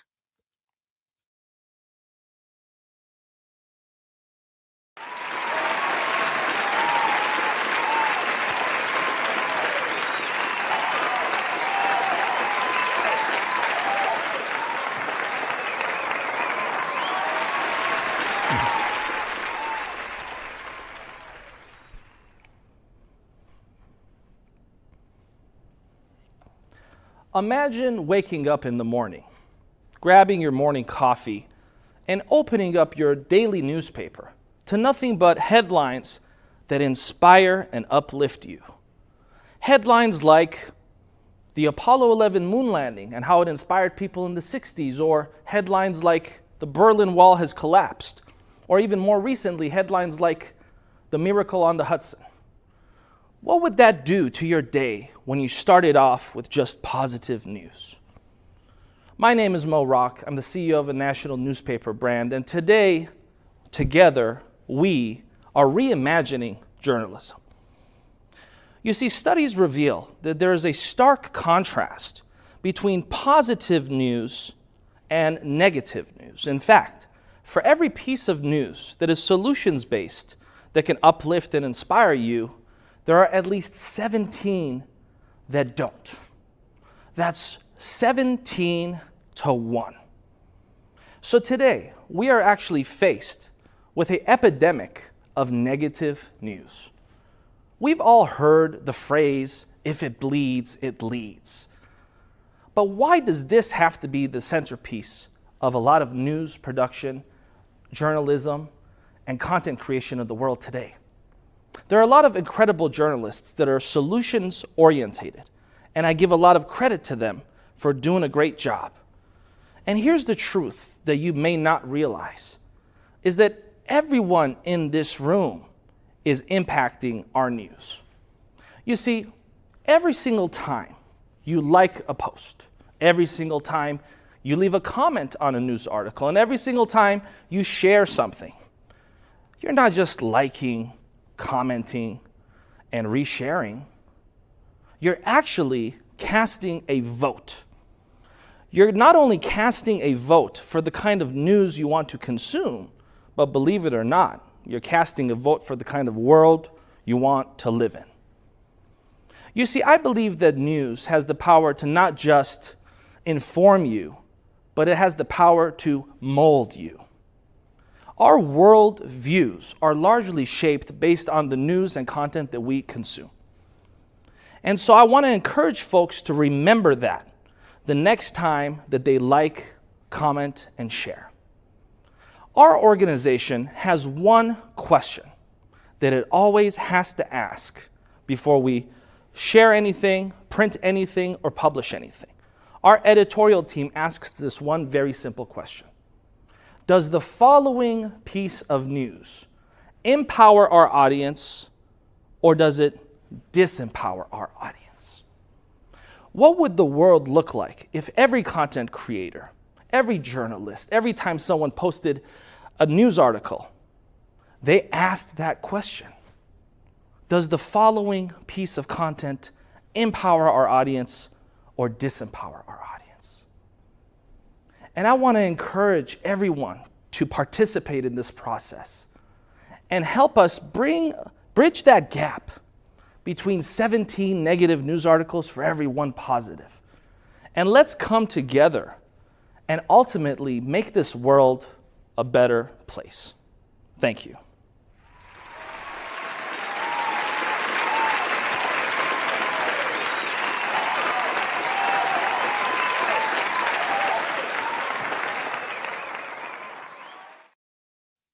All right, let's give that a thunderous round of applause.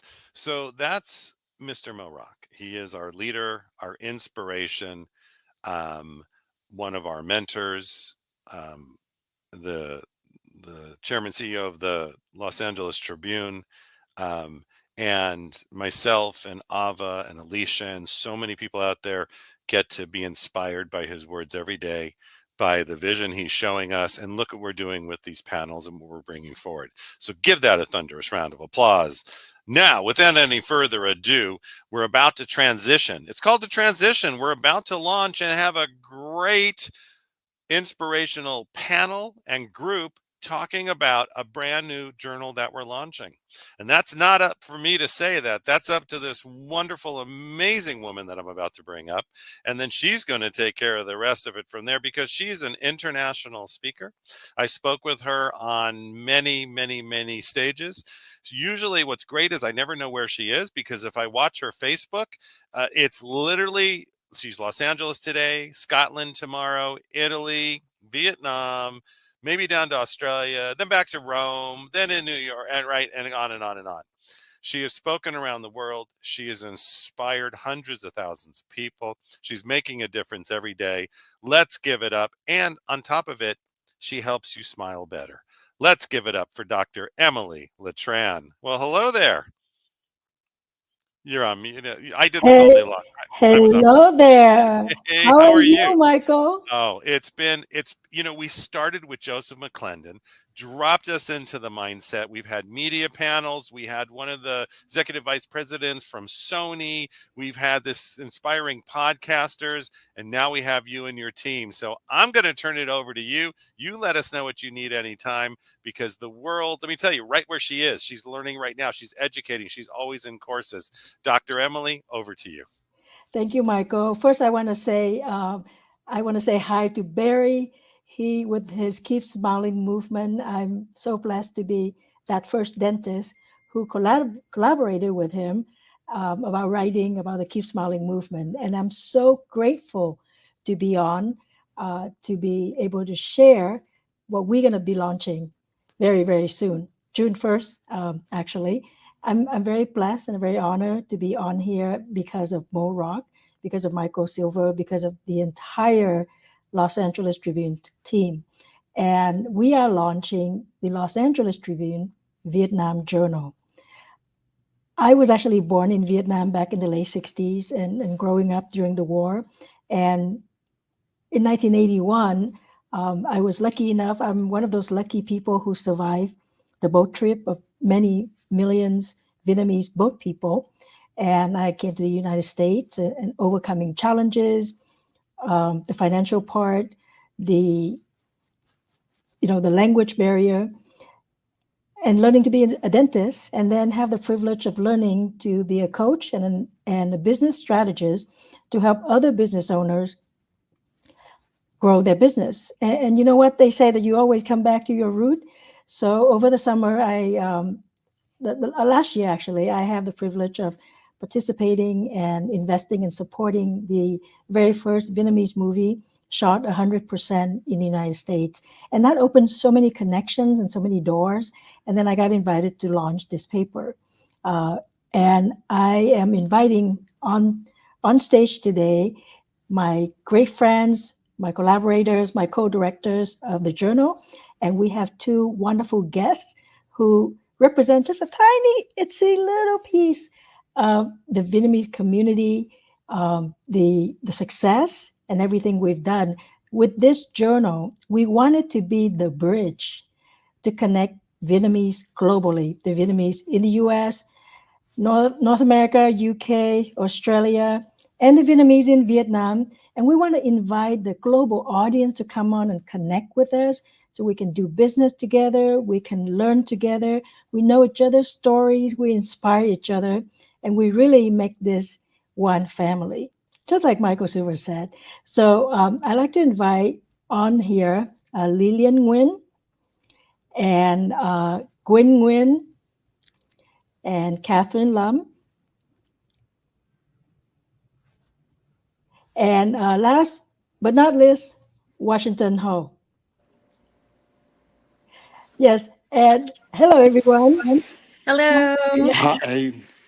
I would love for Lillian and then Gwen to say a little bit about yourself. But first, let me do the proper introduction, like I was explaining earlier. So Lillian is a wonderful mom. She's coming in today, I believe, from Portland, Oregon. Yes.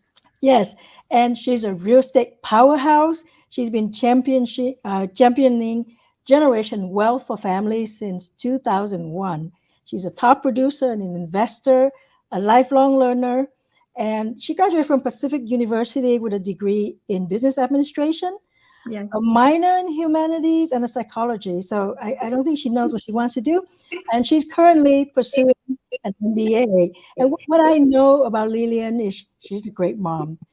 She's the one that's driving down on the SUV in the middle of India, and she would do FaceTime with her son. And then he'll ask her something about his hair or his sport thing, and she's right there for him. So I love people who are moms because those are you already rank high on my list if you're a mom.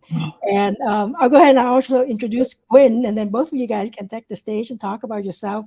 Gwen is a realtor and an investor in San Antonio, Texas. I think she sells 5 houses a week.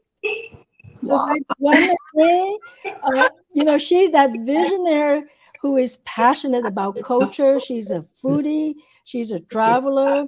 We get to be investing in the movie A Fragile Flower, and we travel to India together to meet the Dalai Lama. She is planning for trade mission. She wants to connect the world. She has so many things that she's planning to do. I'm not even going to share all of it. So welcome both of you guys. And Lillian, why don't you just tell us a little bit about yourself? Yes, hello. Hello, everyone. And first off, I want to say I'm so honored to take the stage with all of you. I don't know how I got here, but I'm just so grateful. Wonderful and extraordinary leaders in our community. So I, at the heart of what I do and what I've been preaching for over 2 decades is financial literacy in my community. I'm going Wellness. to jump in just for 1 second. Yes. You guys are phenomenal. If you're not on, you should probably mute because you're getting just a little feedback from somebody. So, all right, Lillian, go ahead. Okay, thank you. Thank you, Michael. So at the heart of what I do for the last 2 decades, I've been preaching financial literacy, wellness, and building generational wealth for my community. And I started off as a real estate broker, and then I had my own mortgage company.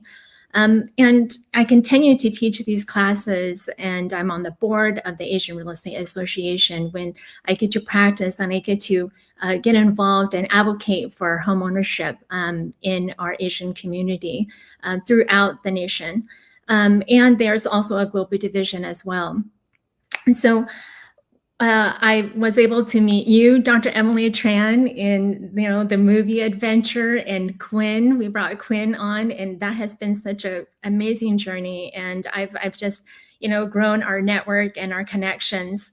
And then here I am, and I'm so honored to take the stage with incredible leaders today, including Sharon Lecter earlier today, Dr. Jill Vitale, Ty Lopez, and Bill Walsh, and happy to have us today. Join us is Catherine Lamb and Washington Ho. Thank you so much for joining us today. So I would like to, I've also joined another real estate company, and I'm helping other real estate agents streamline and grow their business nationwide. I'm also a co-founder of Project 10B, which is a consulting hub for tax, cost segregation, real estate, and marketing. Besides that, yes, you've said it, I'm an amazing mom, and I can only say that because my kids have told me that. So next, I'd like to hand the mic over to Quinn Nguyen. Thank you, Lillian, and hello, everyone. And it is such an honor to be here and share the stage with all of these incredible leaders on Los Angeles Tribune Leadership Week. And thank you, Emily, so much for the opportunity to be here, and also to share the stage with some of the most successful Vietnamese in the US and Vietnam. So I know, as most of us Vietnamese on the panel here today are both people have a big history of how they come to the U.S. during after the Vietnam War. However, I am lucky; I don't have to survive those deadly days to get to America. Um, but I was sponsored by my uncle, who is an American soldier that fought in the war, and he fled my aunt back to the U.S. on the day the America retrieved. And the next thing he do when he get back to the state is that he sponsored 10 family, which is 10 siblings of my aunts who he married, and he take care of all of us, feed us, give us a home, a car, a job, and that is the best one of the good story of the Vietnam War that people never heard of. Is amazing thing that the U.S. Soldiers did for the Vietnam. So back to myself, I was lucky to be the president of the Asian Real Estate Association of America in San Antonio chapter. And from there, I was able to serve our mission to advocate for home ownership, for sustainable home ownership. And I were able to do charity and all of that fun stuff with the organizations, such as leading the chapter. I was the president during COVID, so I was leading the chapter to donate to collect masks and gloves to donate to a local hospital for the frontline workers, and we were able to collect like hundred thousands of masks and gloves, and we were able to meet so many directors and CEO of the hospital, and we were able to do many charity for the local. So that was fun, and I think that was lead us to be on the Los Angeles Tribune Vietnam. So I just want to share the stage back to Emily. Thank you.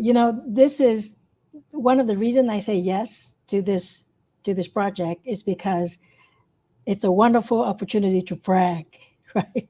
And I know we have so many successful Vietnamese business owners, individuals from all over the world, and I don't think we brag enough. And so we'll be sharing a lot of stories today. We actually wanted a few more people, but the schedule was a little tight. But on our journal, we will be sharing success stories.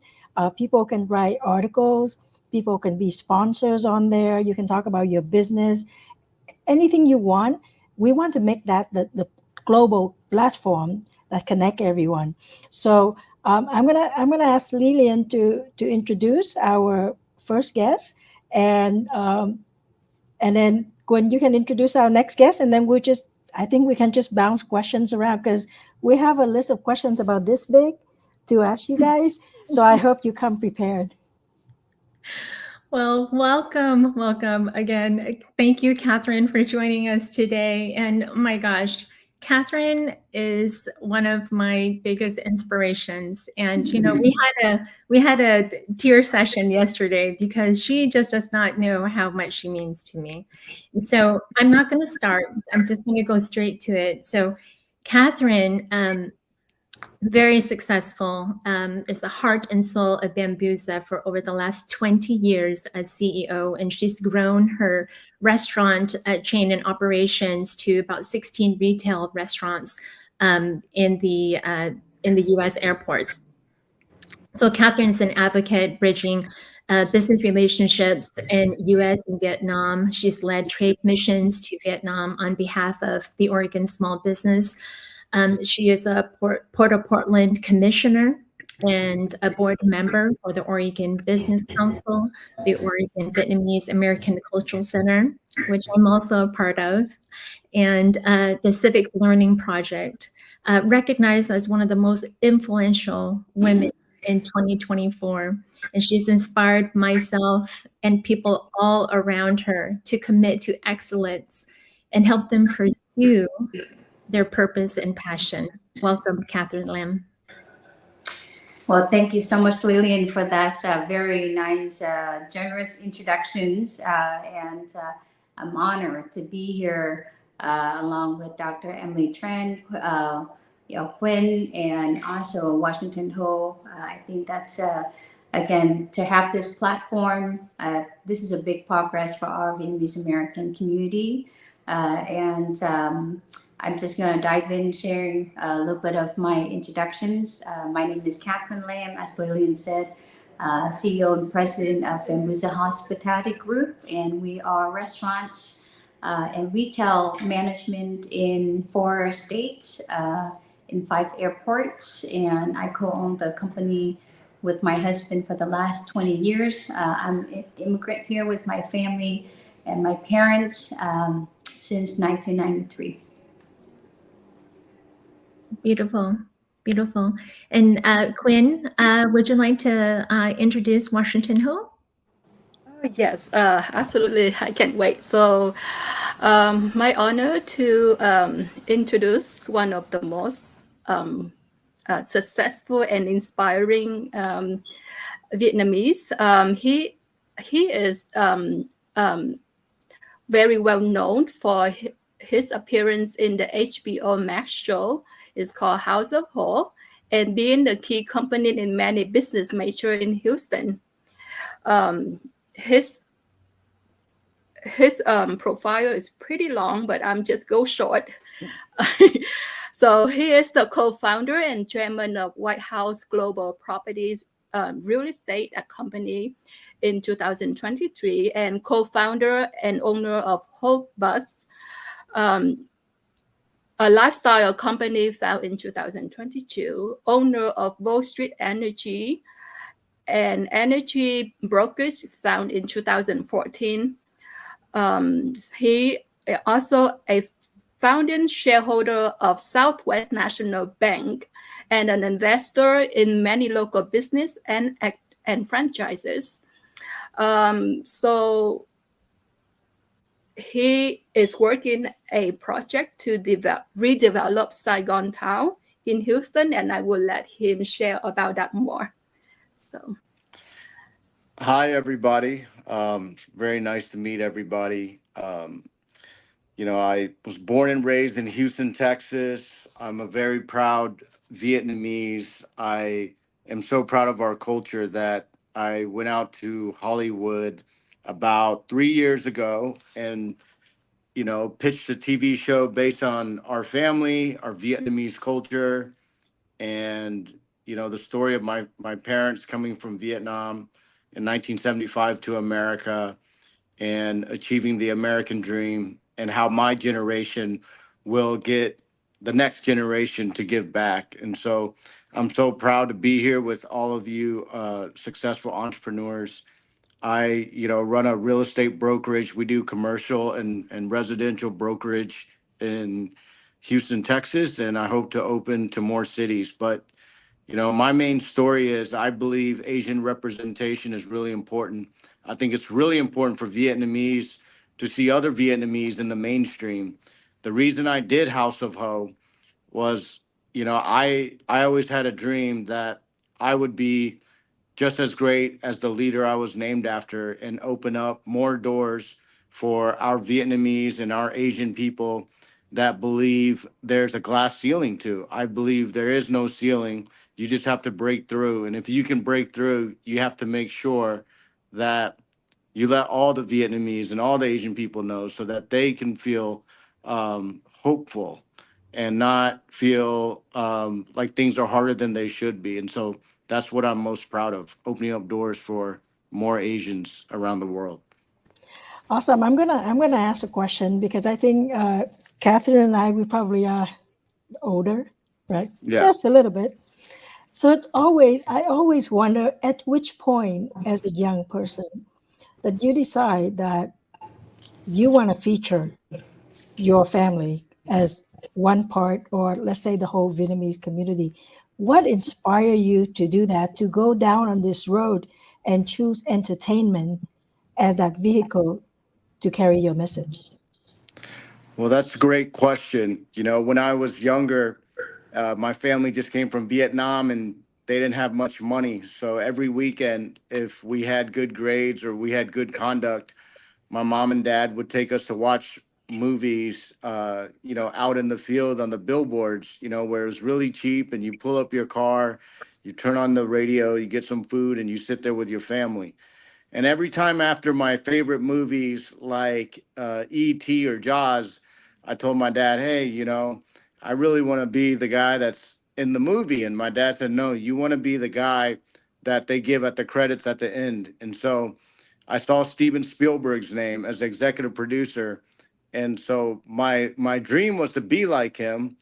But as Vietnamese, and we know most of us, we go to big schools, it's very hard to be the main character. So I never got that part.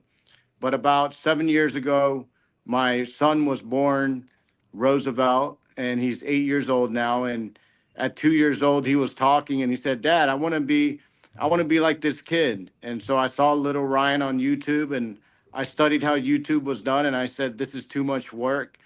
I saw the success of the Kardashians, and I thought, as a Vietnamese American all my life, all the Americans, all they think we do is that if we say we do business, they think we just own nail salons or we own some noodle houses and pho. And I said, no, we do a lot more than that. But I want to show you how. So I went out to Hollywood. I showed them the real Vietnamese culture, the traditions we have with our family, and how we try to adapt into American culture. And, you know, as a Vietnamese person, I think it's really important to learn to embrace our own story, embrace our own beauty, embrace our culture, never change for anybody. And so that's why it was important to me to show that on HBO, our family and our family cultural values and traditions as a Vietnamese person. I love that.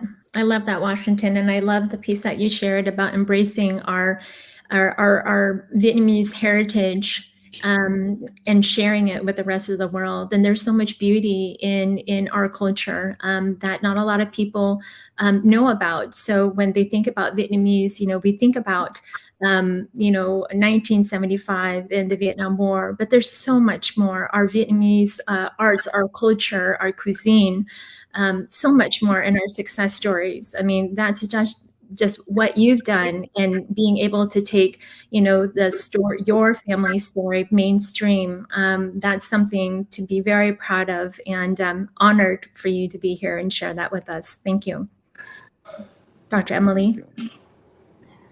Well, I'm going to ask Catherine the same question. Why did you choose food? I mean, I would choose food too, but I think I'm more about eating food. How did you choose that? What inspired you, and how did you get that ambition that you want to be nationwide?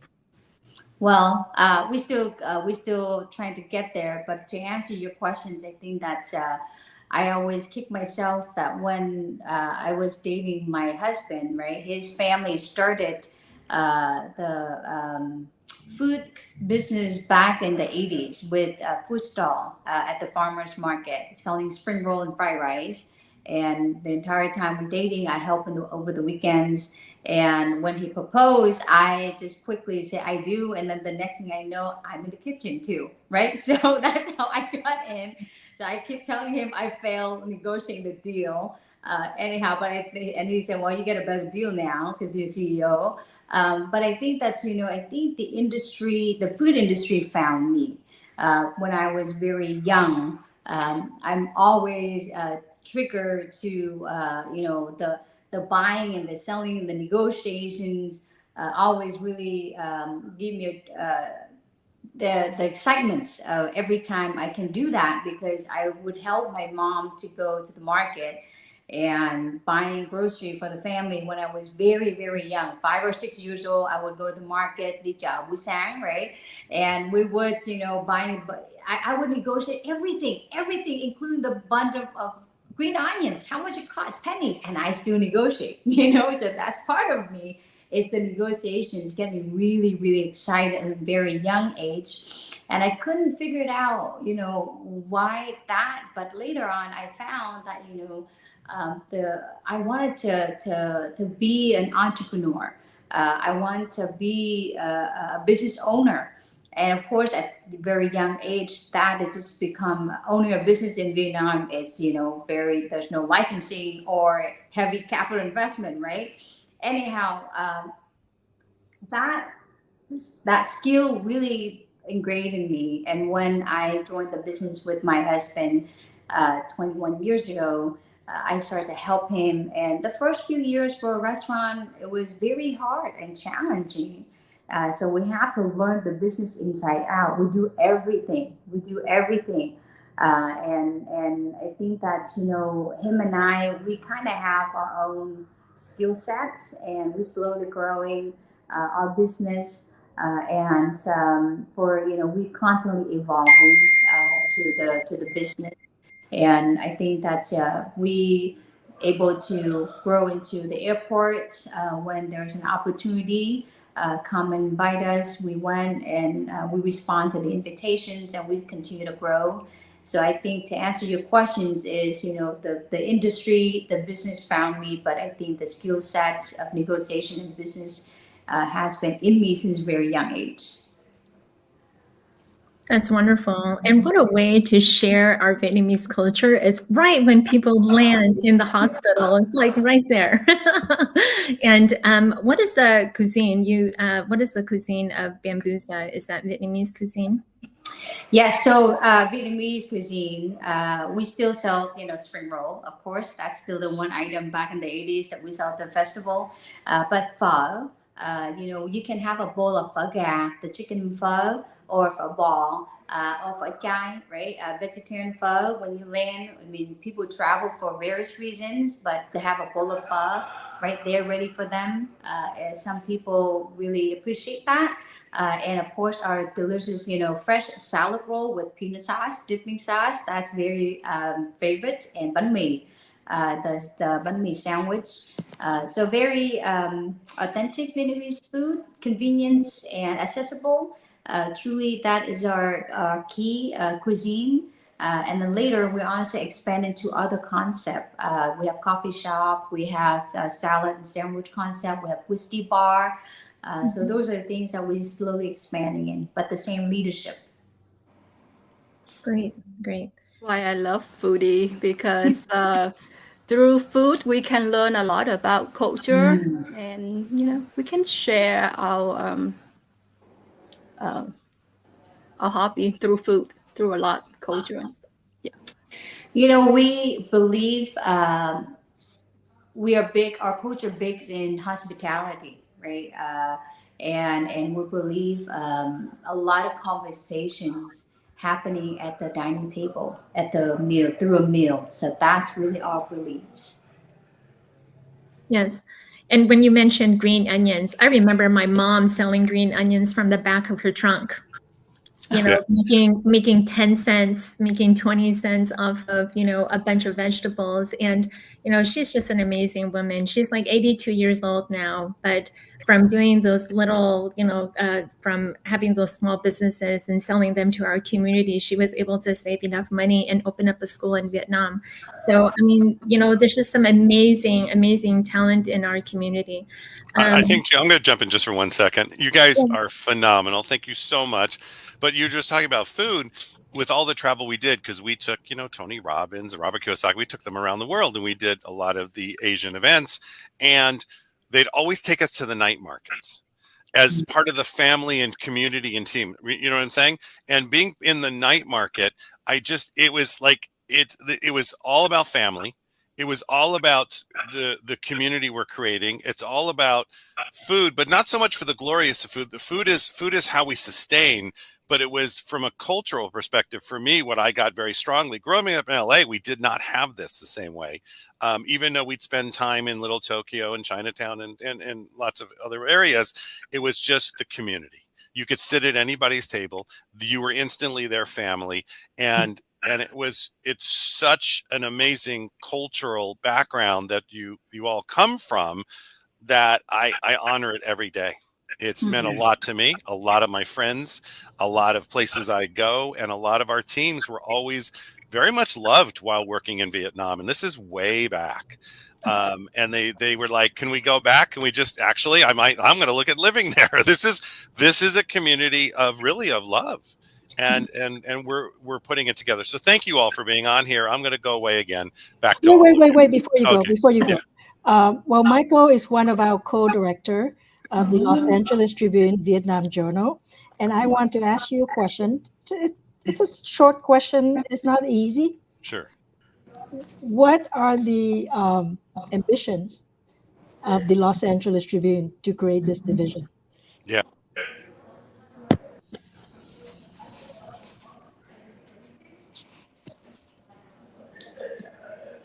Michael? For some reason, we can't hear you, Michael.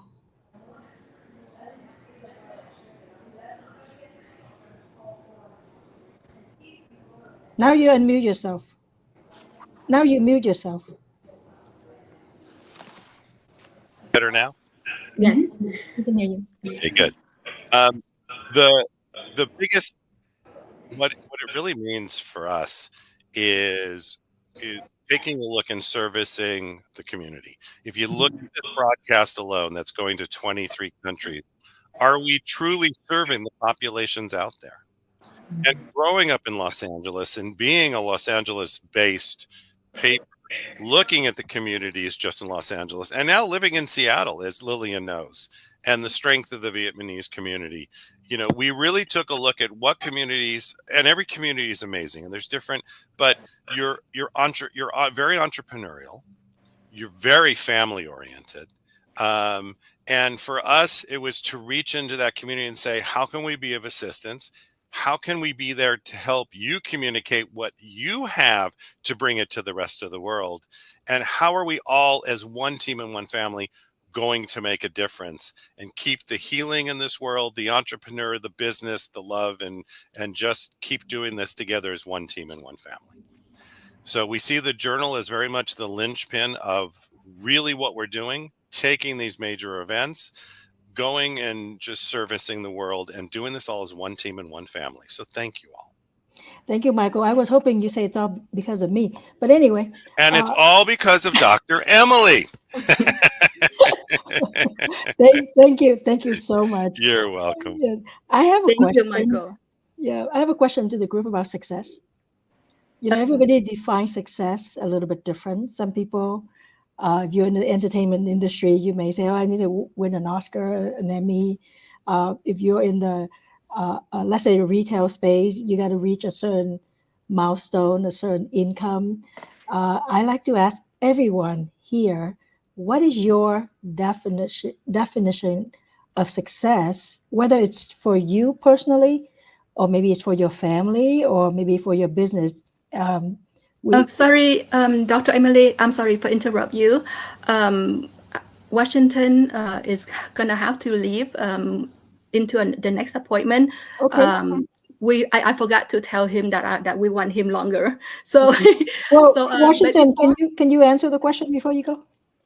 Yeah. So, but before yes, before Washington go, can I ask Washington to share about the Saigon project before you answer Emily's questions, please? Because we're all wondering about it.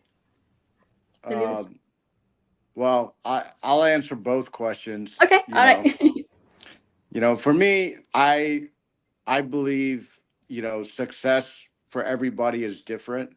I think success is reaching your maximum potential in what you do.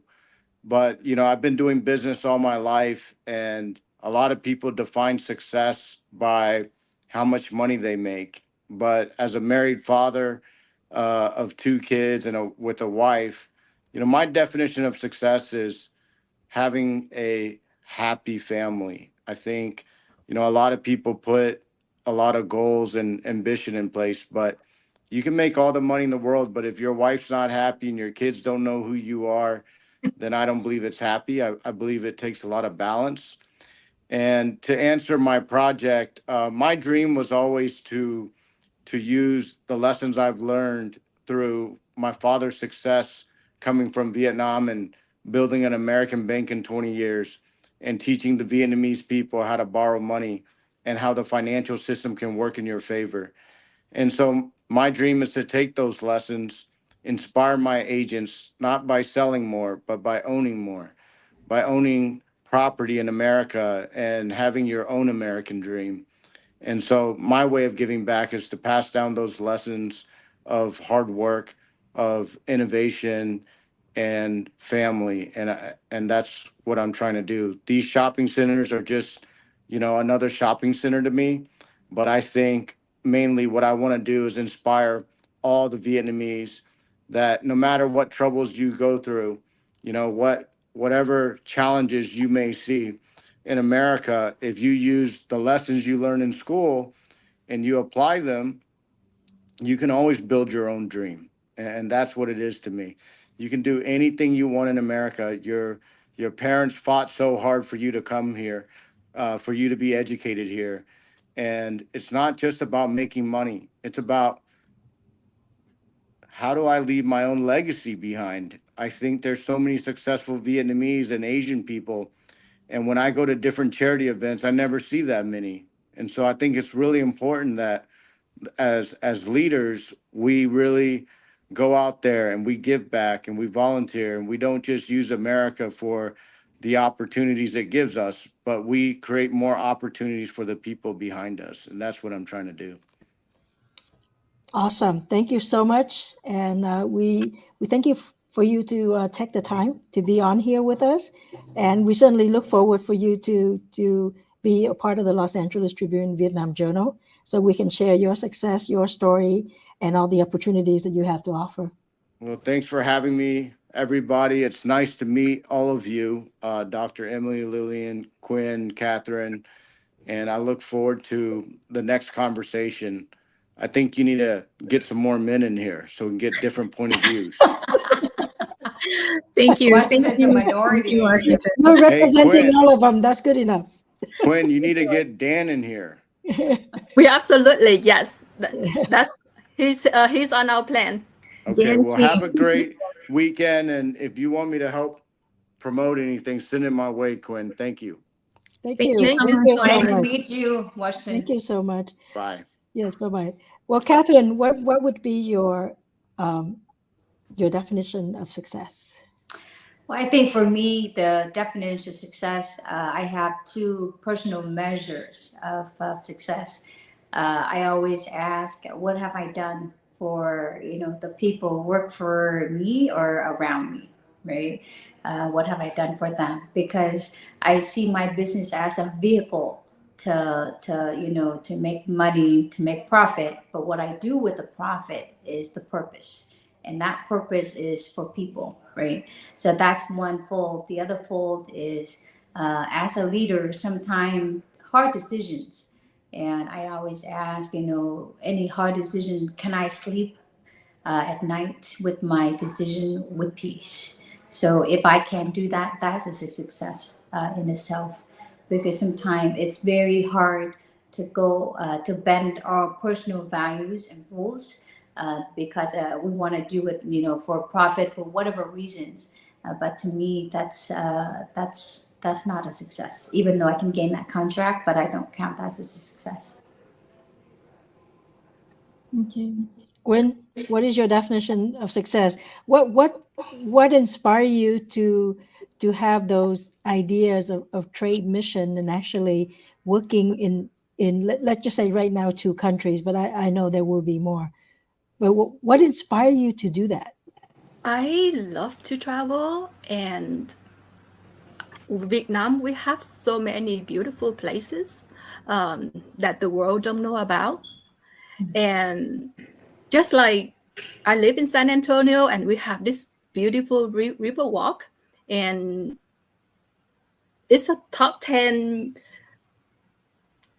tourist place in the US, but also not a lot of people know about it because not everyone travel, right? So I thought I want to get the word out more and to bring people from Vietnam to come to my hometown, and for the people from my hometown to come to my motherland and share the beauty and the culture. And so that's I just start small, right? And I do just get big. And what is your definition of success? I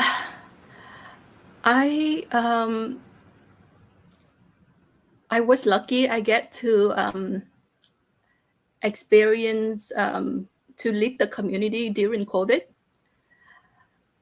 to donate masks to the hospital, and at that time, like the word spread like fire, and everyone just reached out to me and want to give back.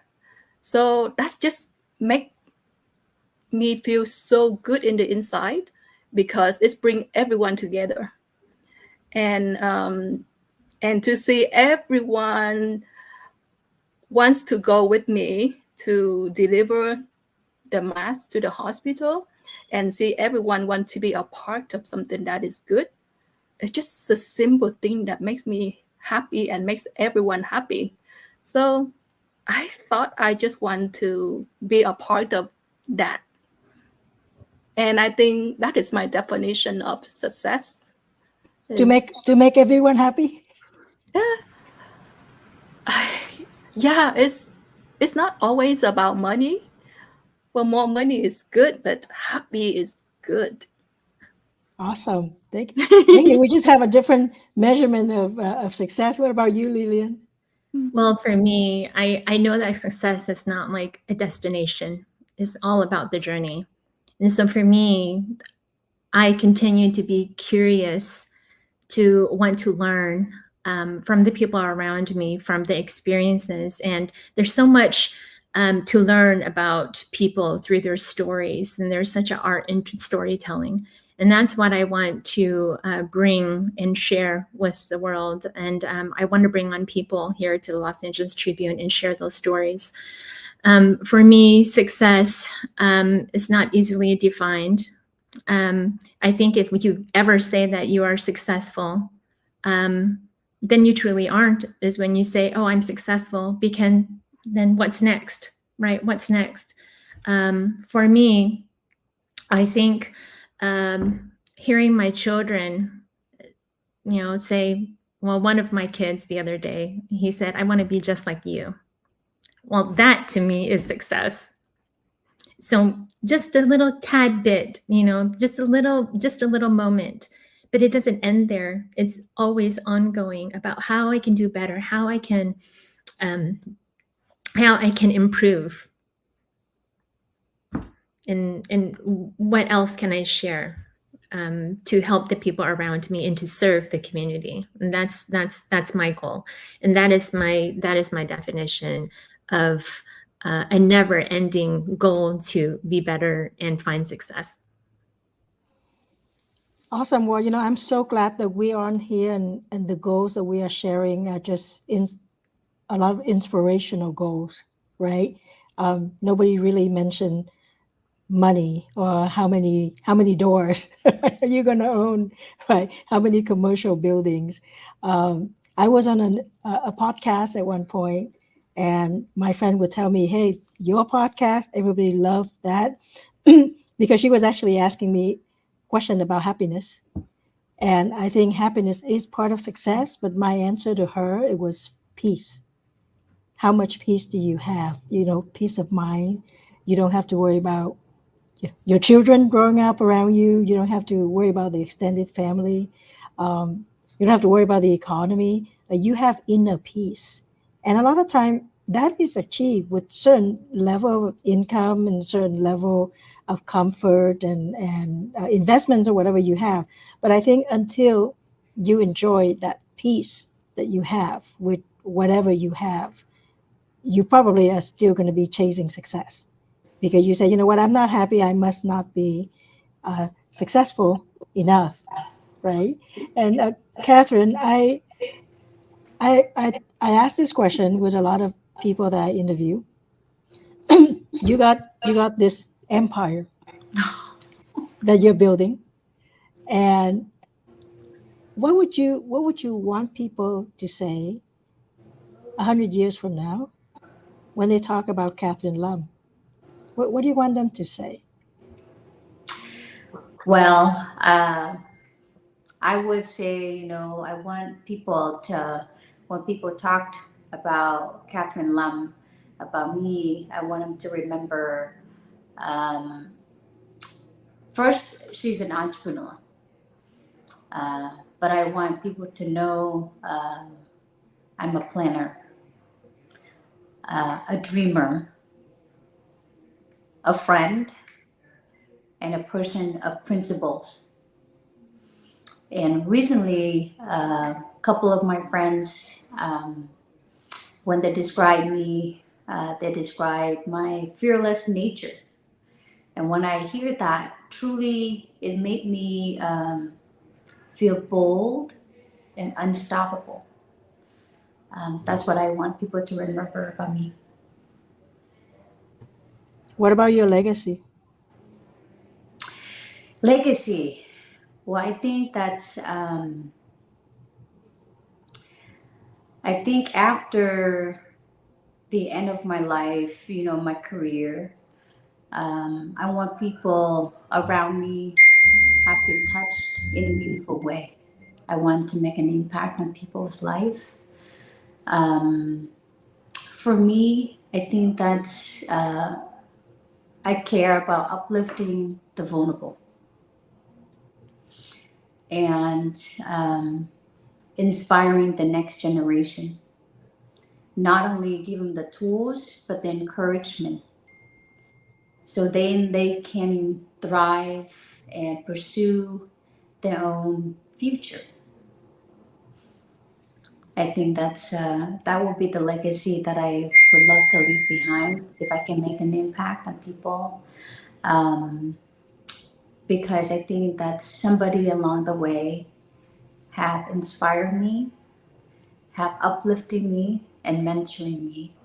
And I like to do that. Part of my give back, my legacy, is continue to uplifting and continue to mentoring, giving back my time and inspiring, sharing my own stories of how I got here to where I am today, so they can, find their own future. That's wonderful. Thank you, Catherine. And I think it was Albert Einstein who said that compound interest is the eighth wonder of the world. And I don't think he was talking about numbers. I think he was talking about leadership and mentorship and tapping the next leader. And, if you're a true leader, you grow other leaders around you and you empower them. And so you're amazing. Well, thank you, Lillian. Well, I hope our friends and families and people who are watching us right now, I hope they get a little glimpse inside the mindset of some of our Vietnamese who are entrepreneurial. We contribute to society. We do our part supporting the community, and we think about a legacy, and we think about what we can do for generations above and beyond. And today we only have a conversation with four of us who, we're around here on the Midwest and West Coast, but there are so many more millions of us all around the world who want to be able to share our success, our stories, our business opportunities with the world. And we hope that the world will also respond in embracing us as not just as a small group, but as entrepreneur, right? Because we are that part of the mainstream. We don't want people to think that Vietnam is just pho, or Vietnam is nail shop. Today you met a real estate mogul, right? You meet a retail empire. You meet 3 movie producers. That should change somebody's mind a little bit. So we're going to wrap this up, and I just want to ask each one of you to give us, your final thought, your advice, how you feel about this. And for me, I would hope that everybody join us in this journey to grow the Los Angeles Tribune Vietnam Journal. So make it mainstream, make it available to everyone.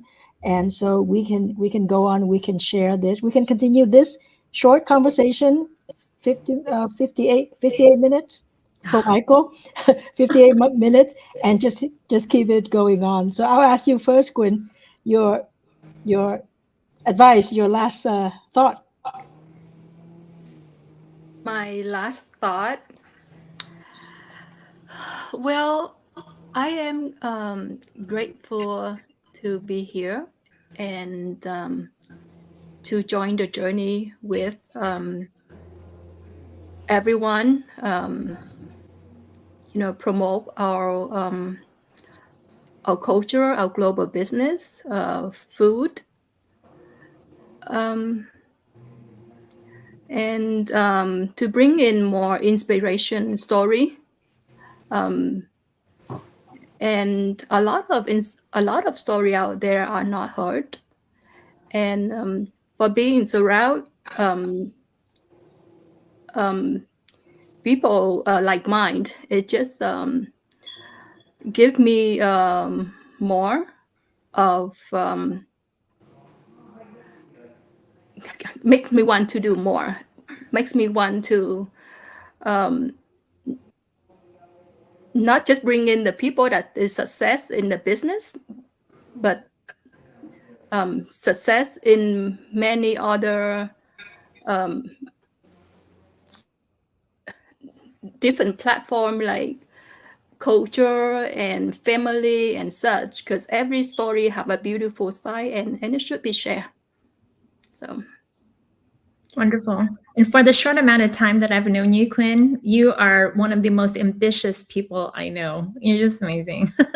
And I'm just glad to found you, just my twin like mind. Thank you, sweetheart. So yes, I'm very, very grateful to join the Los Angeles Tribune as a community outreach director and business development director. And I do hope that I do invite everyone to join us in highlighting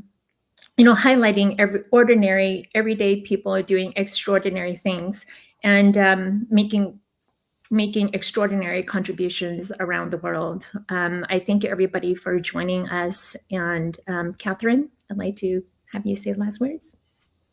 Well, I just want to say thank you so much, the Los Angeles Tribune, for having this platform. I think that's, for us, seeing us speaking the language, sharing the culture, and having this platform truly inspire us to do more and pull more others to get in and share their stories, right? Wonderful story. I think this platform serves a great representations for our leaders, our Vietnamese American leaders. Sometimes I do feel I don't have my own Vietnamese community platform. So this is it. I really appreciate it for the opportunity, and I look forward to the future of this new divisions of the Los Angeles Tribune. I sincerely appreciate it. Thank you. Michael? Oh, amazing. First of all, everybody out there, give them a round of applause for being here, for what you're bringing to the community, for how it's amazing. We had a conversation.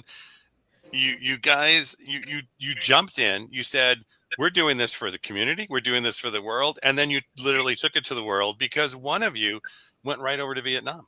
Right. And then so I wasn't gonna, I was gonna pop her up here in a minute, but you did, Quinn. She said, I'm in, I'm done. And she's on a plane. So, you're bringing it out. You're part of our team and family now.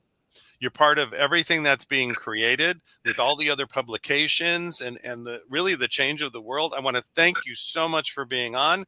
I want to thank Dr. Emily for spearheading this. We had a little conversation, and here's what she said. I'm in. What do you need? Let's go. So, and she really did it. And she's calling today from another event in another part of the United States.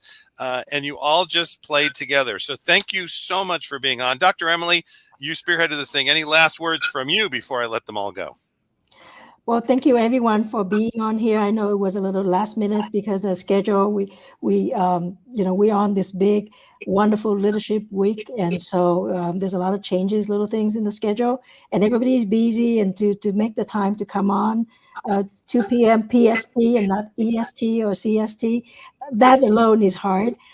Yes, I'm here at an event learning with a marketing guru, Dan Kennedy, and I invite everybody to be a student, the student of life, and the student in making and improving your own life, the life of your community and your family.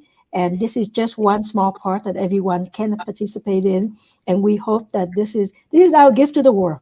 This is our gift of sharing our story and bringing our lives out there to the world.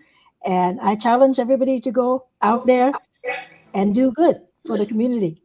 Thank you, Michael. Awesome. Thank you so much. Welcome, all of you. Welcome to the team, and I look forward to years ahead of what we're going to create. All right. Goodbye, everybody. Thank you all so much. Thank you, thank you, thank you. Now we're going to just continue to move forward. So I gave my information earlier, which I normally don't do, and my email address is very simple. But how do you want to really connect with us? Is you want to make sure that you register for this event, because when you register for the event, then you're going to be part of our after networking. You're going to get to meet myself and Mo and some of the team, and we're going to tell you about the projects. We're going to tell you about what we're doing.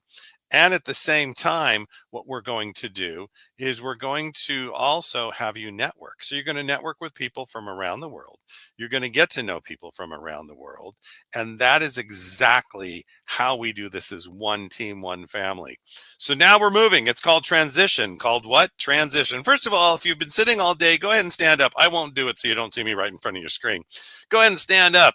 Put your arms up in the air. Reach up, reach up, reach up. All right, move to the right. Everybody to the right, to the right, to the right. Now you see my right, your left. We're going to mirror everything. But see, I'll just go like this. You go whichever way you want. Clap your hands together. Say, I am ready for more. I learned a lot in the last 20 years of doing this business. I've been with a lot of the greatest teams. I was TR Vecker and Peak Potential's director of coaching, a VP, and many other things. I worked with Bill Walsh for many, many years as a VP. He's one of my mentors. Mary Glorfield, Tony Robbins' vice president for 18 years, is my business partner and mentor. And there's greatness that we have that brings us to where we are today. And the next amazing group is more of our podcasters. So to the stage, I'm going to bring them all. And the leader is Sandy Scarlatta. Hi, Sandy, you're back. Look at you. Look at you. Well, I'm going to bring up the panelists and I'm going to turn it over to you. Have fun with them. Have a great time. Just rock and roll. And I'll give you 23 minutes. Look, you got some extra time now. So, all right. 23 minutes. I know. Isn't it great? All right, here we go. I'm bringing up some amazing leaders. Just amazing. All right. There we go. All right, Sandy, over to you. All right. Hello, everyone. I know most of you. There's an echo. I don't know if it's me. Can you guys hear it? Yeah, I am hearing it. I am hearing a little bit of an echo. So if you're not talking, just mute. But what I want to do first, because I only know a couple of you, but thank you all for showing up. And I know who you all are. I just haven't really been on the same panel with you guys. So thank you so much. Let's just go around and introduce yourself, what you do. And if you have a podcast, I think we all do here, talk about your podcast as well. So Dr. John Terry, hello, my friend. So great to see you. I know you've been so busy, lots of stuff going on in your world these days as well. Absolutely, Sandy. I am in the middle of a 12-city national tour. My 8th book launched April the 1st. I finish up that 12-week tour next week in West Palm Beach, Florida. Had a fun time coming back from an event I did in Carlsbad, California this week, but excited to be here and lots of neat things happening. Awesome. All right. And Nirka. And I hope I said your name correctly, but you are on mute. So you want to unmute yourself first? Yes, Sandy, I'm thrilled to be here on an amazing value-packed event. I am Nirka. I'm a transformational leader. I'm a coach of coaches. I specialize in guiding people to effectively communicate with their subconscious mind. Because sometimes people consciously want something, but subconsciously something's holding them back. So I create epic events and experiences that guide people to release whatever's been blocking them. So my company is an Institute of Hypnotherapy and also NLP. And I'm fired up because so many of the people on this week I've known for many, many years. I've known Mary for over 20 years. Prior to launching my company, I traveled with Tony Robbins for 5 years and I was his top trainer. So I'm happy to be here. Grateful to be with each and every one of you. Marquis, Dr. Mandy, John, everybody. Yay. Thank you so much, Nirka. And I love everything that you do. I am one of your followers. The subconscious mind is something that whole nother level of consciousness. So if you want to learn more about that, definitely hook up with her. Marquise, so great to have you here today. Marcus Ogden. I live in Fuquay Green, North Carolina. I'm a former NFL athlete. I am a coach, speaker, podcaster. We have a podcast called Get Authentic with Marcus Ogden. We're the top 0.5% of the world most popular. I also am a transformational specialist in breakthrough. I've lost everything, went through bankruptcy, lost my home, lost my cars, all my money, moved to $4 to my name. I had rock bottom, I had to rebuild myself, rebrand myself. Here we are now with a phenomenal brand around with people like yourself. Excited to be on this awesome panel. Thanks for having us here. Thank you so much. And Dr. Mandy. Hi, Sandy. Thank you so much for having me. And this is such a great panel. I don't know all of you personally, but I'm about to get to know you all much more. I am a TV show host, a podcaster, a speaker, and a world champion sailor. So I've definitely touched with you, Marquise, on the athletics end of things. My podcast is called My Life, My Freedom, and my business is called Be Big Babe. I am the Thought Leaders Impact Amplifier. I help thought leaders amplify their impact in the world by installing my operations team so they can go big and freely be in their genius zone of helping people in the world. All right. Well, thank you everyone for being here. I'm Sandy Scarletta. I'm host of the Happiness Solved podcast and the managing director of the Los Angeles Tribune podcast network, and which all of you are a part of. I've seen all of your names. I've listened to your shows. You guys are all doing amazing things. And I love that we have some athletes here because I am a retired U.S. national and international figure skating coach. We've got the black belt leader, the sailboat, and the football player. And I do archery. Archery. You do archery. There we go. Boom. I knew it. I knew there was something in there because, I always say, today's athletes, tomorrow's leaders, right? And I love that we're all athletes here because, as you all know, let me tell you, when you've got that drive and you want to accomplish something, it's the athletes that really know how to take it. I mean, we all do, but there's you all know what I'm talking about. So let's go down that path here when we're talking about leadership, because as leaders, we want to build today's youth. How important is it for you all in leadership, whether you're just, going to the gym every day and knocking the weights out, or like me, I'm an amateur competitive tennis player and, in my mind, I'm much better than I am, but hey, I'm out there and I'm doing it and I'm competing. I have a match tomorrow night, as a matter of fact. So what can you share with the audience when it comes to that athleticism and leadership? How has that helped shape you as a leader today? And let's start with Marquis. Marcus, I'm like the worst. I've been called worse. Don't worry about it. So for me, as a former NFL athlete that still competes today, I like to play pickup basketball. I'm very much into this being healthy, fit. I love this panel. I love the energy already. I'm all about just focusing, locking in, and attacking. If I'm going to do something, I'm going to put my all into it. I'm not going to get distracted. I'm not going to say, I'm going to do this and this. I'm just going to focus on what I love to do and move forward. I'm going to lock in on that target, whatever it is I want to do. I'm going to attack or take action. If you're listening to this, action is the foundation of being successful, fulfilled. Everybody on this panel takes action every single day through working out, mentally, physically, emotionally, spiritually, archery to sailing, all these things. We're all moving and we're focusing on innovation or evolution, movement, and being dynamic. It takes the same energy to dream small as it does to dream big. So dream big. So as a leader, take action, be focused, and keep moving no matter what. Wow. Words spoken from an NFL athlete. I mean, how much bigger can we get, guys, except for the black belt leader, Dr. John Terry. You know, Sandy, when I think about athleticism and how it helps us with leadership, I go back to my newest book that I just launched, The Black Belt Secrets of Success. And I talk about it on the Black Belt Leadership podcast often. And that is the number one secret of success in life that I teach and share. It's that successful people do daily what unsuccessful people do sometimes or not at all. And when you get to the top of the mountain, you've achieved something, but you don't stop there. You know, if we look at the greatest athletes in the world, you look at LeBron James, you look at Kobe Bryant, you look at some of the incredible guys that have played football over the years and other sports as well. They don't just get to the top and get that Super Bowl ring and say, I'm done. And they don't go sit down on the bench. They go back, they learn what they can do better, and they continue every day to become a better version of who they are and what they do. And they realize, just like in the world of martial arts that I've lived in now for 50 years, there is no finish line. Every day there's something new to learn. There's an opportunity to get a little bit better than we were the day before. And if you're not doing that, I love what Ray Kroc says, as long as you're green, you're growing. But once you're ripe, you start to rot.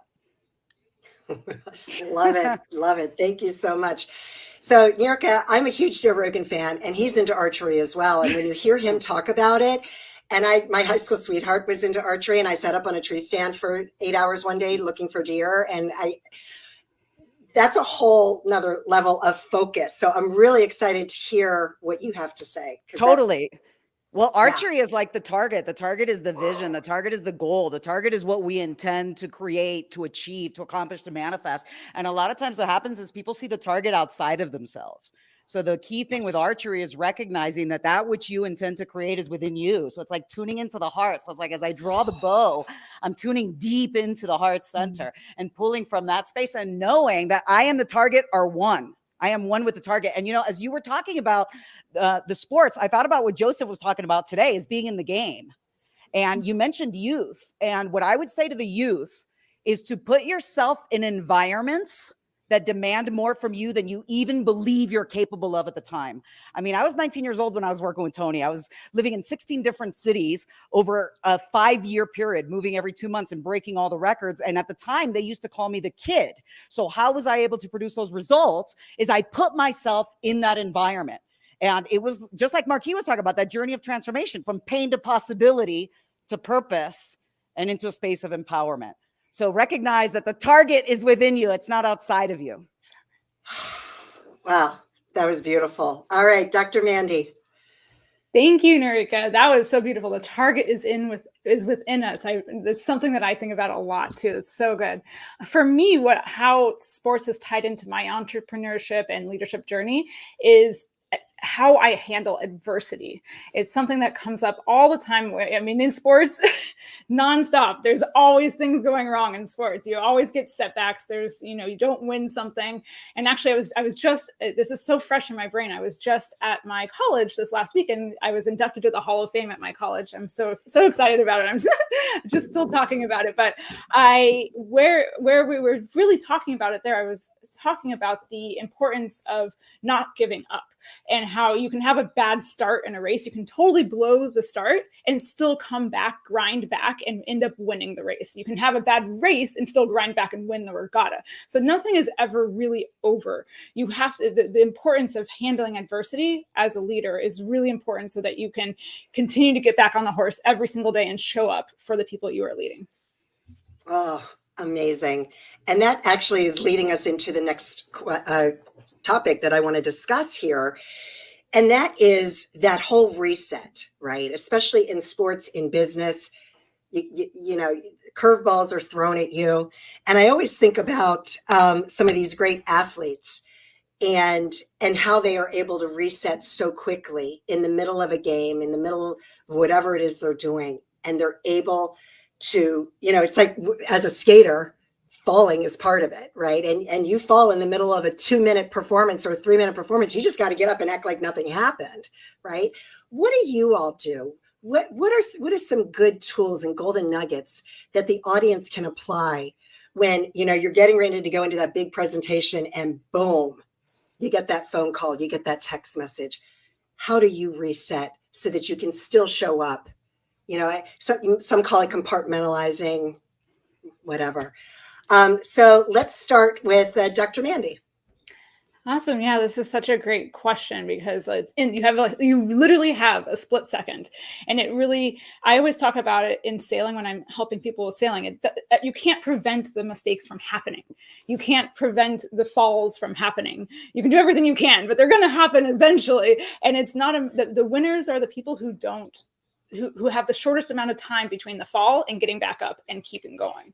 And so you have a split second sometimes to really make a change in your brain in order to keep going. And what I do is I go inside and I just, all the things that are popping up associated with this of like, oh my gosh, I just blew it up. I'm going to fail everything. All the images of like, oh, I just blew my entire career. I just did, I just blow them up. I blow them up in my brain. And so they're not there anymore. I just pretend, I try to like completely reset my brain. And so I'm moving forward like nothing ever just happened. Love it. Love it. Love it. Love it. That got me through the Marine Corps marathon. Oh, after mile 16. Okay, I'm done. Let's just run 10 miles. I just have to run 10 miles. I can do it. Marquis. That's funny. I like that one. What I do to reset, there's 4 V's to get to the 5th V of victory, but I need to reset quickly. I do the first 2 V's. I visualize and I vocalize.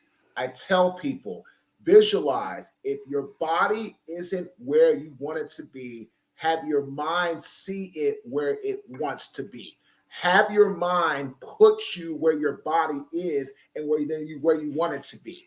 When you visualize where you want to go, what you want to achieve, you can reset and then vocalize, or repeat goodness. So many people talk bad about themselves when things don't go their way.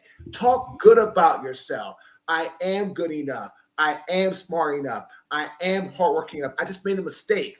Own it. Fix it, move on, don't dwell. So if I'm trying to reset quickly, I visualize on where I want to be, and then I vocalize to myself, I am good enough, I am smart enough, and I do deserve happiness. I'm recently divorced, and it's interesting. 18 months later, God puts me to a development called Serenity, and I live on Serendipity Drive. That's the power of visualization. You got to love it. Thank you for sharing that. Thank you so much. All right, Nirka. Okay, brilliant answers. And I'm going to piggyback on that in a moment. But I'm going to begin with breath. So for me, when I'm having that, I immediately, mind controls the body, breath directs the mind. So I just pause for a moment, inhale a breath, and I know that I'm not rushed in that breath. I can inhale a breath. And in that moment, that breath allows me to just center my being, center my energy, center my presence. And from this place of centered presence, back to what Marquis was talking about, I ask a question. I ask, usually I'm like, how may I serve? Something of purpose. And that question has power. And our subconscious mind, I shared with you about the importance of the subconscious mind. Our subconscious mind is listening. It's never idle and it takes direction. So like what Marquis was talking about, if someone goes, oh my gosh, what if I screw up? Subconscious mind is listening. I even brought my hat. It goes, aye, Captain. Aye, Captain. Okay. So when you say, how can I get this accomplished with ease and grace and velocity right here, right now, you're in a different frame. And that's what I love about what Dr. Mandy was talking about. She's like, no matter what happens, you keep going. That's a belief system. And I got some props here. Frame of mind. Okay. So a frame of mind that is a frame of possibility rather than problem. The other thing is this, that no matter what happens, you can utilize it. No matter what happens, you could utilize it and make a joke out of it, make light of it, and allow it to be part of the experience, because that's how life is. Utilize whatever shows up. Love it. Love it. Love it. Brilliant stuff here. All right, Dr. John Terry. You know, I thought about Mike Tyson as you asked that question, because Mike is one of the greatest boxers that ever lived. And he said, you can go into the ring with the best game plan in the world, and it works great till somebody hits you in the face. And I love what Dr. Mandy says. It's not a question of if you're going to fail. It's a question of when you're going to fail. And successful people use failure as a means to learn, to grow, and to become better. I know when I was fighting and competing in a multiple state circuit and fighting, there were times that I got in the ring that I thought I knew what the opponent was going to do, and he pivoted. And at that point, you got to go back to what I teach in Black Belt Leadership 101. You got to believe in yourself. because you can't achieve what you do not believe. So I want to build on what Narika just shared. And that's just so important, because you've got to trust your training. You got to trust your preparation and all the work you've done to this point. If you're confident and believe in who you are and what you're capable of, you're going to take that distraction, that momentary, I messed up, and you're going to just pick yourself up off the floor. You're going to get back in the ring and you're going to go back to the fight. Wow. There's so many questions and topics that I'd like to cover today. And based on what you just said, Dr. John, I want to talk about conscious leadership, because what you're talking about is consciousness, right? And you can prepare all you want, like you were saying, and you have to just trust. And like some of the athletes that I work with as a peak performance coach, that's where it is. When it matters, you can't be thinking about all the little things. You just show up in pure consciousness and your body knows what to do. When it comes to leadership, though, what does conscious leadership mean to you? And I asked this question on the panel earlier, but I think it just needs to be repeated with different answers, because you all have such different backgrounds. So I'm just going to go in reverse order. So Dr. John Terry, what is conscious leadership to you? Conscious leadership to me means being in the moment. I think of Dr. John Wooden, who was, an incredible basketball coach. And he says, when opportunity presents itself, it's too late to prepare. So learning to be prepared and learning to be in the moment and being willing to respond, trust your training, trust what you've learned up to this point, and lean into that and have an opportunity to win, lose, or draw, to learn from that and be the best version of yourself that you can. There's going to be opportunities you're going to get to the top of the mountain. There's other times you're going to slip back a little bit. You learn from that, you get up and you climb some more. But being in the moment, being present, and being the very best version of yourself, that to me is conscious leadership. Now, Wooten, basketball coach, right? Yes. Yep. My son used to go to his camps. Absolutely. During the summer months. Yep. Yeah, that's awesome. All right, Nirka. I love that. Super powerful. Being in the moment. I'm going to add one other word with a conversation I was having with my dear friend, Michael Beckwith. And we talked about being available. So it's like conscious leadership, fully available, present in the moment. And what I experience when I think of the word conscious leadership, I feel expansion, a sense of expansion, availability, a welcoming. And the opposite of that, just to give listeners like a distinction, would be contraction.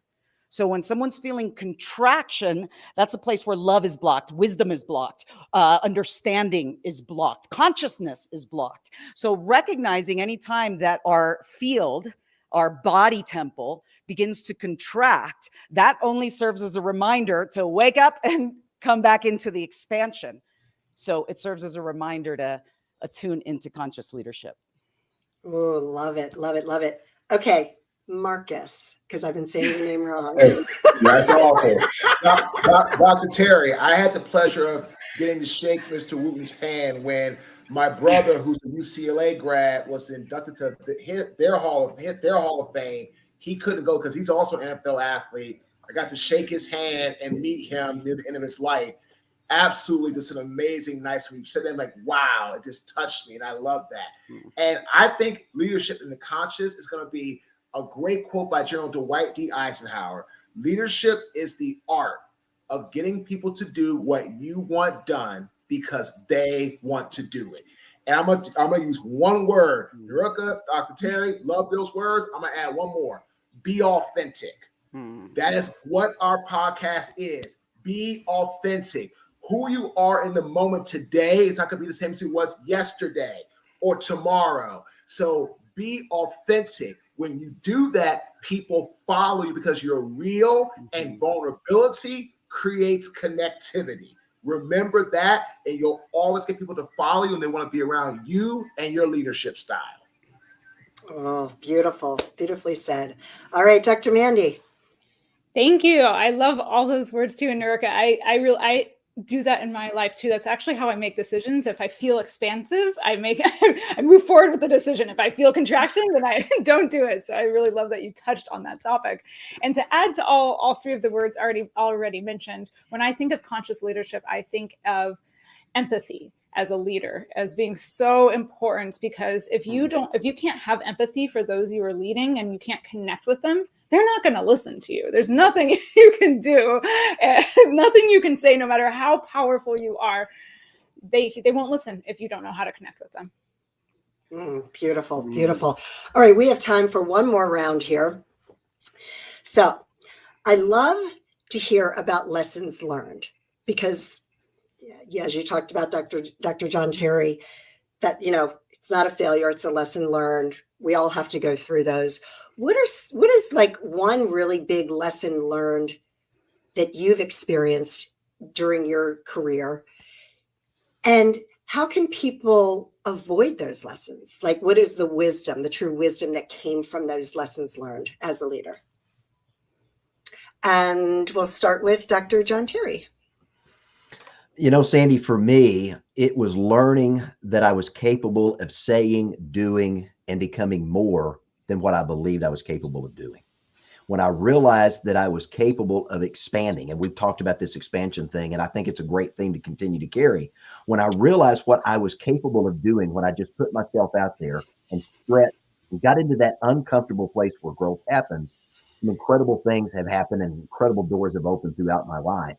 And it's putting yourself out there and being willing to be exposed, being willing to learn from failure, and having the opportunity to just keep trying. Love it. Love it. Marcus. So a lesson I learned, when your ego gets bigger than the good part of your soul, you're screwed. And I have an acronym for ego. My client had one, edging God out. Mine is exaggerated, glorified opinions. My ego cost me everything. My home, my cars, all my money, my business. I had a $20 million a year business. I lost it all in 90 days and everything I own because of my ego. So if you're listening, I tell people, learn from me so you don't end up like me. Your ego can be your biggest demise because at the end of the day, by the time you see you have it or it's too big, it's usually too late. So learn to be around people like this, and that is going to move you forward. This panel is the exact epitome of greatness, of leadership, and of connectivity. If I could hug all of y'all, I'm 6'6", 275. I could hug you all. I do it right now. And it was awesome. I'm feeling it, Marquis. I'm feeling it. Dr. Mandy. I'm feeling it too. It's perfect for what I'm going into. What my biggest lesson is, I'm feeling the love, is also what Dr. John was talking about earlier too, of like really loving myself and trusting myself. I've made my biggest mistakes in leadership have been taking way too many other people's opinions. We live in a world where there's so much information just bombarded at us, and so many people want to give their opinion on everything. And ultimately, we really do have to listen to everybody and, you know, take that in, but to trust myself and to know that I have all the pieces and I have seen the whole playing field. I have the whole view and I know what's best, and I'm going to move forward with that decision. Beautiful, beautiful. Nirka, take us home. Oh, I love this. So powerful, trusting, Mandy, what you said, and also Marquise, having the head be in service to our hearts. That's exactly what you're talking about with the ego and listening, being able to say no. So having the head be in service to our hearts. So we're still taking that intelligent, strategic, focused, purposeful action. It's in service to our soul's purpose and to our heart. And the last thing I'll say to everyone listening is you have a gift, okay? You have a unique gift that nobody on earth has. Nobody has your expression, your unique way of shining light, your unique way of bringing value into the world. So all of these beautiful, amazing people are all here bringing the message of shining your light. The world needs your gift. I love you, and I love all of you. Oh, beautiful. Thank you so much, Michael. Thank you so much for letting me just be on this panel with these amazing human beings and leaders. And this has just been such a gift to me. And I'm so grateful to each and every one of you. And I know, Dr. John Terry, you're going to be back on my podcast. I have to send you the link. And I need to have the three of you on my show as well, because we are just going to take this to a whole nother level. Michael, thank you so much. You're welcome, everybody. Give Sandy a thunderous round of applause for leading the panel, and all of you guys. And put a 1 in the chat, everybody. What an amazing group. And it's easy when you don't, with Mr. Ogden. See, I got it. I know your name. You know what I'm saying? But and I do it all the time. Trust me, Sandy. Don't even. You should see me when I introduce them on stage, and they're like, Mary Glorfield, right, Nerica? When she gives you that look, like, who are you introducing? So, but you got to have fun. I've gotten that look before. Yeah, that look. You know what I'm talking about. So you got to love what you do every day. Give the panelists a big thunderous round of applause. Here comes the ones. You guys are awesome. I'm going to take you out. Sandy, have a great day. Thank you all. And thank you all for being part of the network, everything we're creating. And we've just started. All right, here they go. Here they go. Here they go. Bye, Sandy. Bye, John. All right. What's great about that panel is there's so many people from so many walks of life. You have thought leaders, pro NFL, Martial Arts Hall of Fame, President Council for John Maxwell, leadership. It just goes on and on and on. And as we continue with this down this wonderful journey, the next woman that I'm going to bring up is really special in many ways. She's taking her message to the world. She plays along with our team. She's always about learning, education, and moving it forward. She does everything she can for her clients. I'm going to bring her up, and then I'm going to introduce her. There we go. Amber Wynn, named 2023. Hey, Amber, how are you? Good. How are you? Wonderful. Named 2023 Transformational Coach by Best Holistic Life magazine. When Amber and I were talking, we really teased out what is that you bring to the world? And you said it, right? And you typed it to me. And this next piece I'm about to say, to me, this is just so, that's why I said don't change it. People are my passion, and my goal is to offer them tools that help them see what their possibilities are. Let's give the floor and the stage to Amber Wynn, and I'll be with you the whole way through. Yes. Thank you. Thank you so much, Michael. Thank you for having me here. Thank you, LA Tribune. You guys are amazing. This has been such a great event, hasn't it? Yeah. Type a 1 in the chat if you agree. I mean, come on. This has been, wow. And that last panel, I tell you, superstars. Okay. We are getting so close to the end. And I know that Michael had you do this before our last panel, but look, I'm going to have you do this again because where I'm at right now, it's almost like sleepy time. We've had our lunch. We're getting ready to just kind of wind down at the end of the day. So if you are in a place where you can and you're comfortable with doing this, I want you to stand up and I want you to just kind of shake it out. Just shake everything out, get that blood moving, pump it up. All right. Awesome. Do whatever you need to do in order to just have a little fun. We don't do that enough nowadays. Have a little fun. Okay. Go ahead. Sit back down if that's what feels good to you. If it feels good to stand up, stay standing. But get comfortable. As you're getting comfortable, thank you again for asking me to speak. Because this is such an amazing place to be with so many incredible people. Am I right? I mean, when I was asked to speak, my brain went straight to what can I tell them to give them hope, to give them encouragement? What is something that they can come away with that'll help them start getting more of what they want in their life? I mean, who doesn't want to get more of what they want in their life? I mean, yes. Okay. If you agree with me, comment yes, Amber. Who doesn't want this? All right. So the night that I was asked to speak, I went to bed thinking about all of you. And I asked my creator if there was just one thing that I could say that would give them hope, that would inspire them. What do they need to hear? And do you know what he said? I'll tell you in a second. You see, I fell asleep Tuesday night thinking about it. And then it was about 3 a.m. when I woke up thinking about it again. And I was lying there in bed and I just couldn't get back to sleep. I was tired, but my mind would not quit. How many of you have had this problem? Then the problem was it started going down this all too familiar path of what ifs. And then I just could not get comfortable. Can you relate? I could feel my body starting to tense up. It's too hot. So I threw my covers off. And then it was too cold. I just could not get my mind to settle down. I went from feeling a little tense to having this full-on anxiety attack. And since my pillow turned into a rock anyways, I just finally got up. So I went out into my living room and I went through this exercise that I do when I can't stop my inner critic from screaming at me. And I'm going to tell you this trick that I use so that you can use it too, because it is amazing. But first, I want to tell you what my creator told me to tell you. After I settled myself down and I got myself, my thinking brain back online, do you know what he said?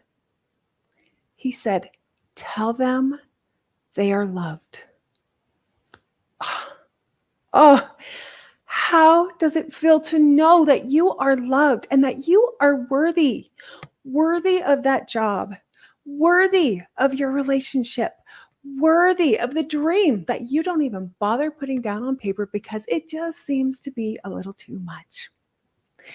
And maybe you don't believe that it's true. Look, I get it. I've been there. You are not alone. We've all had times when we don't feel loved. Some of us more than others, but at least one of you needed to hear that. So if you are feeling courageous enough to share, comment with a yes, or comment on, I'm feeling courageous. And this will tell everyone, it'll show everyone that they are not alone, that there has been a moment in your life where you haven't felt loved.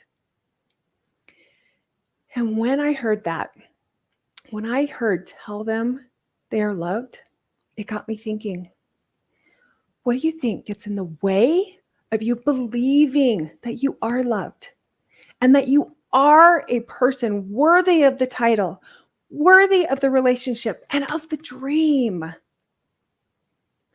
I think part of it has to do with that chase that we're in. The chase to prove something, the chase to feel something, to leave our mark, to contribute, to create a legacy. A lot of that has been talked about today. All those things are such good things. But doing these things, they usually take longer than we expect or longer than what we want. And when things aren't going as planned, when you are facing failure after failure, what are you telling yourself? What is that dialogue that is happening in here that no one else can hear but you? What is that tone that it's talking to you in? Now, for me, if I'm not paying attention and being intentional, which we are all about here, the tone turns negative 100% of the time. What's happening is my brain is just trying to alert me, work harder, be smarter, earn this much money, create a flourishing environment for my kids and grandkids, get this job title, earn this much money so that you can afford this house or that car. That is quite a list. What is on your list? What kind of environment does that create for you in your body when you're thinking about that list? Are you feeling anxious? Are you feeling overwhelmed, stressed, tense, worried? If you were here, so this is my podium. It looks so beautiful. I love this. I always say I'm 50% a mess and 50% amazing. So if this was looking messy, then what you're getting is amazing, right? So if you were here, if you got the title, if you had the money, the house, the relationship, whatever is on your list, then what would your brain tell you? You did it. You're worth something now. Now your kids can be safe. You have arrived. Now, if someone told you you are loved or you are worthy, could you believe it? How does it feel when you are here? Do you know? Is it maybe energized, determined? Maybe it's safe or calm. Put in the comments what you feel when you're right here at the top, when you've made it. Maybe you already believe that you are loved and worthy, but maybe you'd rather be getting here to the top, feeling energized, determined, safe, calm, whatever it was that you put in the comments. Is it possible to get here without all the worry, without all the anxiety and the overwhelm? Yes. If you are listening to this, you are super smart. You are driven. We've talked a lot about action over and over today. And most of you have already heard of the think, feel, do model. If not, that's okay. I got you. It says that what we are thinking will create what we're feeling, and that will drive us into all the action that we need. This is a brilliant model. I mean, look at what we have created based on that. But what about the times when you're frozen in fear or overwhelm, and your body and your brain just will not do what you want it to do? Take note of this. Write this down. When our body is not aligned, our thinker is offline. When you are feeling too much stress, worry, overwhelm, your body is not feeling safe. And because of what we are now learning about the vagus nerve, when our body is not feeling safe, trying to think clearly is like trying to walk in a foggy, thick muck that is up to our waist. Thinking clearly is 10 times harder. Am I right? When your body is not aligned, your thinker is offline. This is what was going on for me Tuesday morning at 3 a.m.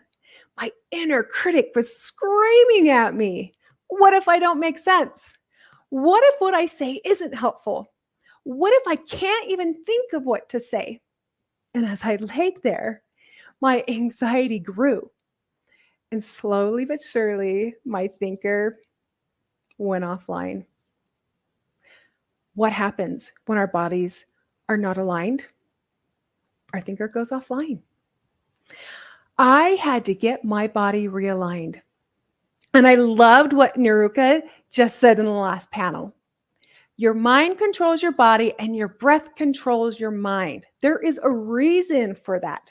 Breathing is one way to get your body back aligned to feeling safe. Okay, are you ready for the trick that I used to do this? Comment with a yes or a 1 if you are ready. I hope you are, because we are going to do a little body realignment right now. If you are in a place where you can and you feel safe to do so, close your eyes. Think about something that's creating worry, stress, overwhelm for you. Why is it causing you stress? Finish this sentence. What if? Maybe it's, what if I don't meet my quarterly projection? What if I can't think of what to say? What if my loved one doesn't get better? What if? Did you hear it? All right, now what I want you to do is I want you to take 2 fast, deep breaths in and then slowly let it out in 1 long exhale. Sink into your body. Notice how it feels to breathe. Take 2 fast, deep breaths in and slowly exhale it out. And now allow your breath to return to its normal rate. But keep your eyes closed if you can, if you're safe to do so. Imagine you are at a beach. It is a beautiful sunny day with a light breeze, and the temperature is perfect just for you. Feel the warmth of the sun on your skin. Feel the soft, warm sand under your feet. Look at the gorgeous blue ocean. Watch the waves roll in and crash onto the sandy floor.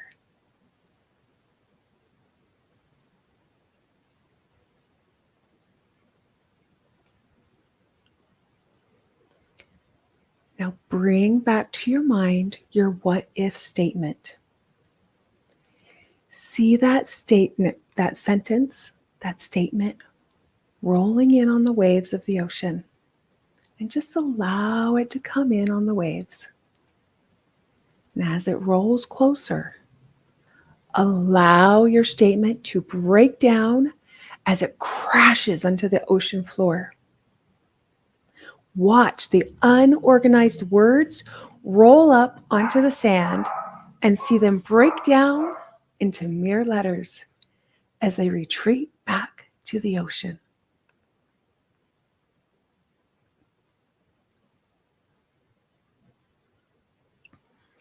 Continue to watch your worries, your what ifs, roll in, crash down, and dissolve into the sand. And then allow them to retreat back to the ocean.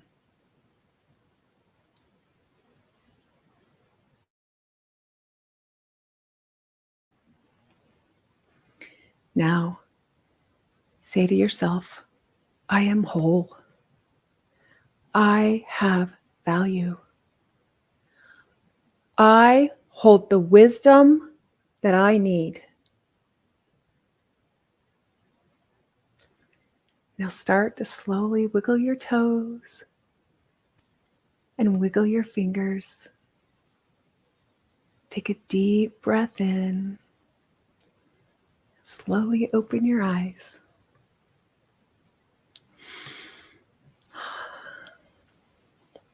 Hi. This is what I did to get my body realigned and my thinker back online so I could think at my ultimate potential. This is how I was able to hear my Creator say, tell them they are loved. When your body is not aligned, your thinker is offline. To journey, the journey to here, it will be challenging, but it can also be much more enjoyable. If you have gotten here before, then you know that staying here doesn't last, because that feeling that you felt when you got here, it just doesn't last. And when that feeling dies down and we get restless, what do we typically do? We set our sights on another podium to make it to the top. Now, I'm all for switching podiums.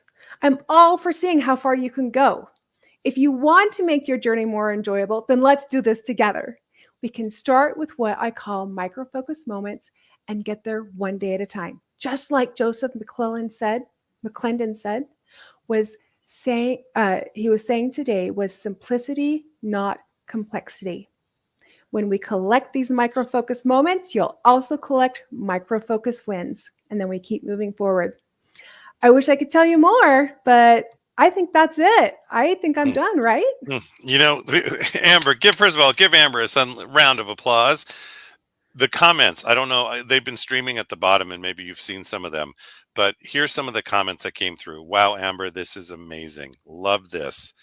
Ah, man, this is my jam. And if you know John's background, that's just phenomenal. Think, feel, do. Absolutely, Amber. I love this. I could just go on and on. You should look at the comment stream when you have time on Facebook. Absolutely. I want to thank you so much for being here today. What was great is this is great grounding for the afternoon. This really, right? This was a perfect moment. And I saw people were typing and other people I know were texting me going, this is perfect. They loved the diagram and you were very clear. The question became, how can they get more? How can they reach you? Oh, listen, if you would like to spend a little more time with me, I would love that. Go to my website, amberwin.com. That's AMBERWINN.com. amberwin.com. And at the top of my page, you'll see an option for a free mini session. And while you're there, just scroll down a little bit past the classes that I offer, and you will see season 1 of my podcast, The Inner Love Diva. And I know we all like to binge nowadays, so you can binge on over 50 episodes if you really wanted to. All right, go to amberwin.com, and I really hope to see you there. Fantastic. Amber, thank you so much. I'm going to leave you up just for a second as I bring up this another powerful woman that you'll get to know more and more and more of. Yeah, there you go. I knew you. So, yes, love you. Karen, what'd you think of that session? Oh, Amber, I just loved it. You just got us all grounded, and it just felt so good, and to feel safe, and to get back in touch with our emotions and to work on mindset, because we can't do it unless we feel safe. And so that was great. So true. Yeah. Oh, It's you're so interesting. welcome. It's interesting too, is I was watching, I can see the green room. You guys can't, right? You can't see everybody loaded up but everybody's eyes were closed. I went, this is awesome. So, amberwin.com. If you want to reach out to her, you're getting, thank you, Amber. Thank you so much. Thank you. This was wonderful. Your voice is so soothing and on and on. Amber, have a blessed rest of your day. Thank you for bringing this to our audience. And we look forward to seeing you over and over and over. And thank you for being part of the team. Same. Thank you so much. Everyone have a wonderful day. And remember, you are loved. Thank you. Isn't she amazing? Wasn't that amazing? It really was. What a great part of the afternoon. Yeah. Sometimes when you do a schedule and you move it around and I brought her just a little bit earlier, not much, but I thought, all right, so I'm going to put her, because it's like a great grounding time. And it's a great grounding for all of us. So I'm going to give you the floor. And I want you to tell people, you've been on all day. I want you to tell people really between the launches and what you're about and the greatness that you bring to the planet. I'm going to give it up to you for the next 8 minutes.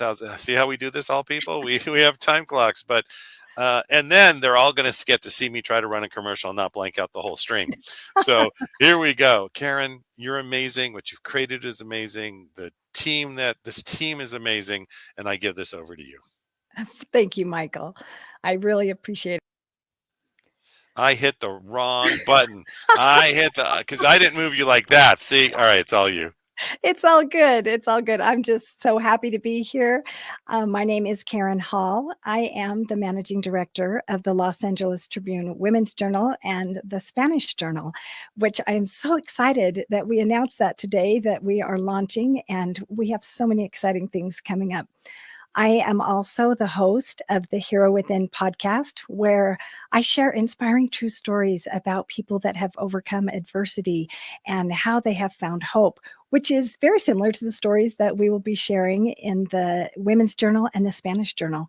And so I want you to stay tuned, because there will be so many amazing people that will be contributing and sharing what they have gone through in their lives.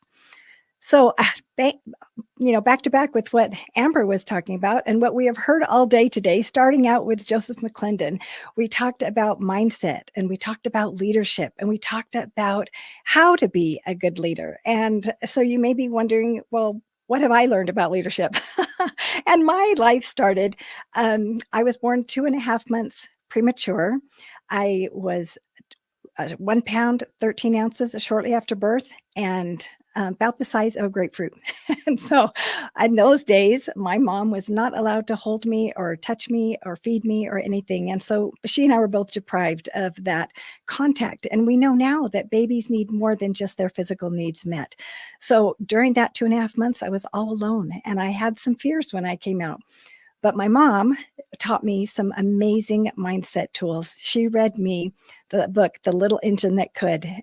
That was my bedtime story. And if any of you are familiar with The Little Engine That Could, it's about a train that is taking dolls and toys and good things to eat to the other side of the mountain, but it breaks down and it needs help. And it asks for help from the passenger engine, but it's too busy. And it asks help from the locomotive engine, but it's too important. And so then the little blue engine comes along and it says, well, I'll help. But it's so small.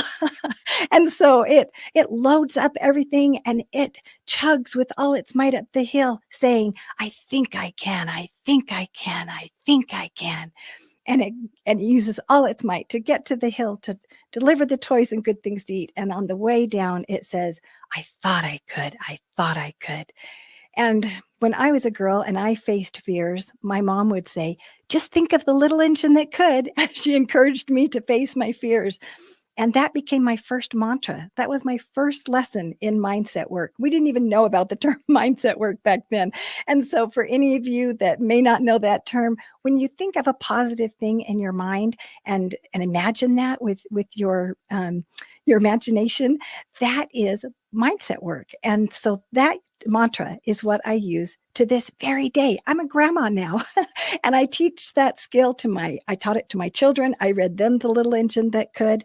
And now I teach it to my grandchildren and to my clients in my coaching business. And I have found that this is just such a powerful mantra because it gives confidence and it helps you to face those fears. As a leader, we not only face our own fears, but we are helping to inspire others to face their fears. And I liked how Joseph McClendon talked this morning about how neuroencoding, which he teaches, helps us to remove objections because we're always thinking of the reasons why we can't.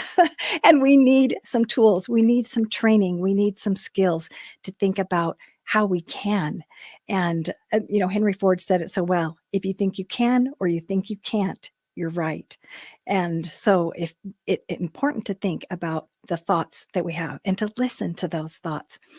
So as I was growing up and learning about things, I recognized that I was a very sensitive person. I'm an HSP, which is a highly sensitive person. And I'm also an empath, which means that I feel things very intensely. And I can feel things even viscerally, like in my body. Like if someone yells at me, I feel like a shockwave goes through me. And so I felt emotions so deeply. I also felt other people's emotions. So if someone was hurting, I could feel when they were hurting and I could sense things and reach out to them and offer compassion. That came pretty easily to me. But when it was time to offer compassion to myself, I forgot.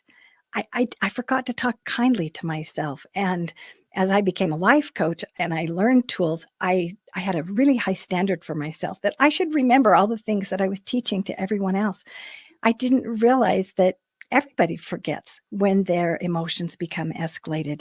And so one of the things that I learned that was a very powerful tool was to have empathy for myself. And that seems kind of, counterintuitive that as an empath, I had to learn empathy, but I did. And one of the things that's interesting about empathy is that it's very difficult to have empathy for other people when you don't start having empathy for yourself. And so in those moments when I was facing a really difficult situation, maybe a difficult relationship issue. I don't know if any of you out there have difficult relationship issues, but when I do, I feel disconnected, and connection is so vital to me. It's like air. And so when I felt that disconnected feeling, my emotions would start to escalate and fear would start to come in, and I would forget to have empathy for myself in that moment. And because I forgot to have empathy with myself, I forgot to have empathy for the other person. And so I would sometimes cocoon, and I reminded myself of a dog that was wounded and would just curl up in a ball and lick their wounds. And I couldn't look outside myself. And I was not aligned with love at those moments. And I realized I wasn't happy. And I thought, well, what can I do to be more happy? And this was the journey of my life. I loved how Sandy Scarlotta talks about her podcast, Happiness Solved. I love her podcast. And I love how many times we've talked about joy and about looking for happiness and how that is a measure of success. And as leaders, we can help other people by showing them how to be happy and then teaching them these skills as well. Oh, keep going. Oh, okay. And so I was just going to say, and then the next step that I learned was that when I was present and I was able to emotionally regulate my emotions, then I was able to be conscious of what the other person was going through. At first, I could only think about myself, but when I had empathy for them, for myself first, I could have empathy for them. And then I could think, well, why would they do that thing? I wonder what's going on with them. I wonder if they are hurting. And that changed everything for me. And this affected relationships. And as we talked about on Jessica Abo's panel about, do we think that management cares? Well, not really. Most of us don't. And so, but if we felt that they cared, it improves performance tremendously. And so those relationships are so important. In fact, I just cheered when she said, we need a chief empathy officer. I thought, I want to apply for that job. And so empathy is very important. And one of the lessons that I learned early on when I was in college was by Stephen R. Covey. And he said, seek first to understand and then to be understood. And that seemed so contrary to me because I thought, wait a minute. I want you to understand why my feelings are hurt. But I realized it was backwards, that first I had to seek to understand the other person. And I couldn't do that until I had empathy for myself and I was present and I was mindful and grounded, as Amber helped us learn. And then I was able to think, okay, what's going on over there? As I seek to understand the other person in difficult situations, guess what happens?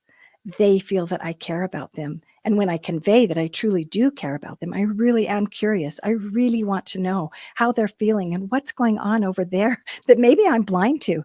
It helps me to then build that relationship because they start to emotionally regulate as well. So there's co-regulation that goes on then. And then as I am becoming more grounded and my emotions start to come in line and I de-escalate, I regulate my nervous system and they do the same thing, which is fascinating. It builds, success in family life, as Washington talked about on the Vietnamese panel, that if things aren't happy at home, it's very difficult to feel successful. And as a leader, we take those things with us and sometimes we have to check it at the door, but it can affect us. And how much better if our relationships are happy, then we are happier and we lead with a positive energy and we're more authentic in that way. And the last tool that I would like to teach you today is to think about this question. When you're in a difficult situation, ask yourself, am I willing to look at this differently? Marianne Williamson taught me this question. I trained under her as a spiritual life coach. And when she asked me that, I thought that is such a powerful question. And along with that, what would love do? What would love do in this situation? And sometimes that's kind of hard to think of. And sometimes love does different things. Love might set boundaries. Love might offer an embrace. Love might listen. Love might take a break and pause, to take care of ourselves and get grounded again. Love would do different things in different situations, but love is always the answer. In fact, one of my friends said to me one time that her favorite quote is, "Love is the answer." Now, what was the question? And I just love that. I love it. Karen, thank you so much for this. And I want everybody, we want to get to know you, right? Your presence and everything we're creating, obviously. And at the same time, thank you for giving them those lessons. There were lots of comments. There was a lot going. Anything else you want to say before you wrap? And you're actually on the next panel too. And we're about to go to a video clip, which this part I've never done before. And the team said, you got this, Michael. So if I turn you all off, make sure you jump back all in the stream, but that won't happen. So any last things, Karen, before I move to the next piece? The last thing, if I was just going to add one last thing, is you can either have love or you can have a grievance. And which one do you want? And I want love because I feel happiest with love. Yeah, that's awesome. Give that a round of applause, everybody. Put comments in there. Harvey used to always say, "Do you want to be right or you want to be happy?" I mean, there's, Yes. it's so important. So, thank you, Karen, and thank you so much. It was really exciting to have all the journals today, right? Yes, it And was to have so all that, and exciting. it was an amazing group. So here we go. I'm gonna try I'm gonna try this little piece. We're gonna just take a minute break, and then we're right into the next panel. Don't go anywhere, Karen. Okay, Let's see thank what you so happens. much.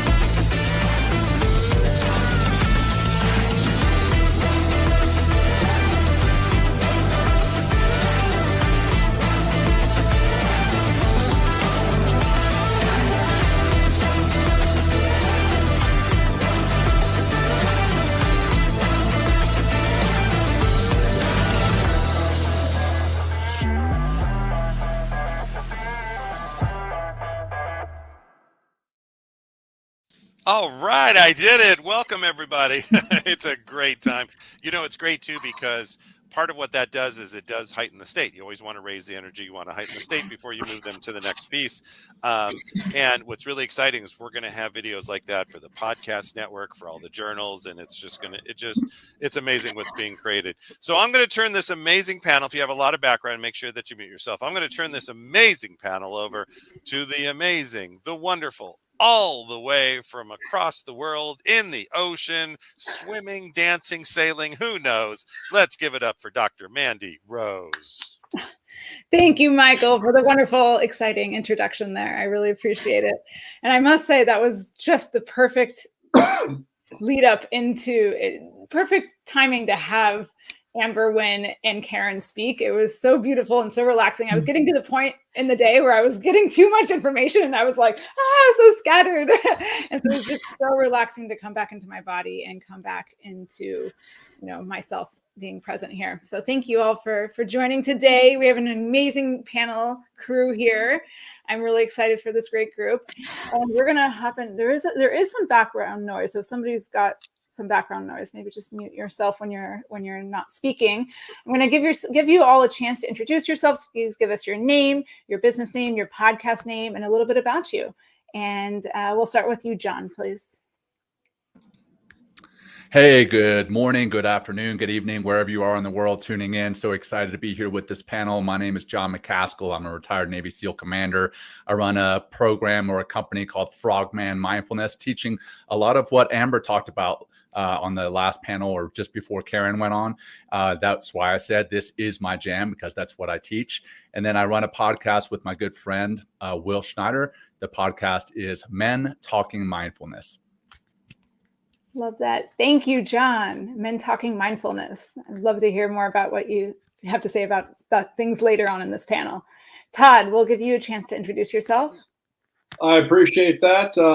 Hey, everybody. My name is Todd Baker. My company is Project 9 Life. I'm a personal development coach, and I help people go from where they're at to where they want to be, seeking clarity through simplicity. Something about me. The company name came directly from my kids. So they are still waiting on some checks for me, but that's where I got the inspiration for the name. Wonderful. Thank you, Todd. All right, Karen, we'll give you a chance to introduce yourself again if you want to add anything to what you already said. Well, sure. So, Todd, I appreciate that about clarity through simplicity. That just goes right along with what Joseph McClendon was teaching, this morning. And so my name is Karen Hall, and I'm the host of the Hero Within podcast. And I teach the Empathy Advantage, where we learn about how to build relationships of trust in personal life and in business. And on my podcast, we feature inspiring true stories of people that have overcome adversity to find hope and to build empathy in their relationships too. I love it. Thank you. Thank you, Karen. And I love what you just talked about with the little engine that could, and like, I think I can. It's so I'm going to think about that for a long time. It's really so beautiful how you bring the empathy into everything you do. And thank you. I'm so excited. Michael and Emily joined us. I had you on my list and I was like, where did they go? You joined us. All right, we're doing introductions, and I'll give Dr. Christina a chance to introduce herself, please. Hello, I'm Dr. Christina Castanini. I own a private practice called Freedom to Wellness Counseling, and I have a podcast called Behind the Bite. And on there, I talk about eating disorders and body image issues. And I come from the personal perspectives and professional perspectives, mostly because I had an eating disorder. So I feel it's important to talk about recovery from the personal perspectives, but also because I'm a doctor and I'm a certified eating disorder specialist, I think it's important to also come at it from the professional perspective. So thanks for having me here. Thank you, Dr. Christina. Thank you for being here. Chris, we'll give you a chance to introduce yourself. Hi, I'm so excited to be here. You know, on day one, Sharon Lechter was saying, surround yourself with the right people. And the last 3 days, I've been like, yes, I am surrounded by the right people. So I'm excited to be here with you. My name is Chris Ashley. I'm a coach, author, speaker. My book is Change Your Mind to Change Your Reality. And my podcast is called Change Your Mind with Chris Ashley. And it's all about personal development, spirituality. And then I love to back it up with science, quantum physics, totally geek out. And I'm just really happy to be here. Thank you, Chris. Michael, we'll give you a chance to introduce yourself. Those glasses are incredible. Thank you so much. I appreciate that. I'm so happy to be here with everybody. And it's been an amazing couple days of just incredible leadership and just inspiration. A little bit about me. I'm a true hyphenate. I'm an actor, writer, director, producer in the entertainment industry. I'm also a coach, and I'm an upcoming podcaster with this amazing group. My podcast is going to be called No Ifs, Ands, or Buts with Michael Piper Uni. It'll deal with colon health, amongst many other things. Thank you, Michael. I'm looking forward to checking out your podcast, because I'm sure it's going to be super entertaining. Hope so. All right. Emily, the angel coach, please introduce yourself.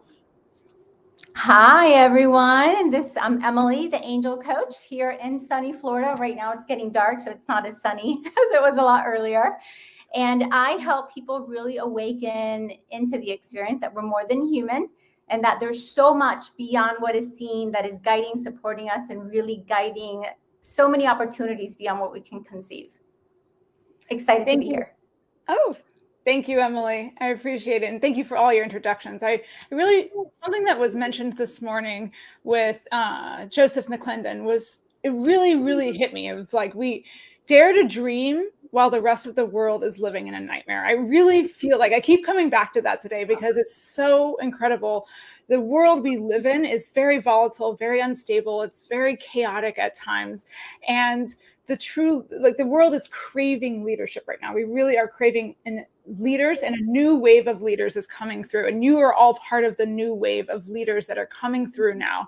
And so much is going into that. It's a new breed of leaders. And I really would love to know when you all became a leader. How did that happen? Did you get put in a role that you were a leader? Did it happen when you started your podcast, since we're all podcasters here, or soon to be podcasters, Michael? And then, or did you strive to be a leader? So that's a question that I'd love for all of you to answer. And we'll start with you, Chris. Wow, what a great question, Mandy. Thank you so much for that. You know, I was thinking back, and my whole journey of my spiritual awakening happened after I recovered from my own trauma. But I think I really stepped into a leadership zone when I was working the 9 to 5. I had the 6-figure paycheck. Everything was right on paper, but I felt like I wasn't living my purpose and my passion. And I was having panic attacks every night. And I was like, something is wrong. The universe is trying to tell me I'm not on the right path. And so I took a leap of faith. I left my 9 to 5. I started my own yoga company, my own coaching company. And by the way, I sold the yoga company 3 weeks ago. And yeah, I know. I'm so excited. And yeah, I think it took stepping out of my comfort zone and summoning up courage and just doing it afraid. I love that. Thank you, Chris. And congratulations on selling your yoga studio. That's a huge accomplishment. John, we'll hear from you. When did you become a leader? When did you know that you were a leader? Well, I believe that leaders are born, and then that leadership can be further refined with time and situations, the context that people are put into. I was part of a larger family. I was one of 5 kids, and I believe that I was a leader in that family amongst the siblings. And then later in school, I know there was a big talk about leadership coming from athletics before. I was an athlete, played all the different sports. And I think that helped me to further refine that leadership that I already had in me. And then further in the military, just spent 24 years in the Navy, and all of that time was in a leadership position. And now I'm a leader in my family. I'm a father and have 3 beautiful kids that I'm a leader. So that is definitely my toughest leadership challenge. But I think we are born leaders, and then that leadership can be further refined.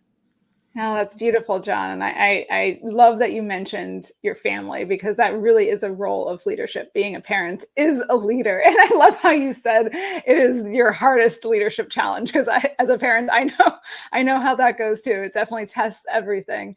And the panel, I was on a panel an hour ago that was all athletes. If you didn't get a chance to listen to it live, make sure you go back and listen to it again. It was really incredible to have the perspective of leadership in athletics and how athletics leads to leadership skills and refines our leadership, like you talk about. So great. Todd, when did you become a leader? And I'm going to jump in for a minute just on that, Todd. Sorry. I'm going to jump in because we are moving. There's a whole side of the podcast division and what we're doing too with the journals that is going to move towards the sports side, as we say. We're going to have one whole area that's really exciting on that. We're going to be looking at NFL, NBA, all the different sports, the martial arts. Obviously, John's owns the Martial Arts Hall of Fame. So, and they're doing their big 25th anniversary in July. If anybody wants to go to Vegas, it's going to be amazing. But so it is, because it's part of leadership. It's part of how you do things. It's how you address and look at everything. I mean, I grew up in the John Wooden. My family were Bruins. It was Wooden, John Wooden, John Wooden, John Wooden, John Wooden.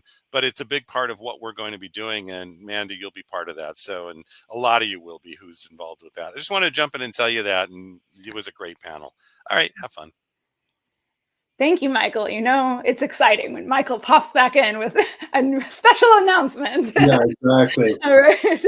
Todd, we'll give you your chance now. All right. Yeah, minus no pop-ins. But I agree with John that, leaders are born and then you refine those skills over time. So, playing high school football, I was the quarterback, and playing baseball, and you get kind of thrust into these leadership roles.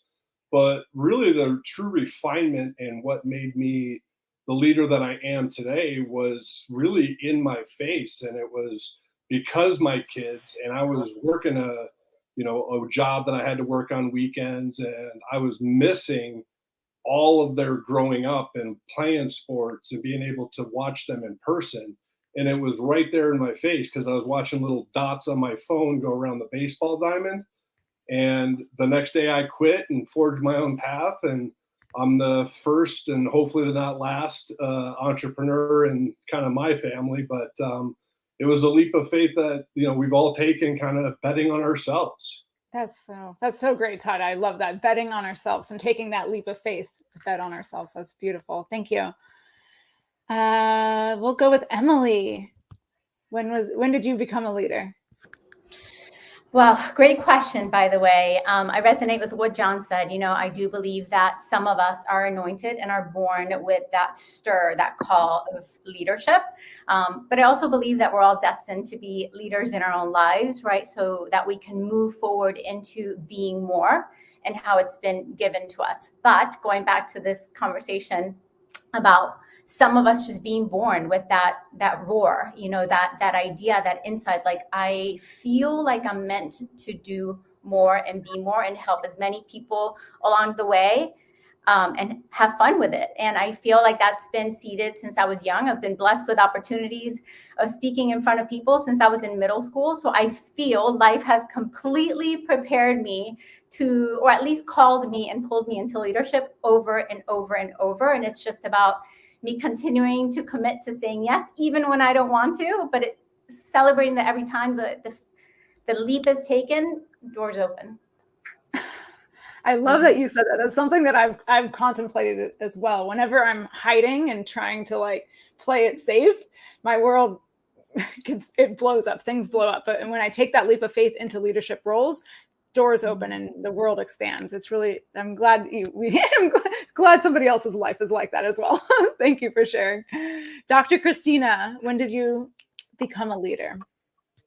You know, I love everyone's answers because I feel myself going, yes, yes, yes. Like, so I grew up in a really traditional household. My family were immigrants from Italy, and the norm was you don't move out of the house till you're married. So I was the first one to move out of the house, not married at 17 to go to college. And I was like the black sheep, right? So I've always had this like urge to break the rules. And so I did. So you know, I was off at 17, didn't come back till 10 years later. I went off and got all of my education, but I found myself too. I was stuck in this hospital job for over a decade, and I felt the same thing. I was just feeling like stagnant and miserable, and I had that same kind of urge to like get out.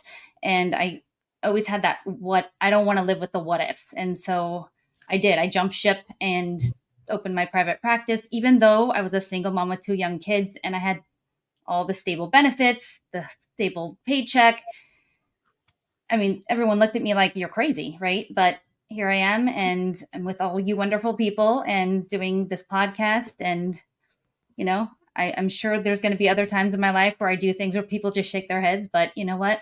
I don't want to ever live with the what ifs. So, you know, hopefully my kids do the same thing. So Thank you. Thank you, Dr. Christina. It's so good. I really loved what you said. It seems to be a common thread here of taking the leap of faith and jumping ship and really taking a stand for ourselves and what our dreams are. And that's the leadership is really coming through for a lot of you in those moments. So. And I saw Michael get really excited when you talked about being the black sheep and breaking the rules. So Michael, what's next for you? Yes, very much so. Thank you, Dr. Mandy. I definitely love to break rules. I think rules are great in so many aspects, but they're so needed to be broken to move forward in a lot of aspects. So yeah, I think that's just a general part of leadership is seeing the balance in there. You know, where can we move things forward? Where can we keep things here? The first day of this leadership week, Forbes Riley was on. She had a lot of amazing insight, but she said something that really resonated with me. She said, first and foremost, you have to be a leader to yourself. And you do. I mean, every day, I have to be a leader for myself. It's not easy. It sucks half the time. And, you know, it puts us in a lot of weird predicaments, but we move forward because we see what we can achieve. I also do believe in like my industry, in the entertainment industry, you know, leadership doesn't end when you're stepping off the stage. It doesn't stop when you're done speaking. It doesn't stop when you call cut. It doesn't stop when it's a wrap. It continues on in how you're treating the people, how you continue to further them and further their dreams. And for me, that's a big part of it, is making sure people's dreams are being furthered. Thank you. Thank you, Michael, for that. That's beautiful. All right, I have a question for you, Karen, specifically. Maybe we'll give someone else a question too. But I was thinking when you were talking about empathy in leadership, and this is something that's come up a lot at the LA Tribune and something that we've talked about in other panel discussions as well. And I really resonate with that. And I think the new wave of leaders that's coming through, like we're talking about, empathy is really important. It's really important to be an empathetic leader and to be able to connect with those you are leading. And for me personally, I know that I have a very difficult time distinguishing my feelings from other people's feelings that I'm leading. And it can be a confusing thing. And I wanted to know if you had any tips on how to distinguish the two. Yes, and so that is tricky. And when you're an empath and you take on other people's feelings, it can get muddled, you know, sometimes in there. And so one of the things that I have learned about being a leader is to recognize, you know, how does it feel inside? For example, say somebody says something to me that I perceive as critical. You know, how do I feel like when I hear that? And then I can decide, do I want to believe that or not? I could say, thank you, but no thank you. And I'm going to send that energy back to that person. Or I could say, maybe there's some truth in that. Let me look inside and see if there's something I could learn from that comment. And so I think it's very interesting, the energy and being in tune with that, because I can also, if I notice that something was going on with you, I could use my empathy to reach out to you, and I could lift you from where you're at. Just by knowing that someone cares, it can make all the difference in helping to elevate a person. Thank you, Karen. So beautiful. All right, I wanted to kind of shift a little bit. I really would love to know, since we're all podcasters here, how did podcasting refine or further develop your leadership skills? And we'll start with Dr. Christina. Great question. I think it just took, I was doing private practice for so long, helping people one-on-one. And I think it just took everything to the next level, because I found it went from helping people one-on-one to helping many. And I also started to meet these colleagues of mine. It was during the pandemic. And so I just started to meet all of these other people that were doing work in the field and started to collaborate. And I think it just opened my mind to new ways of thinking about how to reach people. So other ways like writing books or writing articles. And so just thinking about what are other ways to expand knowledge to people and help people, because I think that's important too. I had such a narrow view for so long. It's just getting my mind working. And it was one of the reasons I actually joined this, because I thought, the more networking, the better. The more people you can meet and network with, the more you can reach. And I do think all of us here, we have our own skills and our own, we have things that people need to hear. And we all are going to be able to touch people in our own ways. And so what better way to do that than to get out on platforms like this? So I just think podcasts are great ways to get lots and lots of people to hear our messages. So I love that, Christina. I love what you said about expanding our vision, that we can see more and experience more. And that really does make a great leader if they have a lot of experience in a lot of different areas. Thank you. Todd, how has podcasting refined your leadership skills? Yeah, thanks. And Dr. Christina had a lot of it right. I think one of the biggest things that it did is, you do your research on who your guest is, but the leadership role that you take is actually giving the power and the messaging to your guest. And you're just there to facilitate, to put them in the best light possible. The show, it doesn't become about like me as the podcaster. It becomes about my guest and helping them get to a point to where they can clearly communicate what they want to say and how they want to say it. And that's through asking different questions or kind of some leading questions, things like that. But you're taking leadership almost by giving the power and the direction to your guest. I love that. Yeah. You're leading your guests and holding space for them to be able to really share what is coming from them. Yeah, I love that. John, how has podcasting with Men Talking Mindfulness, how has that helped you refine your leadership skills? Yeah, well, I've got to tell you, it's given me a huge dose of humility. I thought that I knew everything about leadership, having led in the military for 24 years. I thought that nobody could impart any knowledge on me, and I was dead wrong. These guests, they come on our show because they are experts in their field. And Will and I do a lot of research. We do the readings. We actually read the books of our author guests, which is fun. And we've learned so much from them. And then when they come on the show, it is like each one is like a leadership masterclass. And we get so much from them and grow every single time, every single episode. So I feel that I'm actually a much better leader now, 4 years after retiring from the military, than I was when I was in the military, ironically. Wow. I really love how you have so many leadership skills, and then you're quoting the two best things for your leadership has been podcasting and being a parent. Screw not the military, it's parenting and podcasting. So beautiful. Emily, how has podcasting helped refine your leadership skills?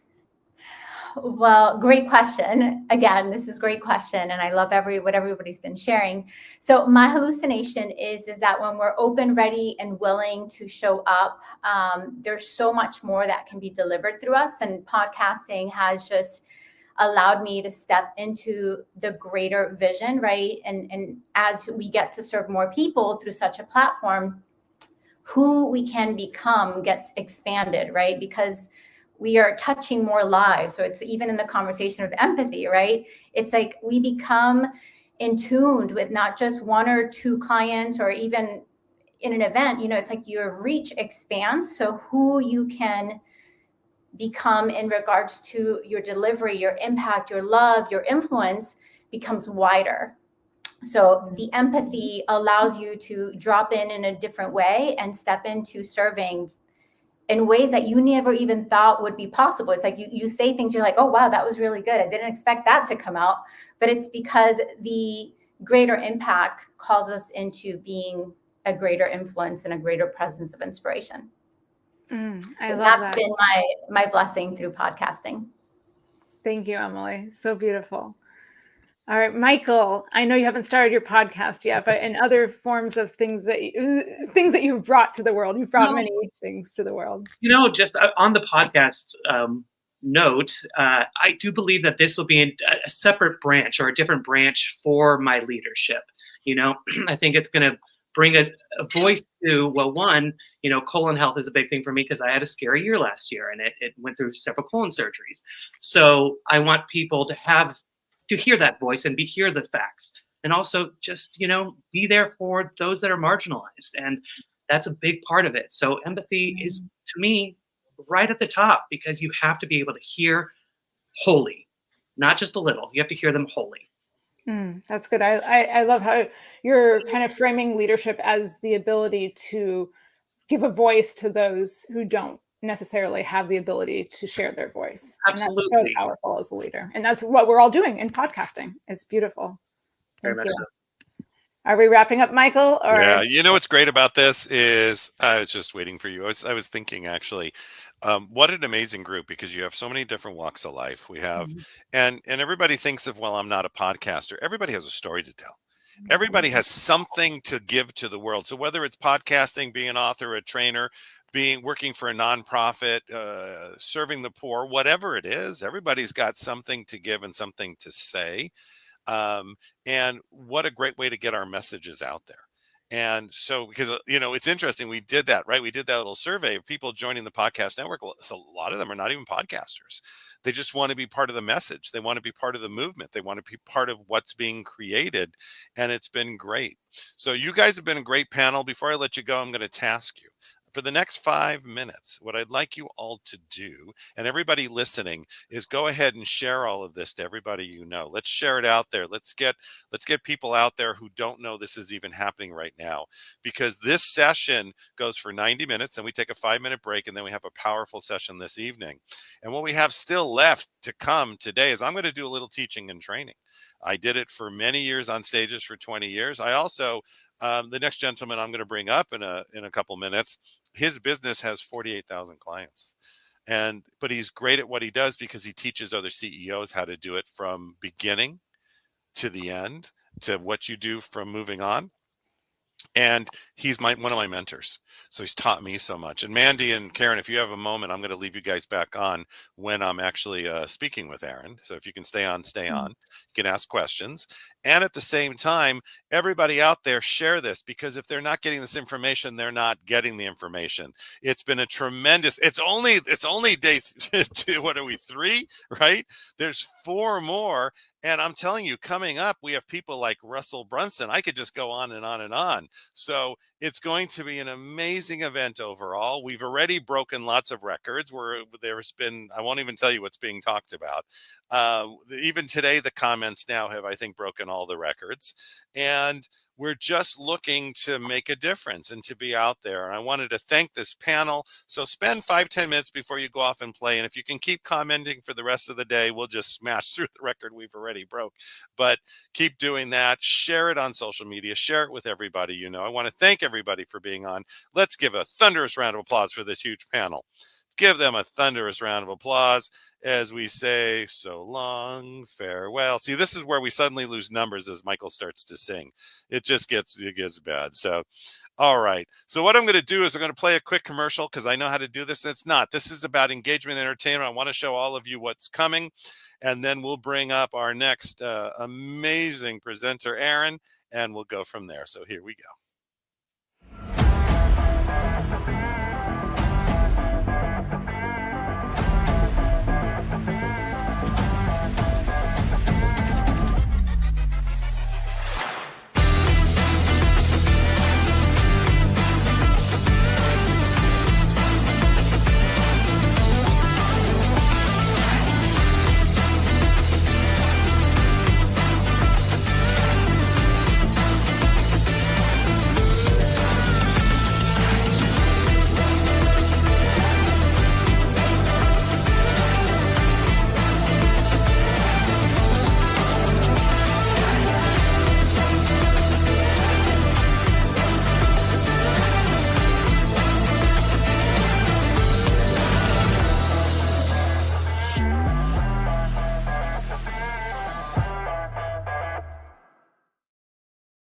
All right, everybody. You created like a monster, we could say, because Mandy, if you can come back on, that would be fantastic. I'll blank you out until you come up.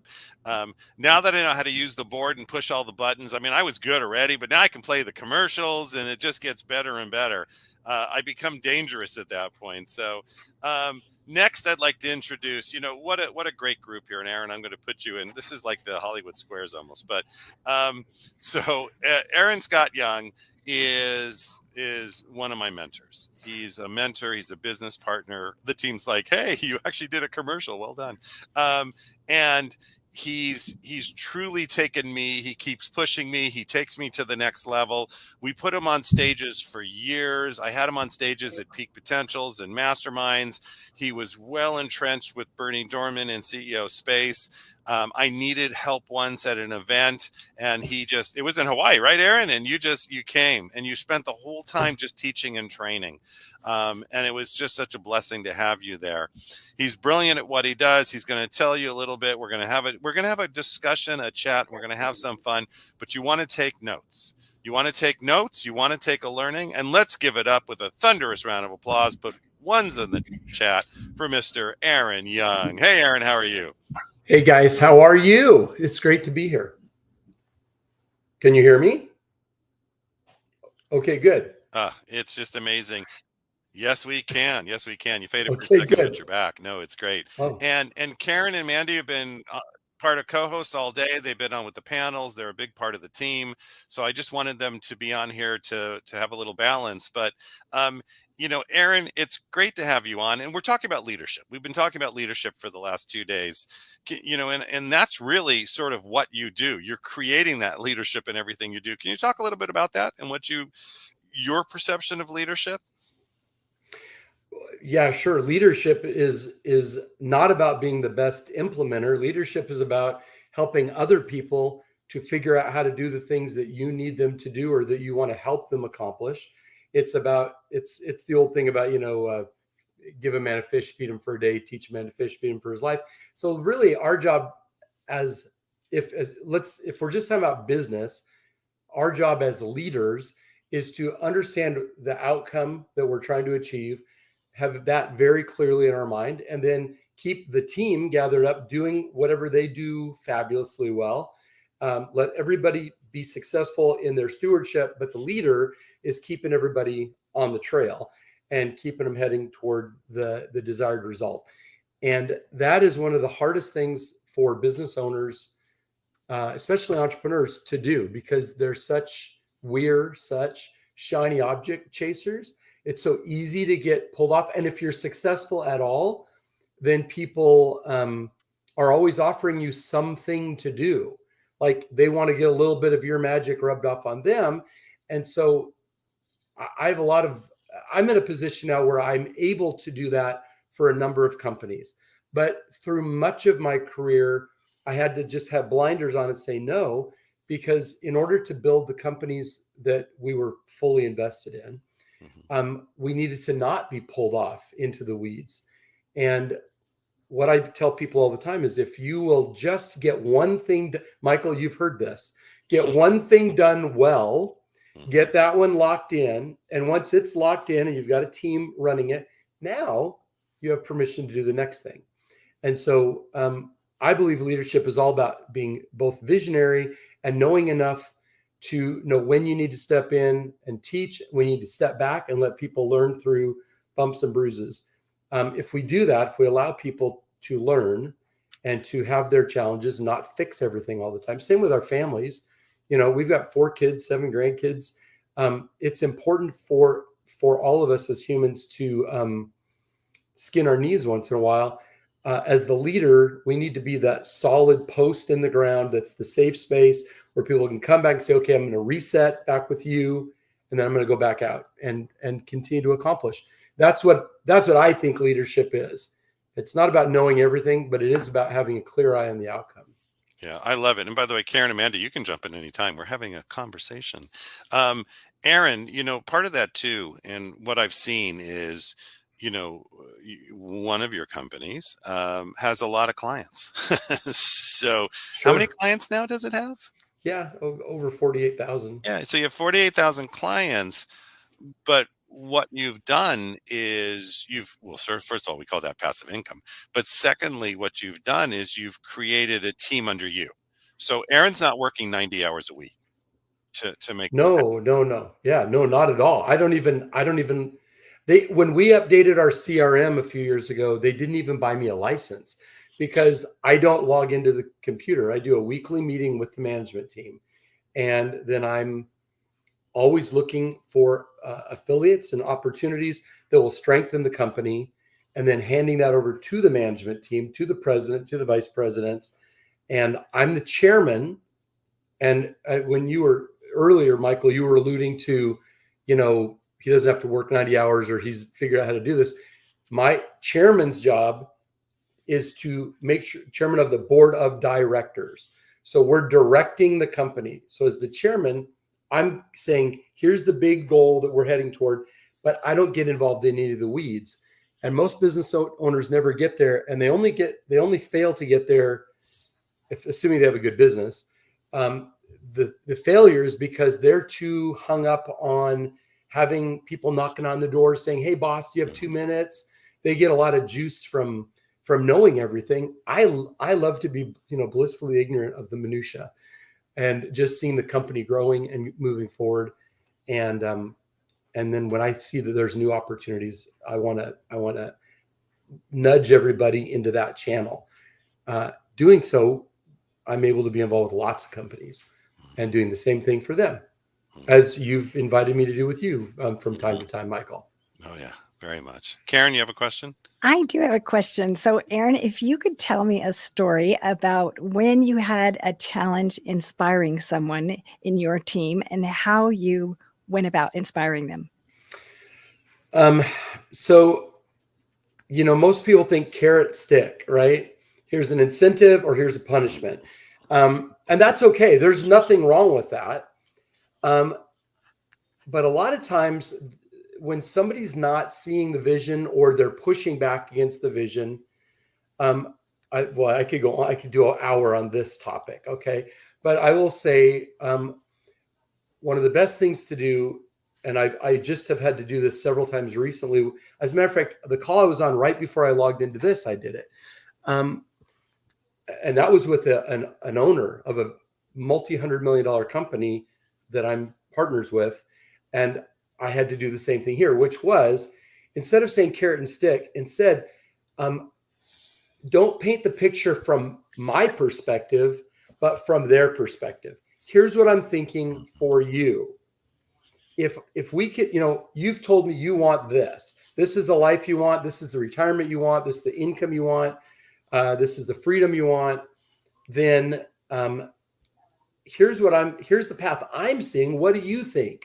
And then they become invested in creating the vision themselves.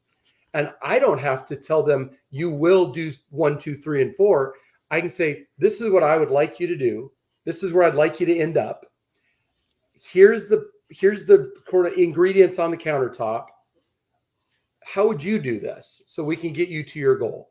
And then as they become invested, I promise you this, when the words come out of their mouth, they believe them to be true. If they come out of my mouth, they will be skeptical, right? But if they say it, they'll believe their own words. So that's one of the best things you can do to inspire somebody who's not getting with the vision. Now, the other thing is to have a very clear desired result and a description of how that's going to be accomplished so that they know if they're winning or losing. And I'm not like sneaking up on them going, you did bad. And they're like, what did I do wrong? And you go, I don't know. I just don't like your results today. See, that's demotivating. Yeah. If they can see a scoreboard of some sort and they know what they're being measured against, they will measure themselves before I ever have to say anything. Right? They'll know if they're succeeding or failing before I ever have to intervene. And that's the beauty of having clear contracts, clear goals, clear measurables, and not managing by emotion or by, the kind of mood you're in that day. Right. One of the commenters just said how you are empowering them. And I think that's so true because you help them to catch the vision and then internalize that and take responsibility. So thank you for sharing that about how you inspire as a leader. You're welcome. The only way you can have lots of people in lots of places, including we've had companies around the world, the only way you can do that is by empowering, not by parenting.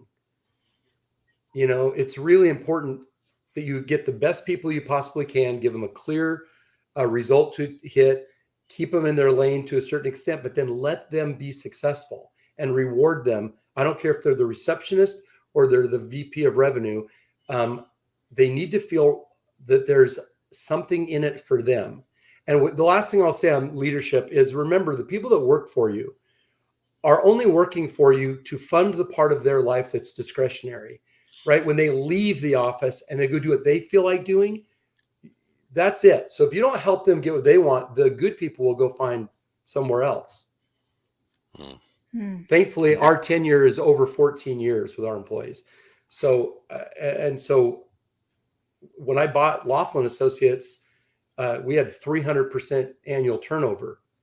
And that's been converted from terrible retention to almost difficult retention. The people are so awesome. It's hard to get fresh ideas sometimes because people have been around forever. And if any of my people are listening, don't think that's a slight on you. I love you all. Anyway, back to you guys. Mandy, do you have a question? I do have a question. Aaron, I thought it was so funny how you were joking about how you didn't even have the logins for the CRM. You're like not even looking at that. And it's something that Michael and I joke about a lot.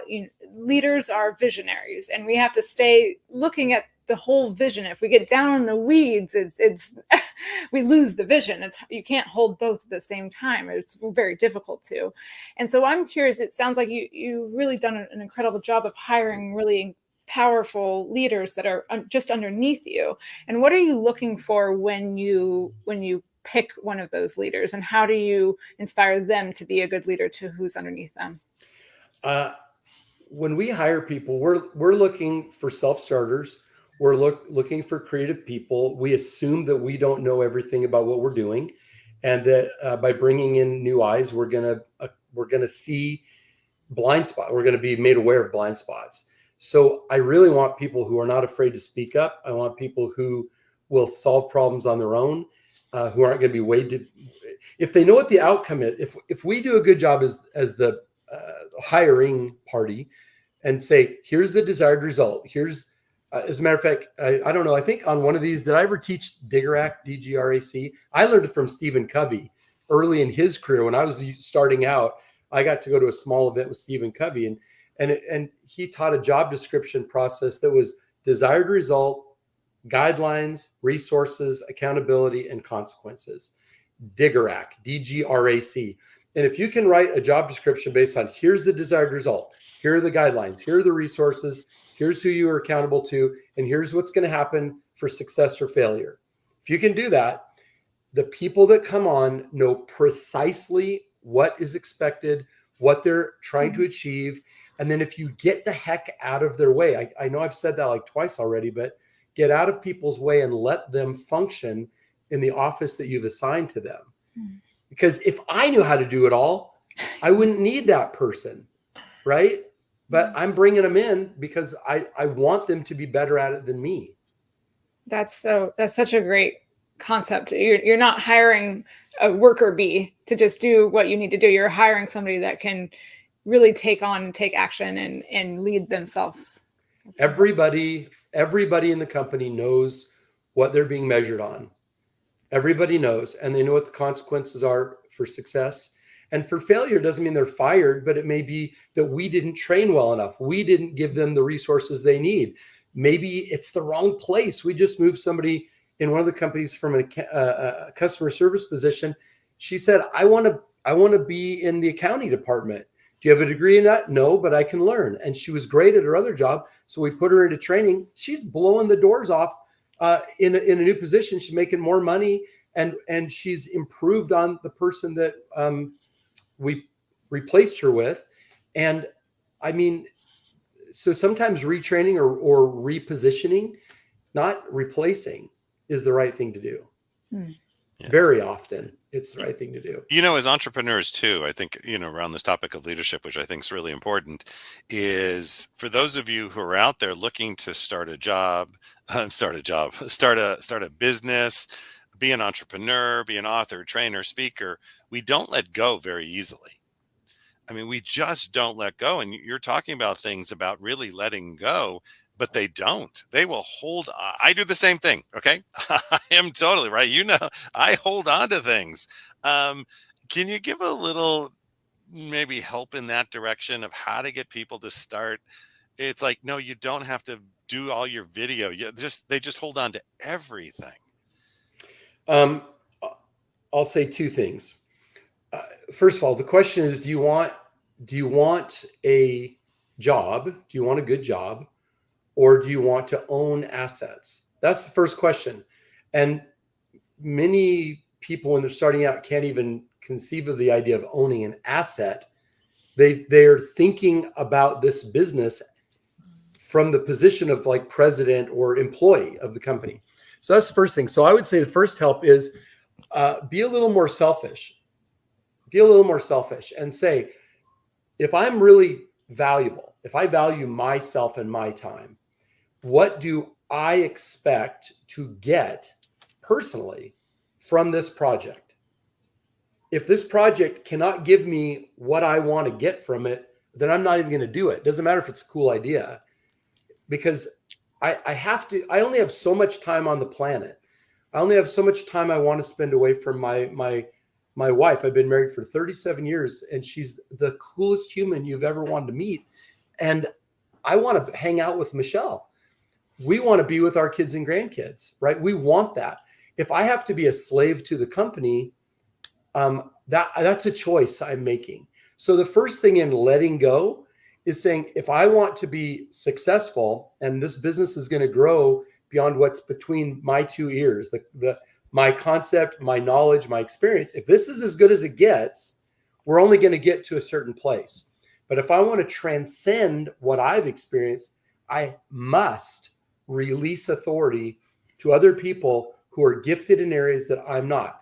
I love that expression. We want to hire people who play at the things we work at. Right? And so that's my advice, is get really selfish and get really rich. The way you do it, listen, almost nobody is mentally ill enough to be an entrepreneur. All right. Almost nobody's stupid enough to take that on.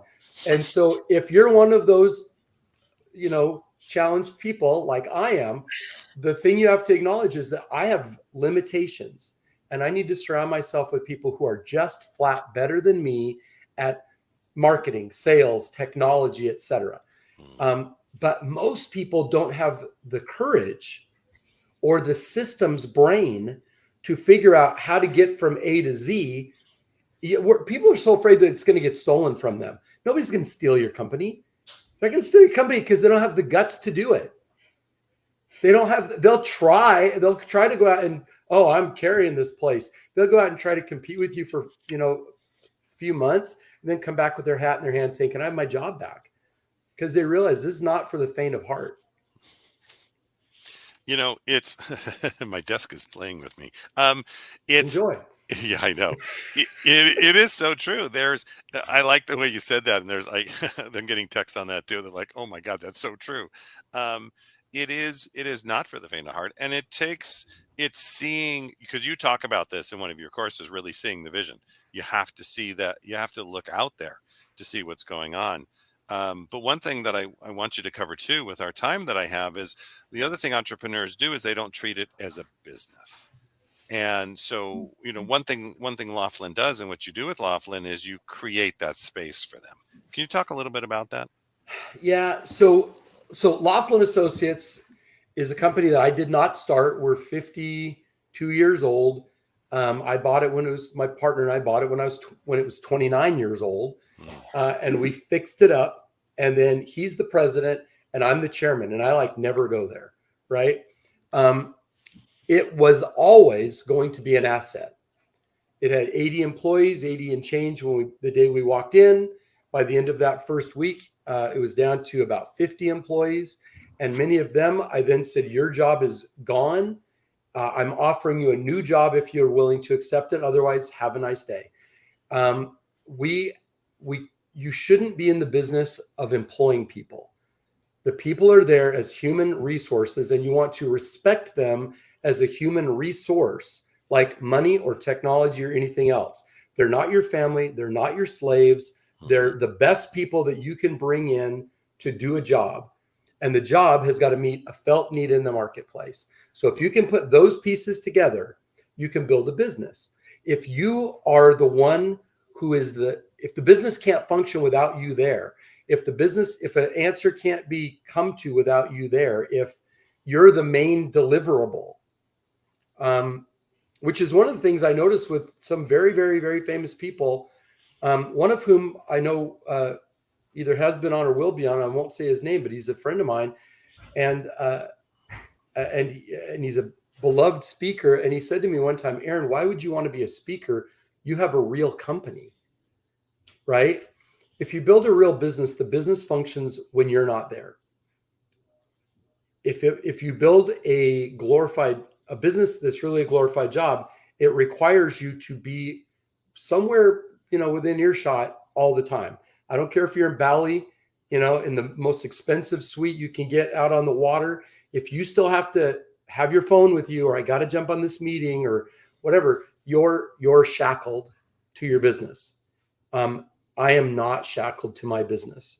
And as a matter of fact, the new book, Unshackled, will be in bookstores in July, teaching the exact way we've built dozens of companies where I didn't have to be there. I'm there for a while, getting it ready, and then get out of the way. Let the team do it.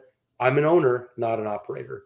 So finally, one of my students he showed me today, from $1.7 million to $1.7 million to $65 million in 4 years. And he said, all I did was follow what you taught me. And he was showing me the new software we've developed now all around the principles in Unshackled that already has hundreds of companies in the first week that have signed up and are using the new product. So I'm not here to sell software or books. I'm saying there is a system or a formula or a recipe that if you follow it, you will get predictable results. And if you wing it, you'll get crappy results. Just like if you just start throwing ingredients into a bowl and not measuring or not really thinking about it, maybe it'll turn out cool, maybe not. One of the biggest reasons that people, especially .com people, have so much anxiety, people that made a lot of money, $1 billion in Silicon Valley, a lot of them suffer from depression later on because they never can recreate what they did. They had one big hit and they can never do it again because they don't really know what happened. And then there are other companies who build lots of $5, $10, $20, $50 million companies, and they do it over and over and over and over again because they understand the formula. And if you just follow a formula and do things in the right order, as long as you have a decent idea, there's a high likelihood of success. And if you wing it, there's a high likelihood of failure. And that's why most people fail. It's why out of 25 million companies in the United States, only 4% break $1 million a year in revenue. And so if you're breaking $1 million right now, you are a winner. you're in the top 4% of all companies. Okay. And if you're not, don't beat yourself up because you're in with the pack. I'll say one last thing on that. Yeah. One of my favorite quotes from one of the wealthiest guys I ever worked with, he said, if you're standing in line, you're probably in the wrong place. So if you're just with the pack, if you're doing what everybody else is doing, if you're following along with everybody else, you're probably always going to be average at best. If you figure out how to go out and be your own person, build your own path, hire your own people, follow your own intuition, and use proven formulas, you have a very high likelihood of becoming wealthy. Yeah. Yeah. Now, does everybody understand why Aaron's one of my mentors? Does everybody understand why I had Aaron come out, and he's a business partner and everything else? And because as entrepreneurs, it's a real tough road. Anybody starting out's a real tough road. But, let alone just unshackled. And unshackled is for people even just starting off, because it really shows you the way to be an entrepreneur in a different way. To have yourself unshackled, to not always have the job, because we know some of the same people, they're still in it's trading time for dollars. They're still doing it as successful as they are, and I think that makes a big difference. So we only have like 2 more minutes. I'm trying to see if here comes a question. What is the future of business owned by baby boomers? Are they set to retire en masse? Couple things are going on. One is I'm at the very end. I just turned 60 on April 20th. And one of my business partners who has a net worth of just close to $1 billion. He's a very successful guy. He said, Aaron, you're not even middle-aged yet. With science going the way it is, he said, there's a high likelihood of living to 120 and beyond. And he said, for people that have access to good medical care and can use the newest and latest science, there's that. Now, I'm at the very, very end. It's arguable if I'm Gen X, or 1964 was the kind of the cusp. So the folks that are older than me that are still having to work, the ones that are still having to work, and the reason 80% of companies will just shut their doors one day, they won't sell, is because the business owner doesn't know it's possible to, they don't understand the value they have. And there are smart people. I think Jay Abraham's been on the program, or is coming on. Yes, he was. Yesterday. I had dinner with Jay a couple months ago, and we were talking about the future of business, and including the future of his business and my business. And there's no reason to stop if you can become an unshackled owner. The company can continue to run without you being the critical employee. The future of business for the baby boomers is going to be up to that individual baby boomer who decides, do I have something that I value, or do I have something that I just want to get rid of, or do I think there's value or not? Because the way you position that asset will be, to a great extent, self-fulfilling prophecy. It'll be worthless. It'll just shut the doors one day and you'll sell off the equipment or whatever, or you'll walk away with millions of dollars in your pocket. It's all going to be dependent on what you see is there and how you package it up so that it becomes desirable for somebody else to take the reins. There's a reason I bought the 29-year-old company when the founder died, is because there was value there. I will tell you this, though, in closing. They wanted $10 million for the company at the time with all of its warts. And my partner and I paid under $1 million for it, because a lot of times people have they don't remember what you're taking on when you buy a company. We had 17 lawsuits going on at the time. We had 300% turnover, and we had limited cash reserves. So what they thought was worth a lot of money, when they looked at what we were going to have to take on, wasn't worth remotely what they originally wanted. And they didn't even quibble. They wanted out of the messy soup so bad.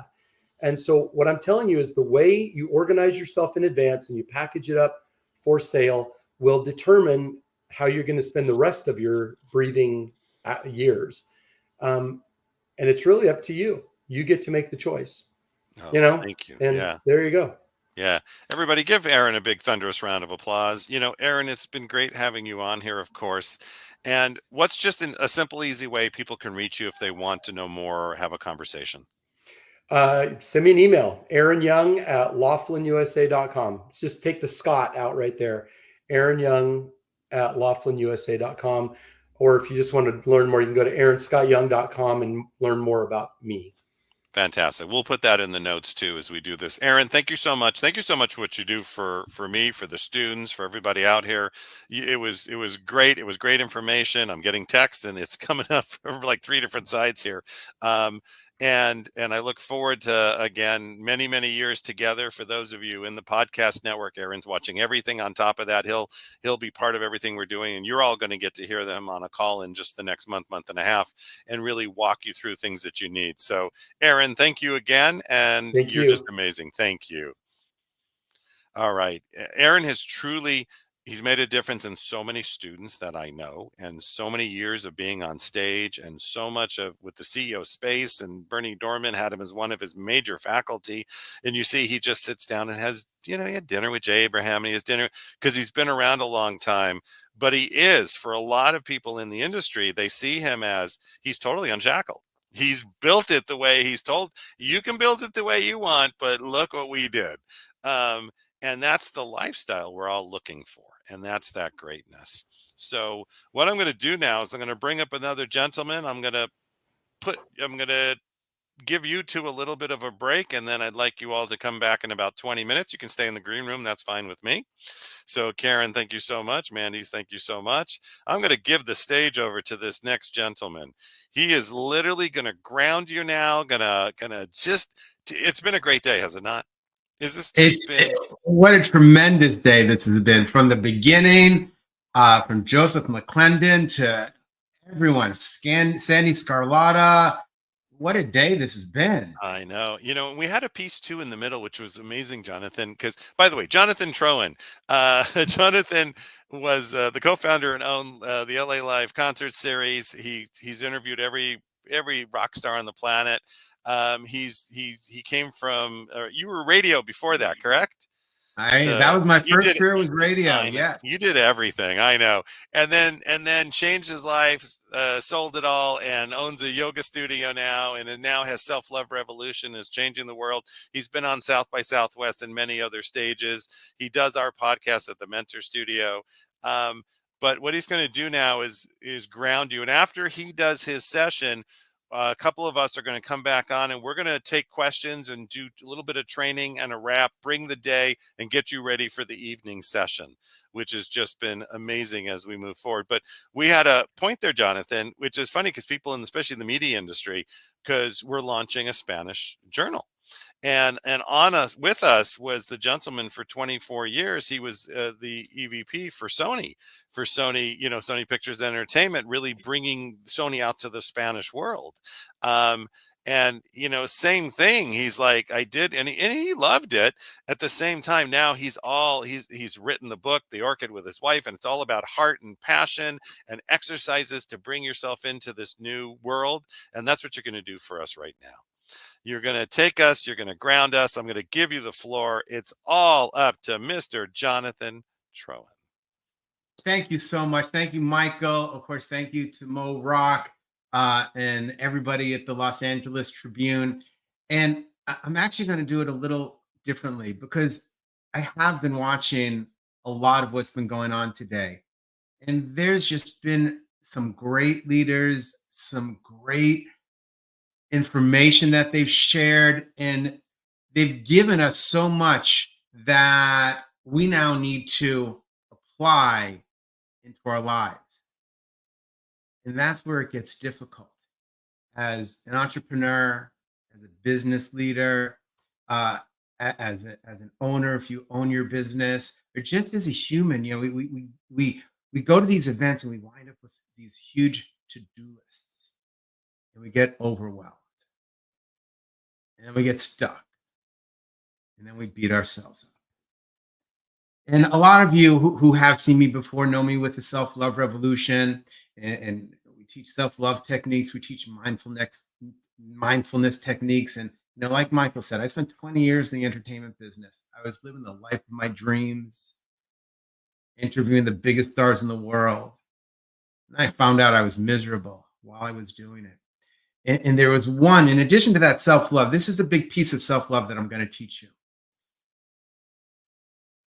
Here's how we figure out what we're supposed to do in life. And it's by mastering your emotions. So in about 18 minutes now, it's a 2-hour course. Get a pen and paper because I'm going to go fast. I want you to write some of this down. I'm going to teach you how to master your emotions. And you can call it emotional intelligence, emotional fitness, emotional wealth, whatever you want to call it. But that's what this is. And, Harvard University did a study some years back. And the study came out saying the number one predictor of success was not your grades at college or high school or your SAT scores or any test scores. None of that. The number one predictor of your success was your emotional intelligence. Now, most of us don't have a lot of emotional intelligence. And here's why. Have any of you been told, don't be sad, don't be angry, don't be afraid?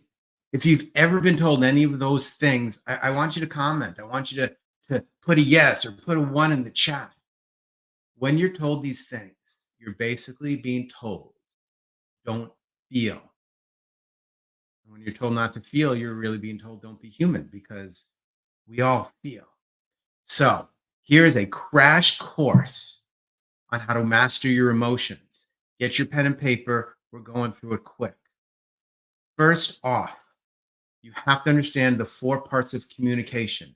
This is every communication there is. Step 1, write this down. There is an input.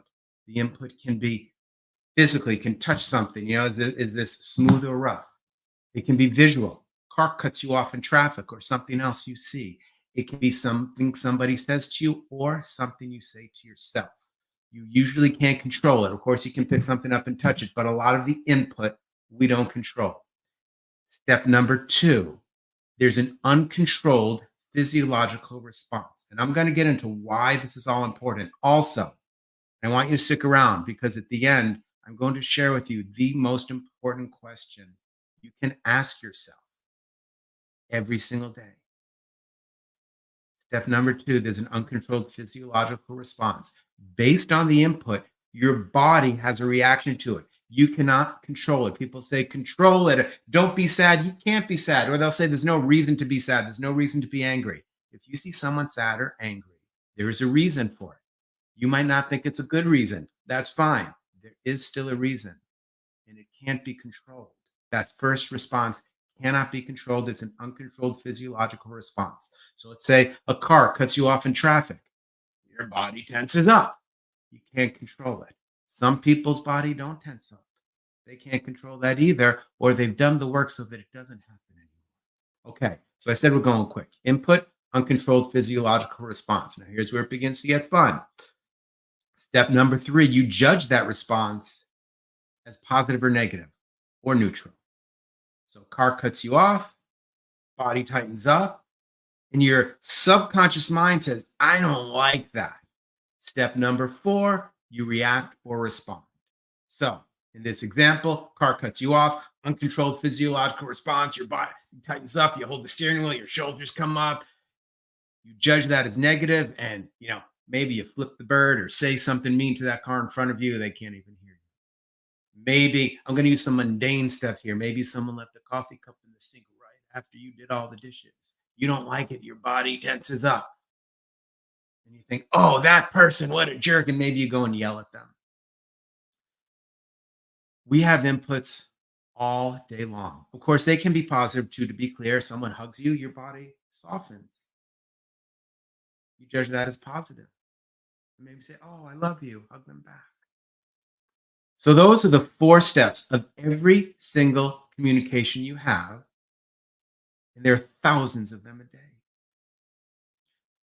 So how do we begin to change that? Why is it that some people get tense when a car cuts them off, for example, or when that coffee cup is left in the sink, or when someone says something to them? There's a 5th step I'm about to add here, and it goes between steps 2 and 3. So I want you to write this down. I know I told you to write down 1, 2, 3, 4. Go in between steps 2 and 3 and add something. And this is called the pause. During the pause, we have an opportunity to look at this uncontrollable physiological response and judge it not as positive or negative, but just as it is. It might be comfortable, it might be uncomfortable, it might be pleasant, unpleasant. That's fine, but it's not good or bad. We move it to neutral. And then we get to choose what we actually do. We get to respond instead of react. There's a great author, psychiatrist, he's passed. His name was Viktor Frankl. And there's this quote that's often attributed to him, though there's a question whether he actually really said it himself, but it encompasses his beliefs. And he was a Holocaust survivor, and he wrote the book Man's Search for Meaning. And the quote is, and apologies if I hack it a little bit, but between stimulus and response, there is a pause. There is a moment. And in that moment is our freedom and our power.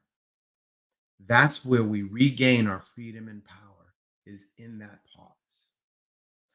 Okay, so now, what do we do in this pause? And we can do this together. So again, I spoke about these inputs. The inputs can be your thoughts. You ever beat yourself up? You say, oh man, Jonathan, you were so stupid. How could you do that? Oh, you stumbled over your words as you're talking, right? You guys ever do that to yourself? We all do. Nothing wrong with that. It's normal. And we get to pause. So here's what we do in this pause. This is where the mastery of emotions take place, where you build your emotional intelligence and your capacity for self-love and self-compassion, which is others today you've heard, is necessary if you want to be that true, authentic, or people spoke about being the authentic leader, a leader with empathy. You've heard all this today. This is where it happens, in this very pause. So what do we do here? So think of something that makes you uncomfortable. Think of something that happened earlier today or yesterday that you didn't like. And feel it in your body. Step number one of the pause is locate the sensation. Where is it? Is it in your head, your shoulders, your heart, your stomach? You ever feel those butterflies in your stomach? You're not sure whether you should do something or not, and your stomach's kind of going, ah. Locate the sensation. Where is it?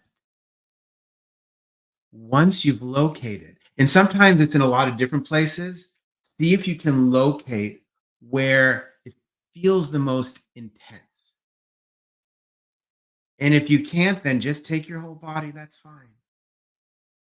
Now, our instinct, because we've been told so often, don't be angry, don't be sad, don't be afraid, our go-to is to get rid of the sensation. Hey, just think a happy thought. Get rid of it. Stop ignoring your emotions. Okay? You can't master them that way. They will come back. Yes, you can happy thought your way out of it momentarily. Promise you it comes back. You can also go for a drink. Watch TV. That's what a lot of people do. Go shopping, go eating, get something to eat. So these are ways that we change the physical sensation we're experiencing. Don't do those things. Be with the experience and observe it. So going back to that car example, just because most people can relate to that. Okay, hands are tight, shoulders are lifted, heart's pounding a little bit. Do not try and get rid of it. The moment you try and get rid of it, it takes you over and gets stronger. If you can spend time with it, it may take a minute. With practice, it takes a minute, 2 minutes. The beginning, maybe 10 minutes, half hour, maybe even a couple days. But if you be with it, it begins to subside. Now, once it's subsided, and you have to give it time, once it's subsided, write this down. You put your hand on your heart. This is the most important question you can ask yourself every single day. Are you listening? What's My next best action. You don't need to answer it. The universe will give you the answer. What's my next best action? One of our great speakers on one of the panels spoke about connecting your head to the heart. So you put your hand on your heart. So the message comes from here. It goes to the head. The universe inputs the answer. Now here's the hardest part. Once you get your answer, sometimes it's an answer that you don't want. Sometimes it's don't say anything if you're in an argument. Sometimes it's make a phone call. It's a little scary to make. But your next mission is to receive the answer. Don't come out. Don't go to your head and go, what should I do? Or look at the list. Oh, here's what all the experts told me to do. And now I have to figure it out. No. Receive the answer. And then take action. Now, here's a little caveat. When you go to take action, that is an input. And it's very likely, if it's something you don't want to do, that it's scary, it's pushing your boundaries, your body is going to have an uncontrollable physiological response that you want to get away from. Just repeat. Repeat the cycle. Pause. Judge it as neutral. It just is. I feel this tenseness in my body. I feel these butterflies in my stomach.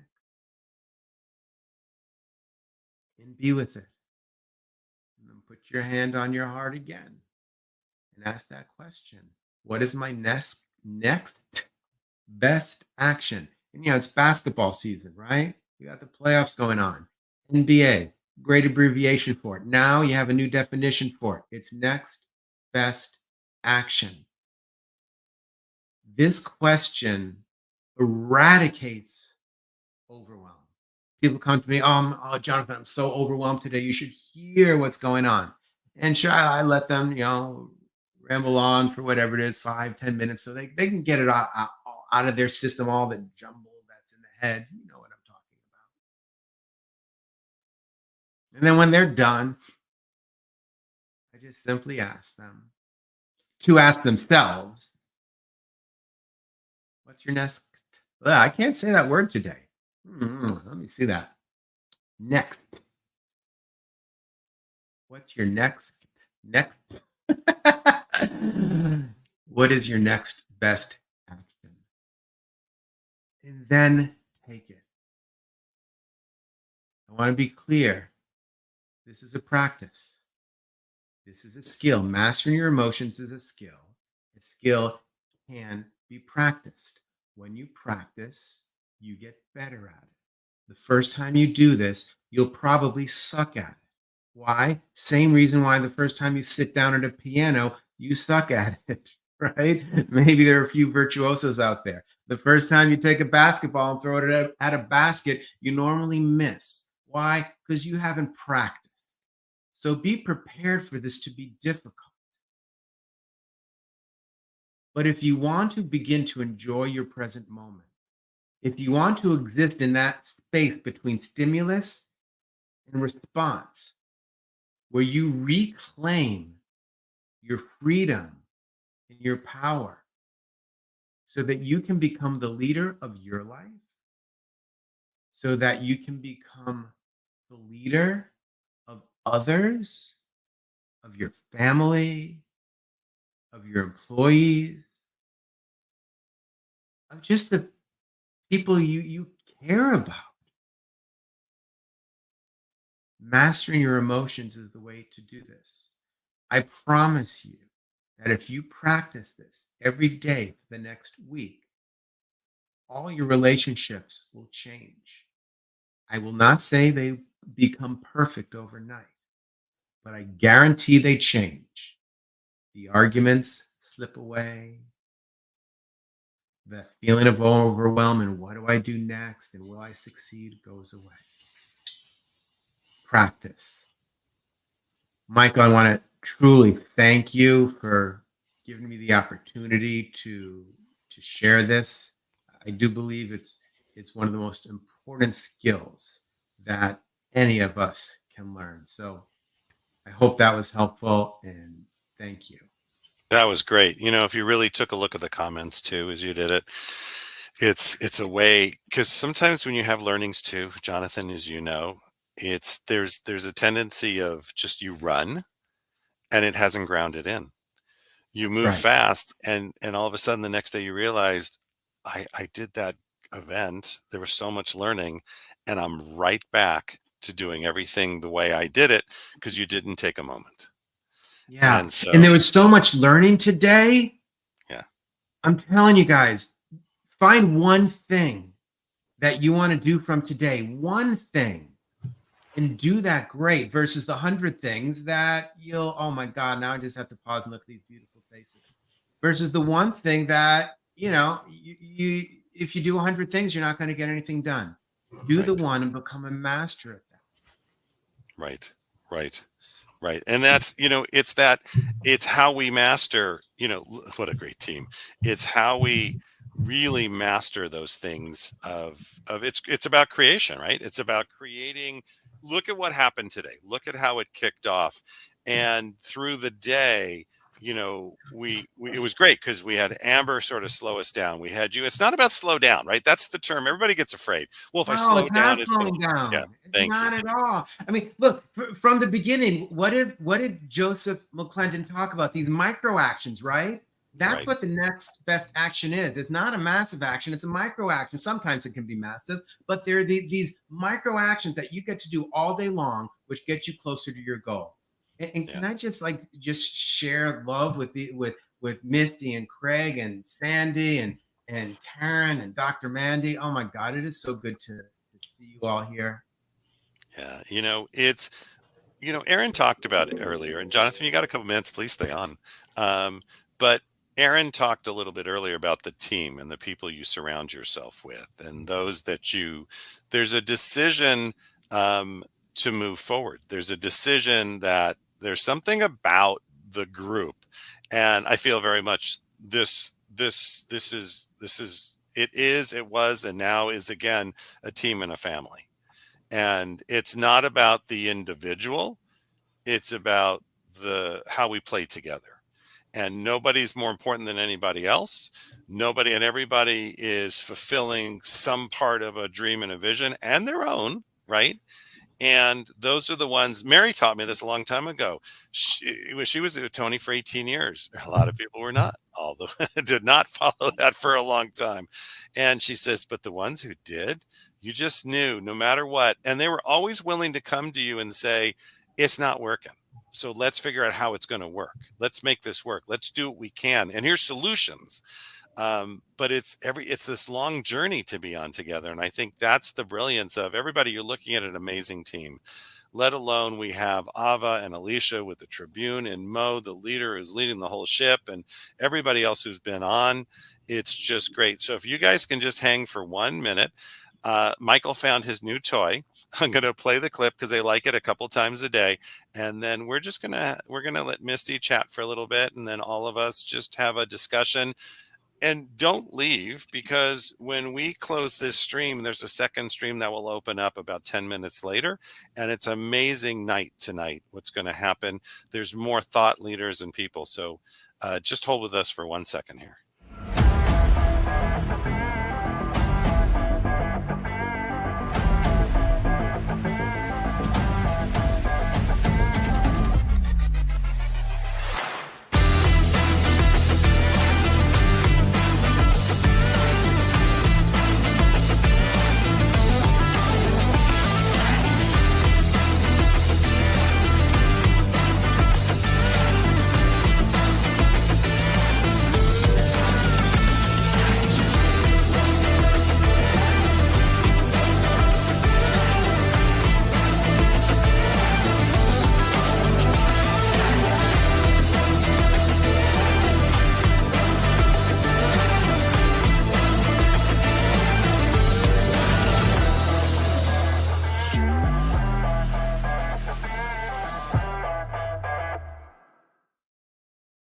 All right, fantastic. Ava saying Michael's having too much fun.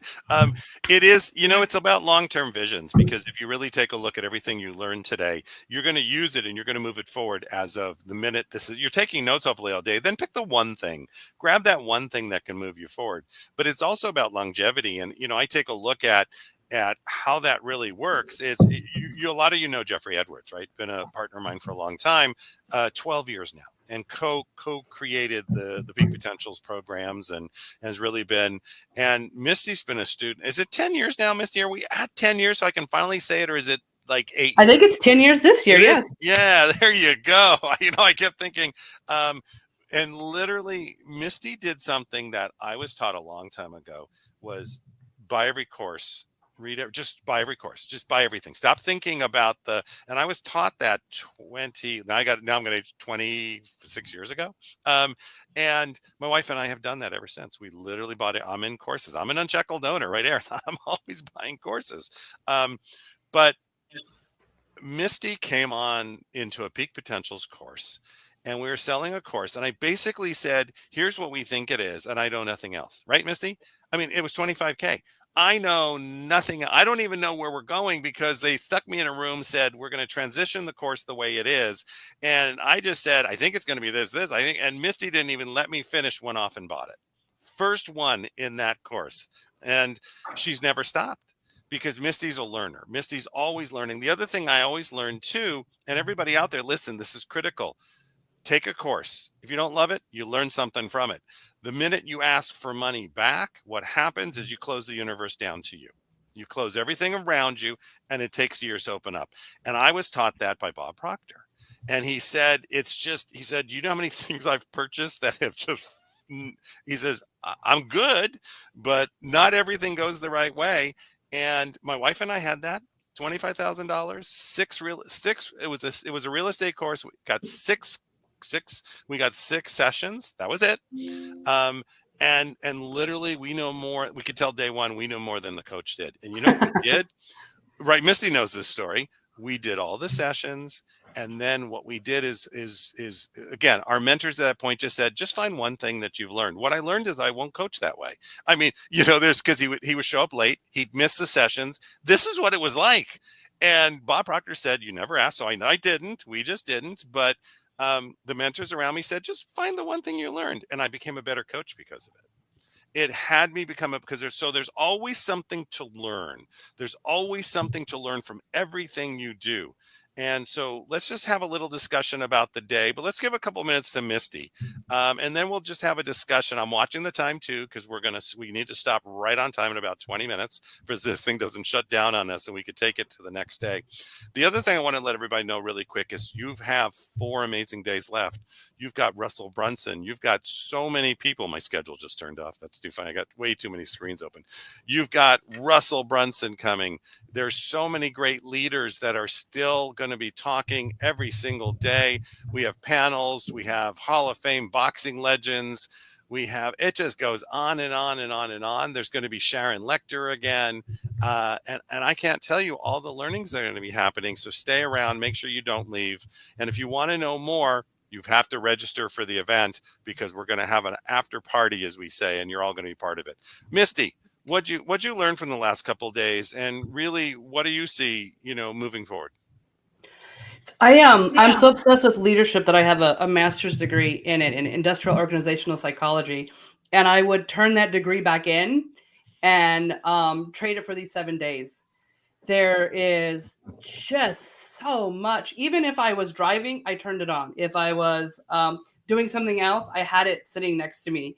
But I just nugget after nugget, and each person with their distinction, right? And we learned in Napoleon Hill's book that we don't take advice, we take counsel.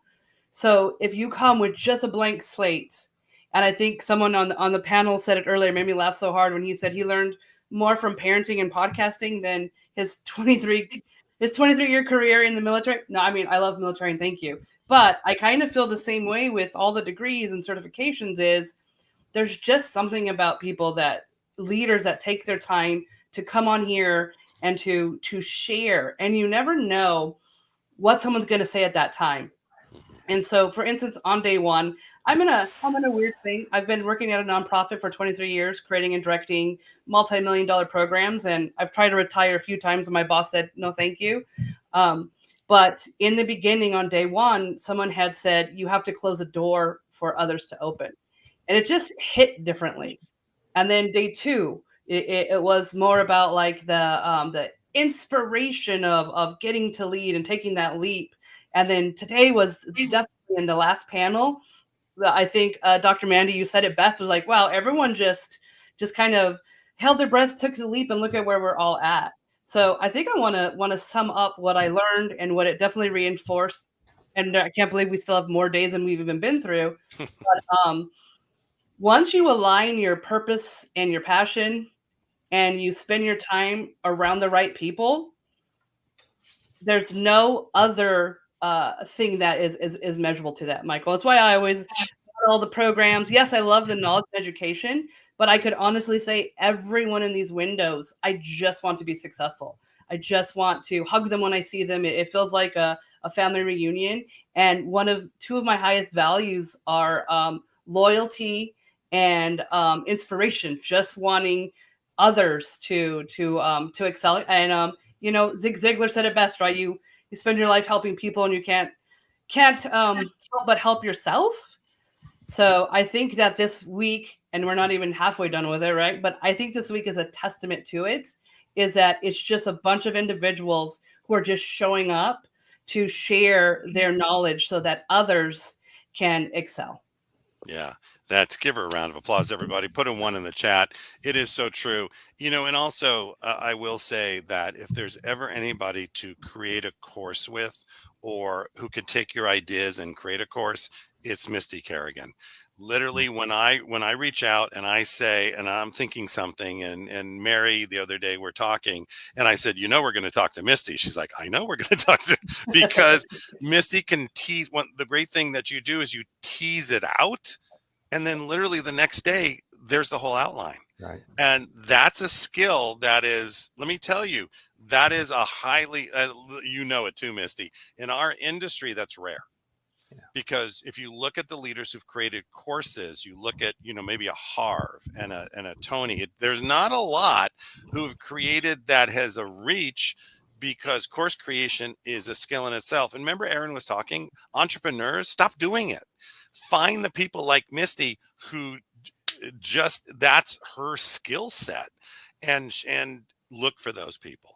And when it comes to that, there's just nobody better. Give Misty a round of applause for that. Oh, Michael, thank you. This is, and today was just amazing. And Misty and myself and Mary, we're creating something also. Again, it's always about creation. So you'll be seeing that, and Misty will be forefront of it, because her brilliance and the way she trains and teaches, she's doing a speaker training now, has been off the chart. Just off the chart. And the way she's did it, and the way you incept the knowledge has just been brilliant. So I'm just going to go around and ask everybody just like one thing you took away from today, or one thing you're going to use, and how it was today. And I'm going to go random. So I'm going to go to my right, left. I'm doing like a round. I should have a wheel. That'd be great. All right. Let's go right to the center. Sandy, you're in the center. So go ahead. Thank you. Yes. And I generally don't like to be the center of attention. So that's why you put me there. Hi, Sandy Scarlatta, Managing Director of the Los Angeles Tribune Podcast Network.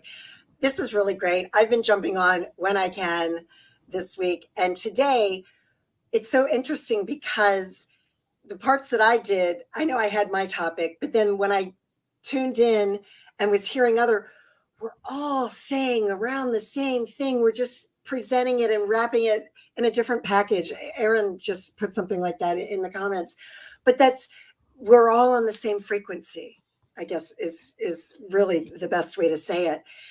And I love that, because it tells me that with all the people that are showing up, and with all of us talking about it, that, we really are making a difference, folks. We really are. And it's why I keep showing up and keep doing what I'm doing, but this has been amazing. So thank you, Michael. Thank you for asking me to come back on today. No, thank you. And thank you for everything you're doing. And by the way, all of you, as when you see something that's going to be coming out called the Los Angeles Tribune podcast show, it's not just about podcasters, it's about your life, it's about everything you do, it's about every business. And Sandy is a big integral part of that, so I cannot wait to see when that launches and what that's going to be like. It's just amazing, just amazing. And Happiness Solved, your podcast obviously has grown tremendously, is hit the top of all podcasts, and you've done it through really diligence and staying on the path, right? That's where a lot of entrepreneurs drop off. People used to drive, right? Misty knows this. I always say it's a 3 to 5 year journey. Misty says it just changes it goes back to 3 to 5 years. A year, I'm going to tell you it's 3 to 5 years, because it never stops. It never stops. And if you had quit in your first year, you wouldn't be where you are. So it's just you're diligent, and that's, I think, part of the athlete in you, right, Mandy? I think that's also, it's part of that athlete. All right, let's go to, I'll intersperse boy, girl, boy, girl, boy, girl. All right, Craig. Hey, hey everybody, it's great to see you. And Sandy's in the middle, you know, but we're too short of a Brady Bunch family right now, right? We just need 2 more little, and then there's a story. You know, I'm going to build on what Sandy said. And over the last 3 days, for me, there have been tons of learnings. But what's really coming up for me right now is the fact that the way everyone's showing up, from the speakers to the virtual audience participants, and the messages that are being sent, gives me so much more hope that we can impact the world, this divisive world, that we collectively can change the world. And that's truly what's really my biggest takeaway over the last 3 days, in addition to lots of, you know, content stuff. But that's what's really sticking in my mind. Yep, I'm actually taking a screenshot. There we go. So it's about, and I like this. Lisa put the Tribune bunch. That's pretty funny. I like that. That's great. That was good. I got a screenshot of that with you guys there. But it is, and Debbie just put, we are changing the world, and we're doing this together. And, you know, there were times today, I mean, I'll be honest, I'm always honest, right? There were times I'm a little tired, right? I'm a little tired. I've done 12-hour broadcasts for years and years and years. And to me, it's, though, am I doing this for me, or am I doing this for all of you? Right. And you start to have to look at where are you coming from? And when you change that frame of reference, it energizes, because then it's not about you. It's like, wow. And I looked at the schedule, and you guys have all known it's changed 7 times, because I thought, why am I doing that? Why am I doing that? Why would the other panel? Let Sandy do the other panel. Put Karen on. Wait, Craig should come back. Misty just was teaching today, but she would have been a lot more, you know. Mandy should do this. Jonathan, you got to do that piece at the end to ground them. We have to ground them. And that's where, right when Aaron said, just delegate it all the way. I'm telling you, the next big show, we won't tell them all yet when it is, because there'll be a big announcement. You're not even going to see me. So I'll be on the beach just watching it as you guys are having fun. But, you know, it's that part of yourself where it's always to be of service to others, always, no matter what you do, and not to get caught sometimes by the world as it grabs us and takes us in too many directions. All right, Dr. Mandy. Thank you, Michael, and thank you so much for having me here today. It was such a fun day just to be involved with multiple panels and hear all the amazing speakers. It's really beautiful. And what I'm really taking away is that we're in a rapidly changing world. Like things are moving very, very quickly. The Los Angeles Tribune is really at the forefront of changing how the way news and information is distributed and consumed by people. Craig was talking about how leadership is changing, you know, bringing more self-awareness and self-regulation and authenticity into leadership.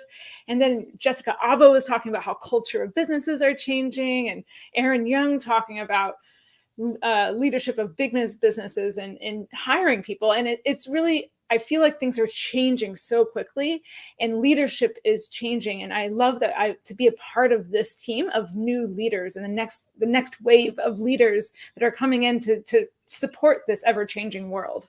And thank you for having me. Yeah, no, thank you, and welcome for being here. And it is we're making a difference every day, and it's really a large team and a large family because it's not just us; it's everybody who's been on every single day. And it is just, and it's taking step by step, right, Mandy? It's step by step, and doing that day by day. And it's funny. The other day, as I was going through the schedule and everything going on, and because we take care of our grandkids a couple days a week, there's just stuff has happened in the last, especially 6 7 months. Um, sometimes you look at the schedule, you look at what you're doing, and you ground yourself, and you go through it again and again. You realize, oh my gosh, I forgot so and so, right? Because and it's there's and so I've been forgotten. Trust me. I could tell you stories with Harv. It's so funny. Hey, you left me at the airport. And it's like, all right, so he's got a couple of things he's doing, so you just never take it personally.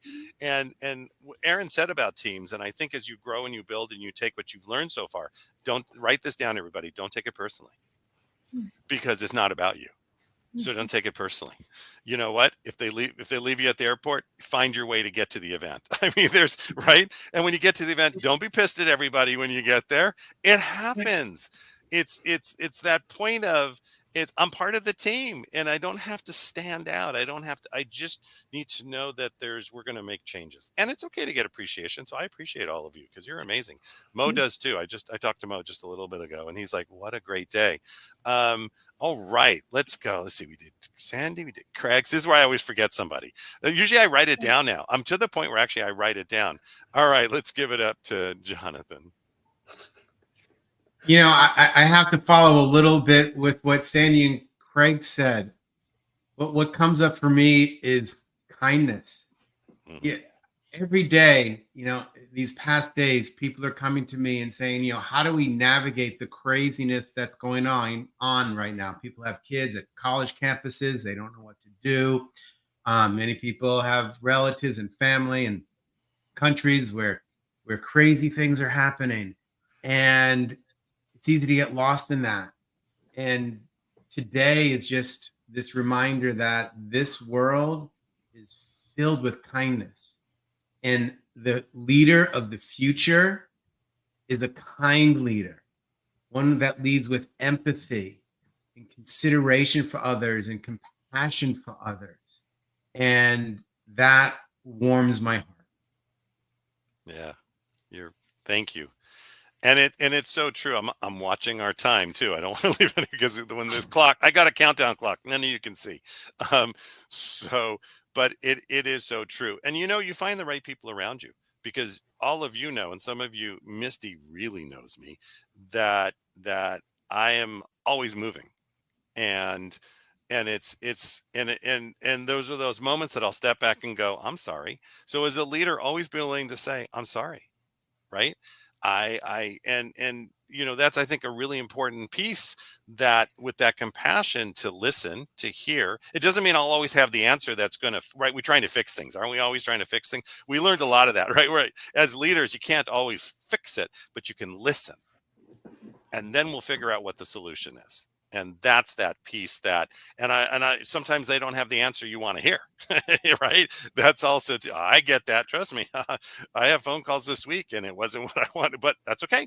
We found a solution and moved forward. And I think that's that's part of that whole leadership. And that makes a big difference every single time. Karen.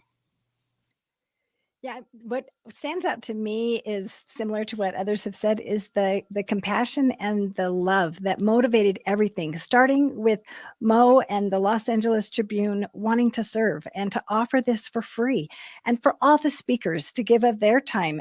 Nobody was paid to speak today. It was all a generous act of service to uplift the world. And that starts at the top and it comes all the way down. And each one of you are great examples to me of loving and serving, and it just reminds me that we uplift each other. With the rising tide, it lifts all boats, and you're lifting me, and hopefully we're lifting others. And so I'm so grateful to be a part of this, and I'm so grateful for all the people behind the scenes that work tirelessly to make this possible. Yeah, every day. Thank you. And Karen, so it's been, what a day. Thank you. Misty. I think that what sums it up, and Karen, I think you just kind of named that beautifully, is that a leader needs a team. And so it's that sometimes I think in the entrepreneurial world, it's so easy to try to do everything yourself and get it done or take on more. And really you can't exponential anything by yourself. You can't exponential anything by yourself. So it is that creating that team around you. And Bill always says, right, that the teams are drawn to you. They're magnetized towards you. You don't go out and hire a good team. You actually bring that good team to you by the things that you're doing. So just kind of sum it up as there was so many amazing, talented people here. But if you heard probably the majority of them, they talked about the people in their life who supported them. Yeah. Yeah. And that's that piece that will make a difference every single time. And surround yourself by great people. But I think too, everybody out there, I want you to hear this. Surround yourself by people who will push you. Surround yourself with people who will say, can we have a talk? Can we have a chat? And the chat is not it's not about a bitch session. It's a listening session with solutions. And I think but surround yourself with people that will always push you to the next level. It's interesting that, partnering with Mary Glorfield, she's constantly, everything I say, constantly pushing the next. And Aaron does the same thing with me now that he's just okay, so hold on, Michael. And Aaron has no problem telling me what he thinks, right? And that's just been the last couple of months that it's just like, woohoo. And it's just everything you look at, everything that makes a difference, you just keep moving forward. And you keep moving forward every single day. So this has been an amazing day. And it's great to have this kind of structure around everything that we create. And yes, Michael said, yes, Michael Silvers, always surround yourself with people who are pushing you to the next level. It's Silver with an S. I saw that all day long, but I don't care, whatever. I used to be Hi-O Silvers in high school, so whatever. But yeah, that's an age kind of thing. But it's just, this is a team. So first of all, I want to give you all a thunderous round of applause for hanging in there, for being part of it, for driving forward. We have so much going on. We have, first of all, the evening session is going to be just amazing. Everything we're going to learn and be taught is just taking that leadership to the next level, which makes a difference every single time. And as we learn and grow, we become better. So first of all, I want to thank all of you. And then I'm seeing people, even though we're going to another stream, this stream is going to actually end in about 7 minutes. I just want to thank all of you for being here. I'm going to bring, I guess, Julianne and Rex up. You'll talk about the night, but I'm going to play a commercial first, so don't come up yet, because I know how to do this now, and I'm just showing off to Ava again. By the way, I want to tell everybody we broke records. The comments today are the most we've ever had, and so give that a thunderous round of applause. You guys rocked it. I asked, could you do comments? And I mean, I saw comments flooding in, and even Joseph McClendon made comments to Mary. So I've heard a lot from that side of, he was like, it was crazy. They were just, I said, it's an amazing family, and everybody's really a family, and really one team, one family. So thank you all so much. I'm going to play the commercial and then I'll put you guys down. I'll bring up the next group. It's been an amazing day, and I can't say any more for what the team has done and how much you guys are and how much we have to go. Remember, 3 to 5 years.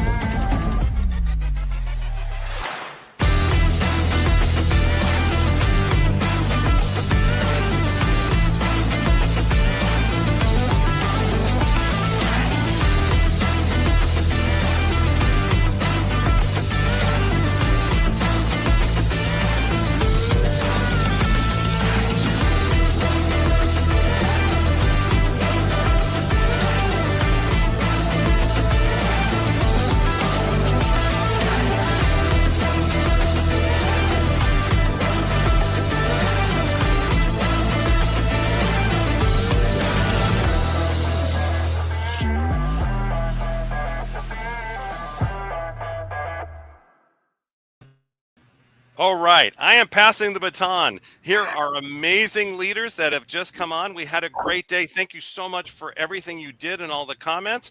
Before the stream shuts off, I'm going to make sure that I'm quiet so you can take it over. But again, I just want to turn it over. Thank you for the support. It's been a great day. Everybody out there, keep listening because the night is going to rock your world. Amazing. Ava. Oh, it looks like she's frozen. There she is. She's back, but you're on mute. There we go. Technical difficulties. I was gonna say before Michael leaves, Michael, we just want to appreciate you and honor you. Get back on the screen for hosting all of today's. What a powerful day it's been today. And of course, you know, Michael does not want to take competition and challenge and not really deliver. So they broke the records today for the most number of comments in one day in an LA Tribune event. Congratulations to all the LA Tribune podcasters, the Women's Journal, the Vietnamese Journal, you know, and your community that you've put together, Michael. Thank you. No, thank you so much. You guys Julianne, are awesome. back to you. Yeah, one team, one family, one community. You guys have a great evening. You too, Well, Michael. I want to say that you look just like a freshly pressed suit. You are as crisp right now as you were in the morning, and you've spent an entire day doing this. So it is remarkable and wonderful, and thank you. Thank you. Thank you. It was great. It was just all the support, and even the support from you guys on the side. I felt it. So thank you. And just have a great evening. You too. Thank you. Yeah, you know, Rex, I just want to comment that it's actually how hard it is to keep that amount of energy up unless the energy is good. So the fact that it was that fire today, so inspiring and so transformational that his energy was able to stay up that entire time is unbelievable. So Jim, what are your thoughts? Well, every single night that we've been doing this, I haven't been tired. I haven't been sleepy. The energy that's coming from the conversations that we're having and the spirit that everyone is showing up with and delivering is absolutely, you have to take note of it. It's just total contribution. And when people are contributing to each other, the energy just elevates because nobody is taking anything from anyone.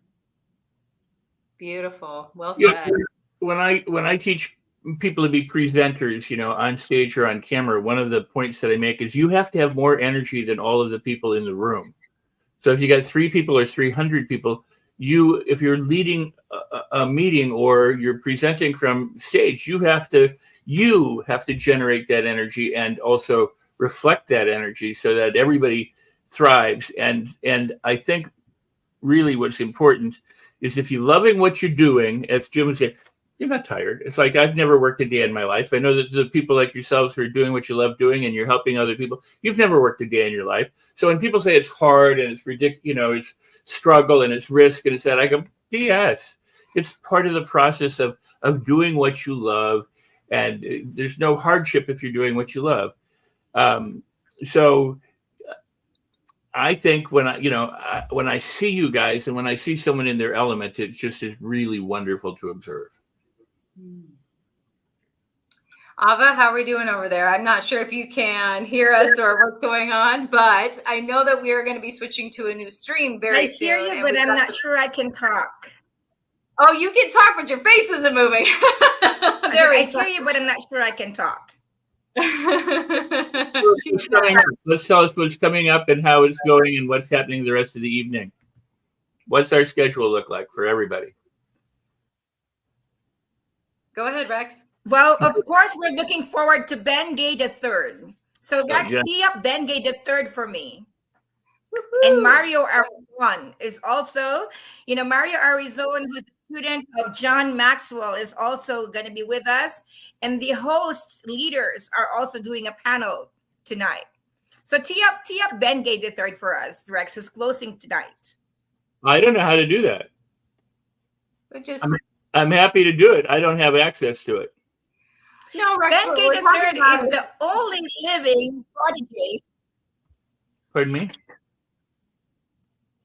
That he's the only living prodigy left. You speak him up. I thought you meant like run the video. I'm like, I don't have access go right on ahead, just share about him. Okay, now I know what you're saying. Yeah, well, go ahead. Go ahead, Julian. Well, he's your buddy, so. Ben Gay is a remarkable guy, and he is the last living protege of Napoleon Hill. He spent a couple of years being mentored by Napoleon prior to Napoleon's death back in 1970. So he has the experience of actually spending time with Dr. Hill and what that was like. And Dr. Hill worked for him and mentored him. So he's going to share some of those stories of what it was like to be mentored by Dr. Hill. And but what you may or may not know about Ben is he is one of those people who's almost single-handedly responsible for the personal development movement. I mean, people like Werner Erhard and EST and LifeSpring and all these different programs that were, and Esalen and things like that happened back in the 60s and 70s came from the work of Ben and some of the others. And on top of that, the people that like Bob Proctor and Zig Ziglar and Og Mandino, they worked for Ben and they worked in the businesses that Ben worked in. So we have somebody here who knows so many of the people who people today listen to, audio recordings or watch videos or read their works, but have never gotten to meet. Amazing. That is so exciting. This stream is about to end because we've been going all day long. So meet us on the flip side because you guys are in for a treat. We're going to keep that energy that Michael kept going for us. So we'll see you on the flip side.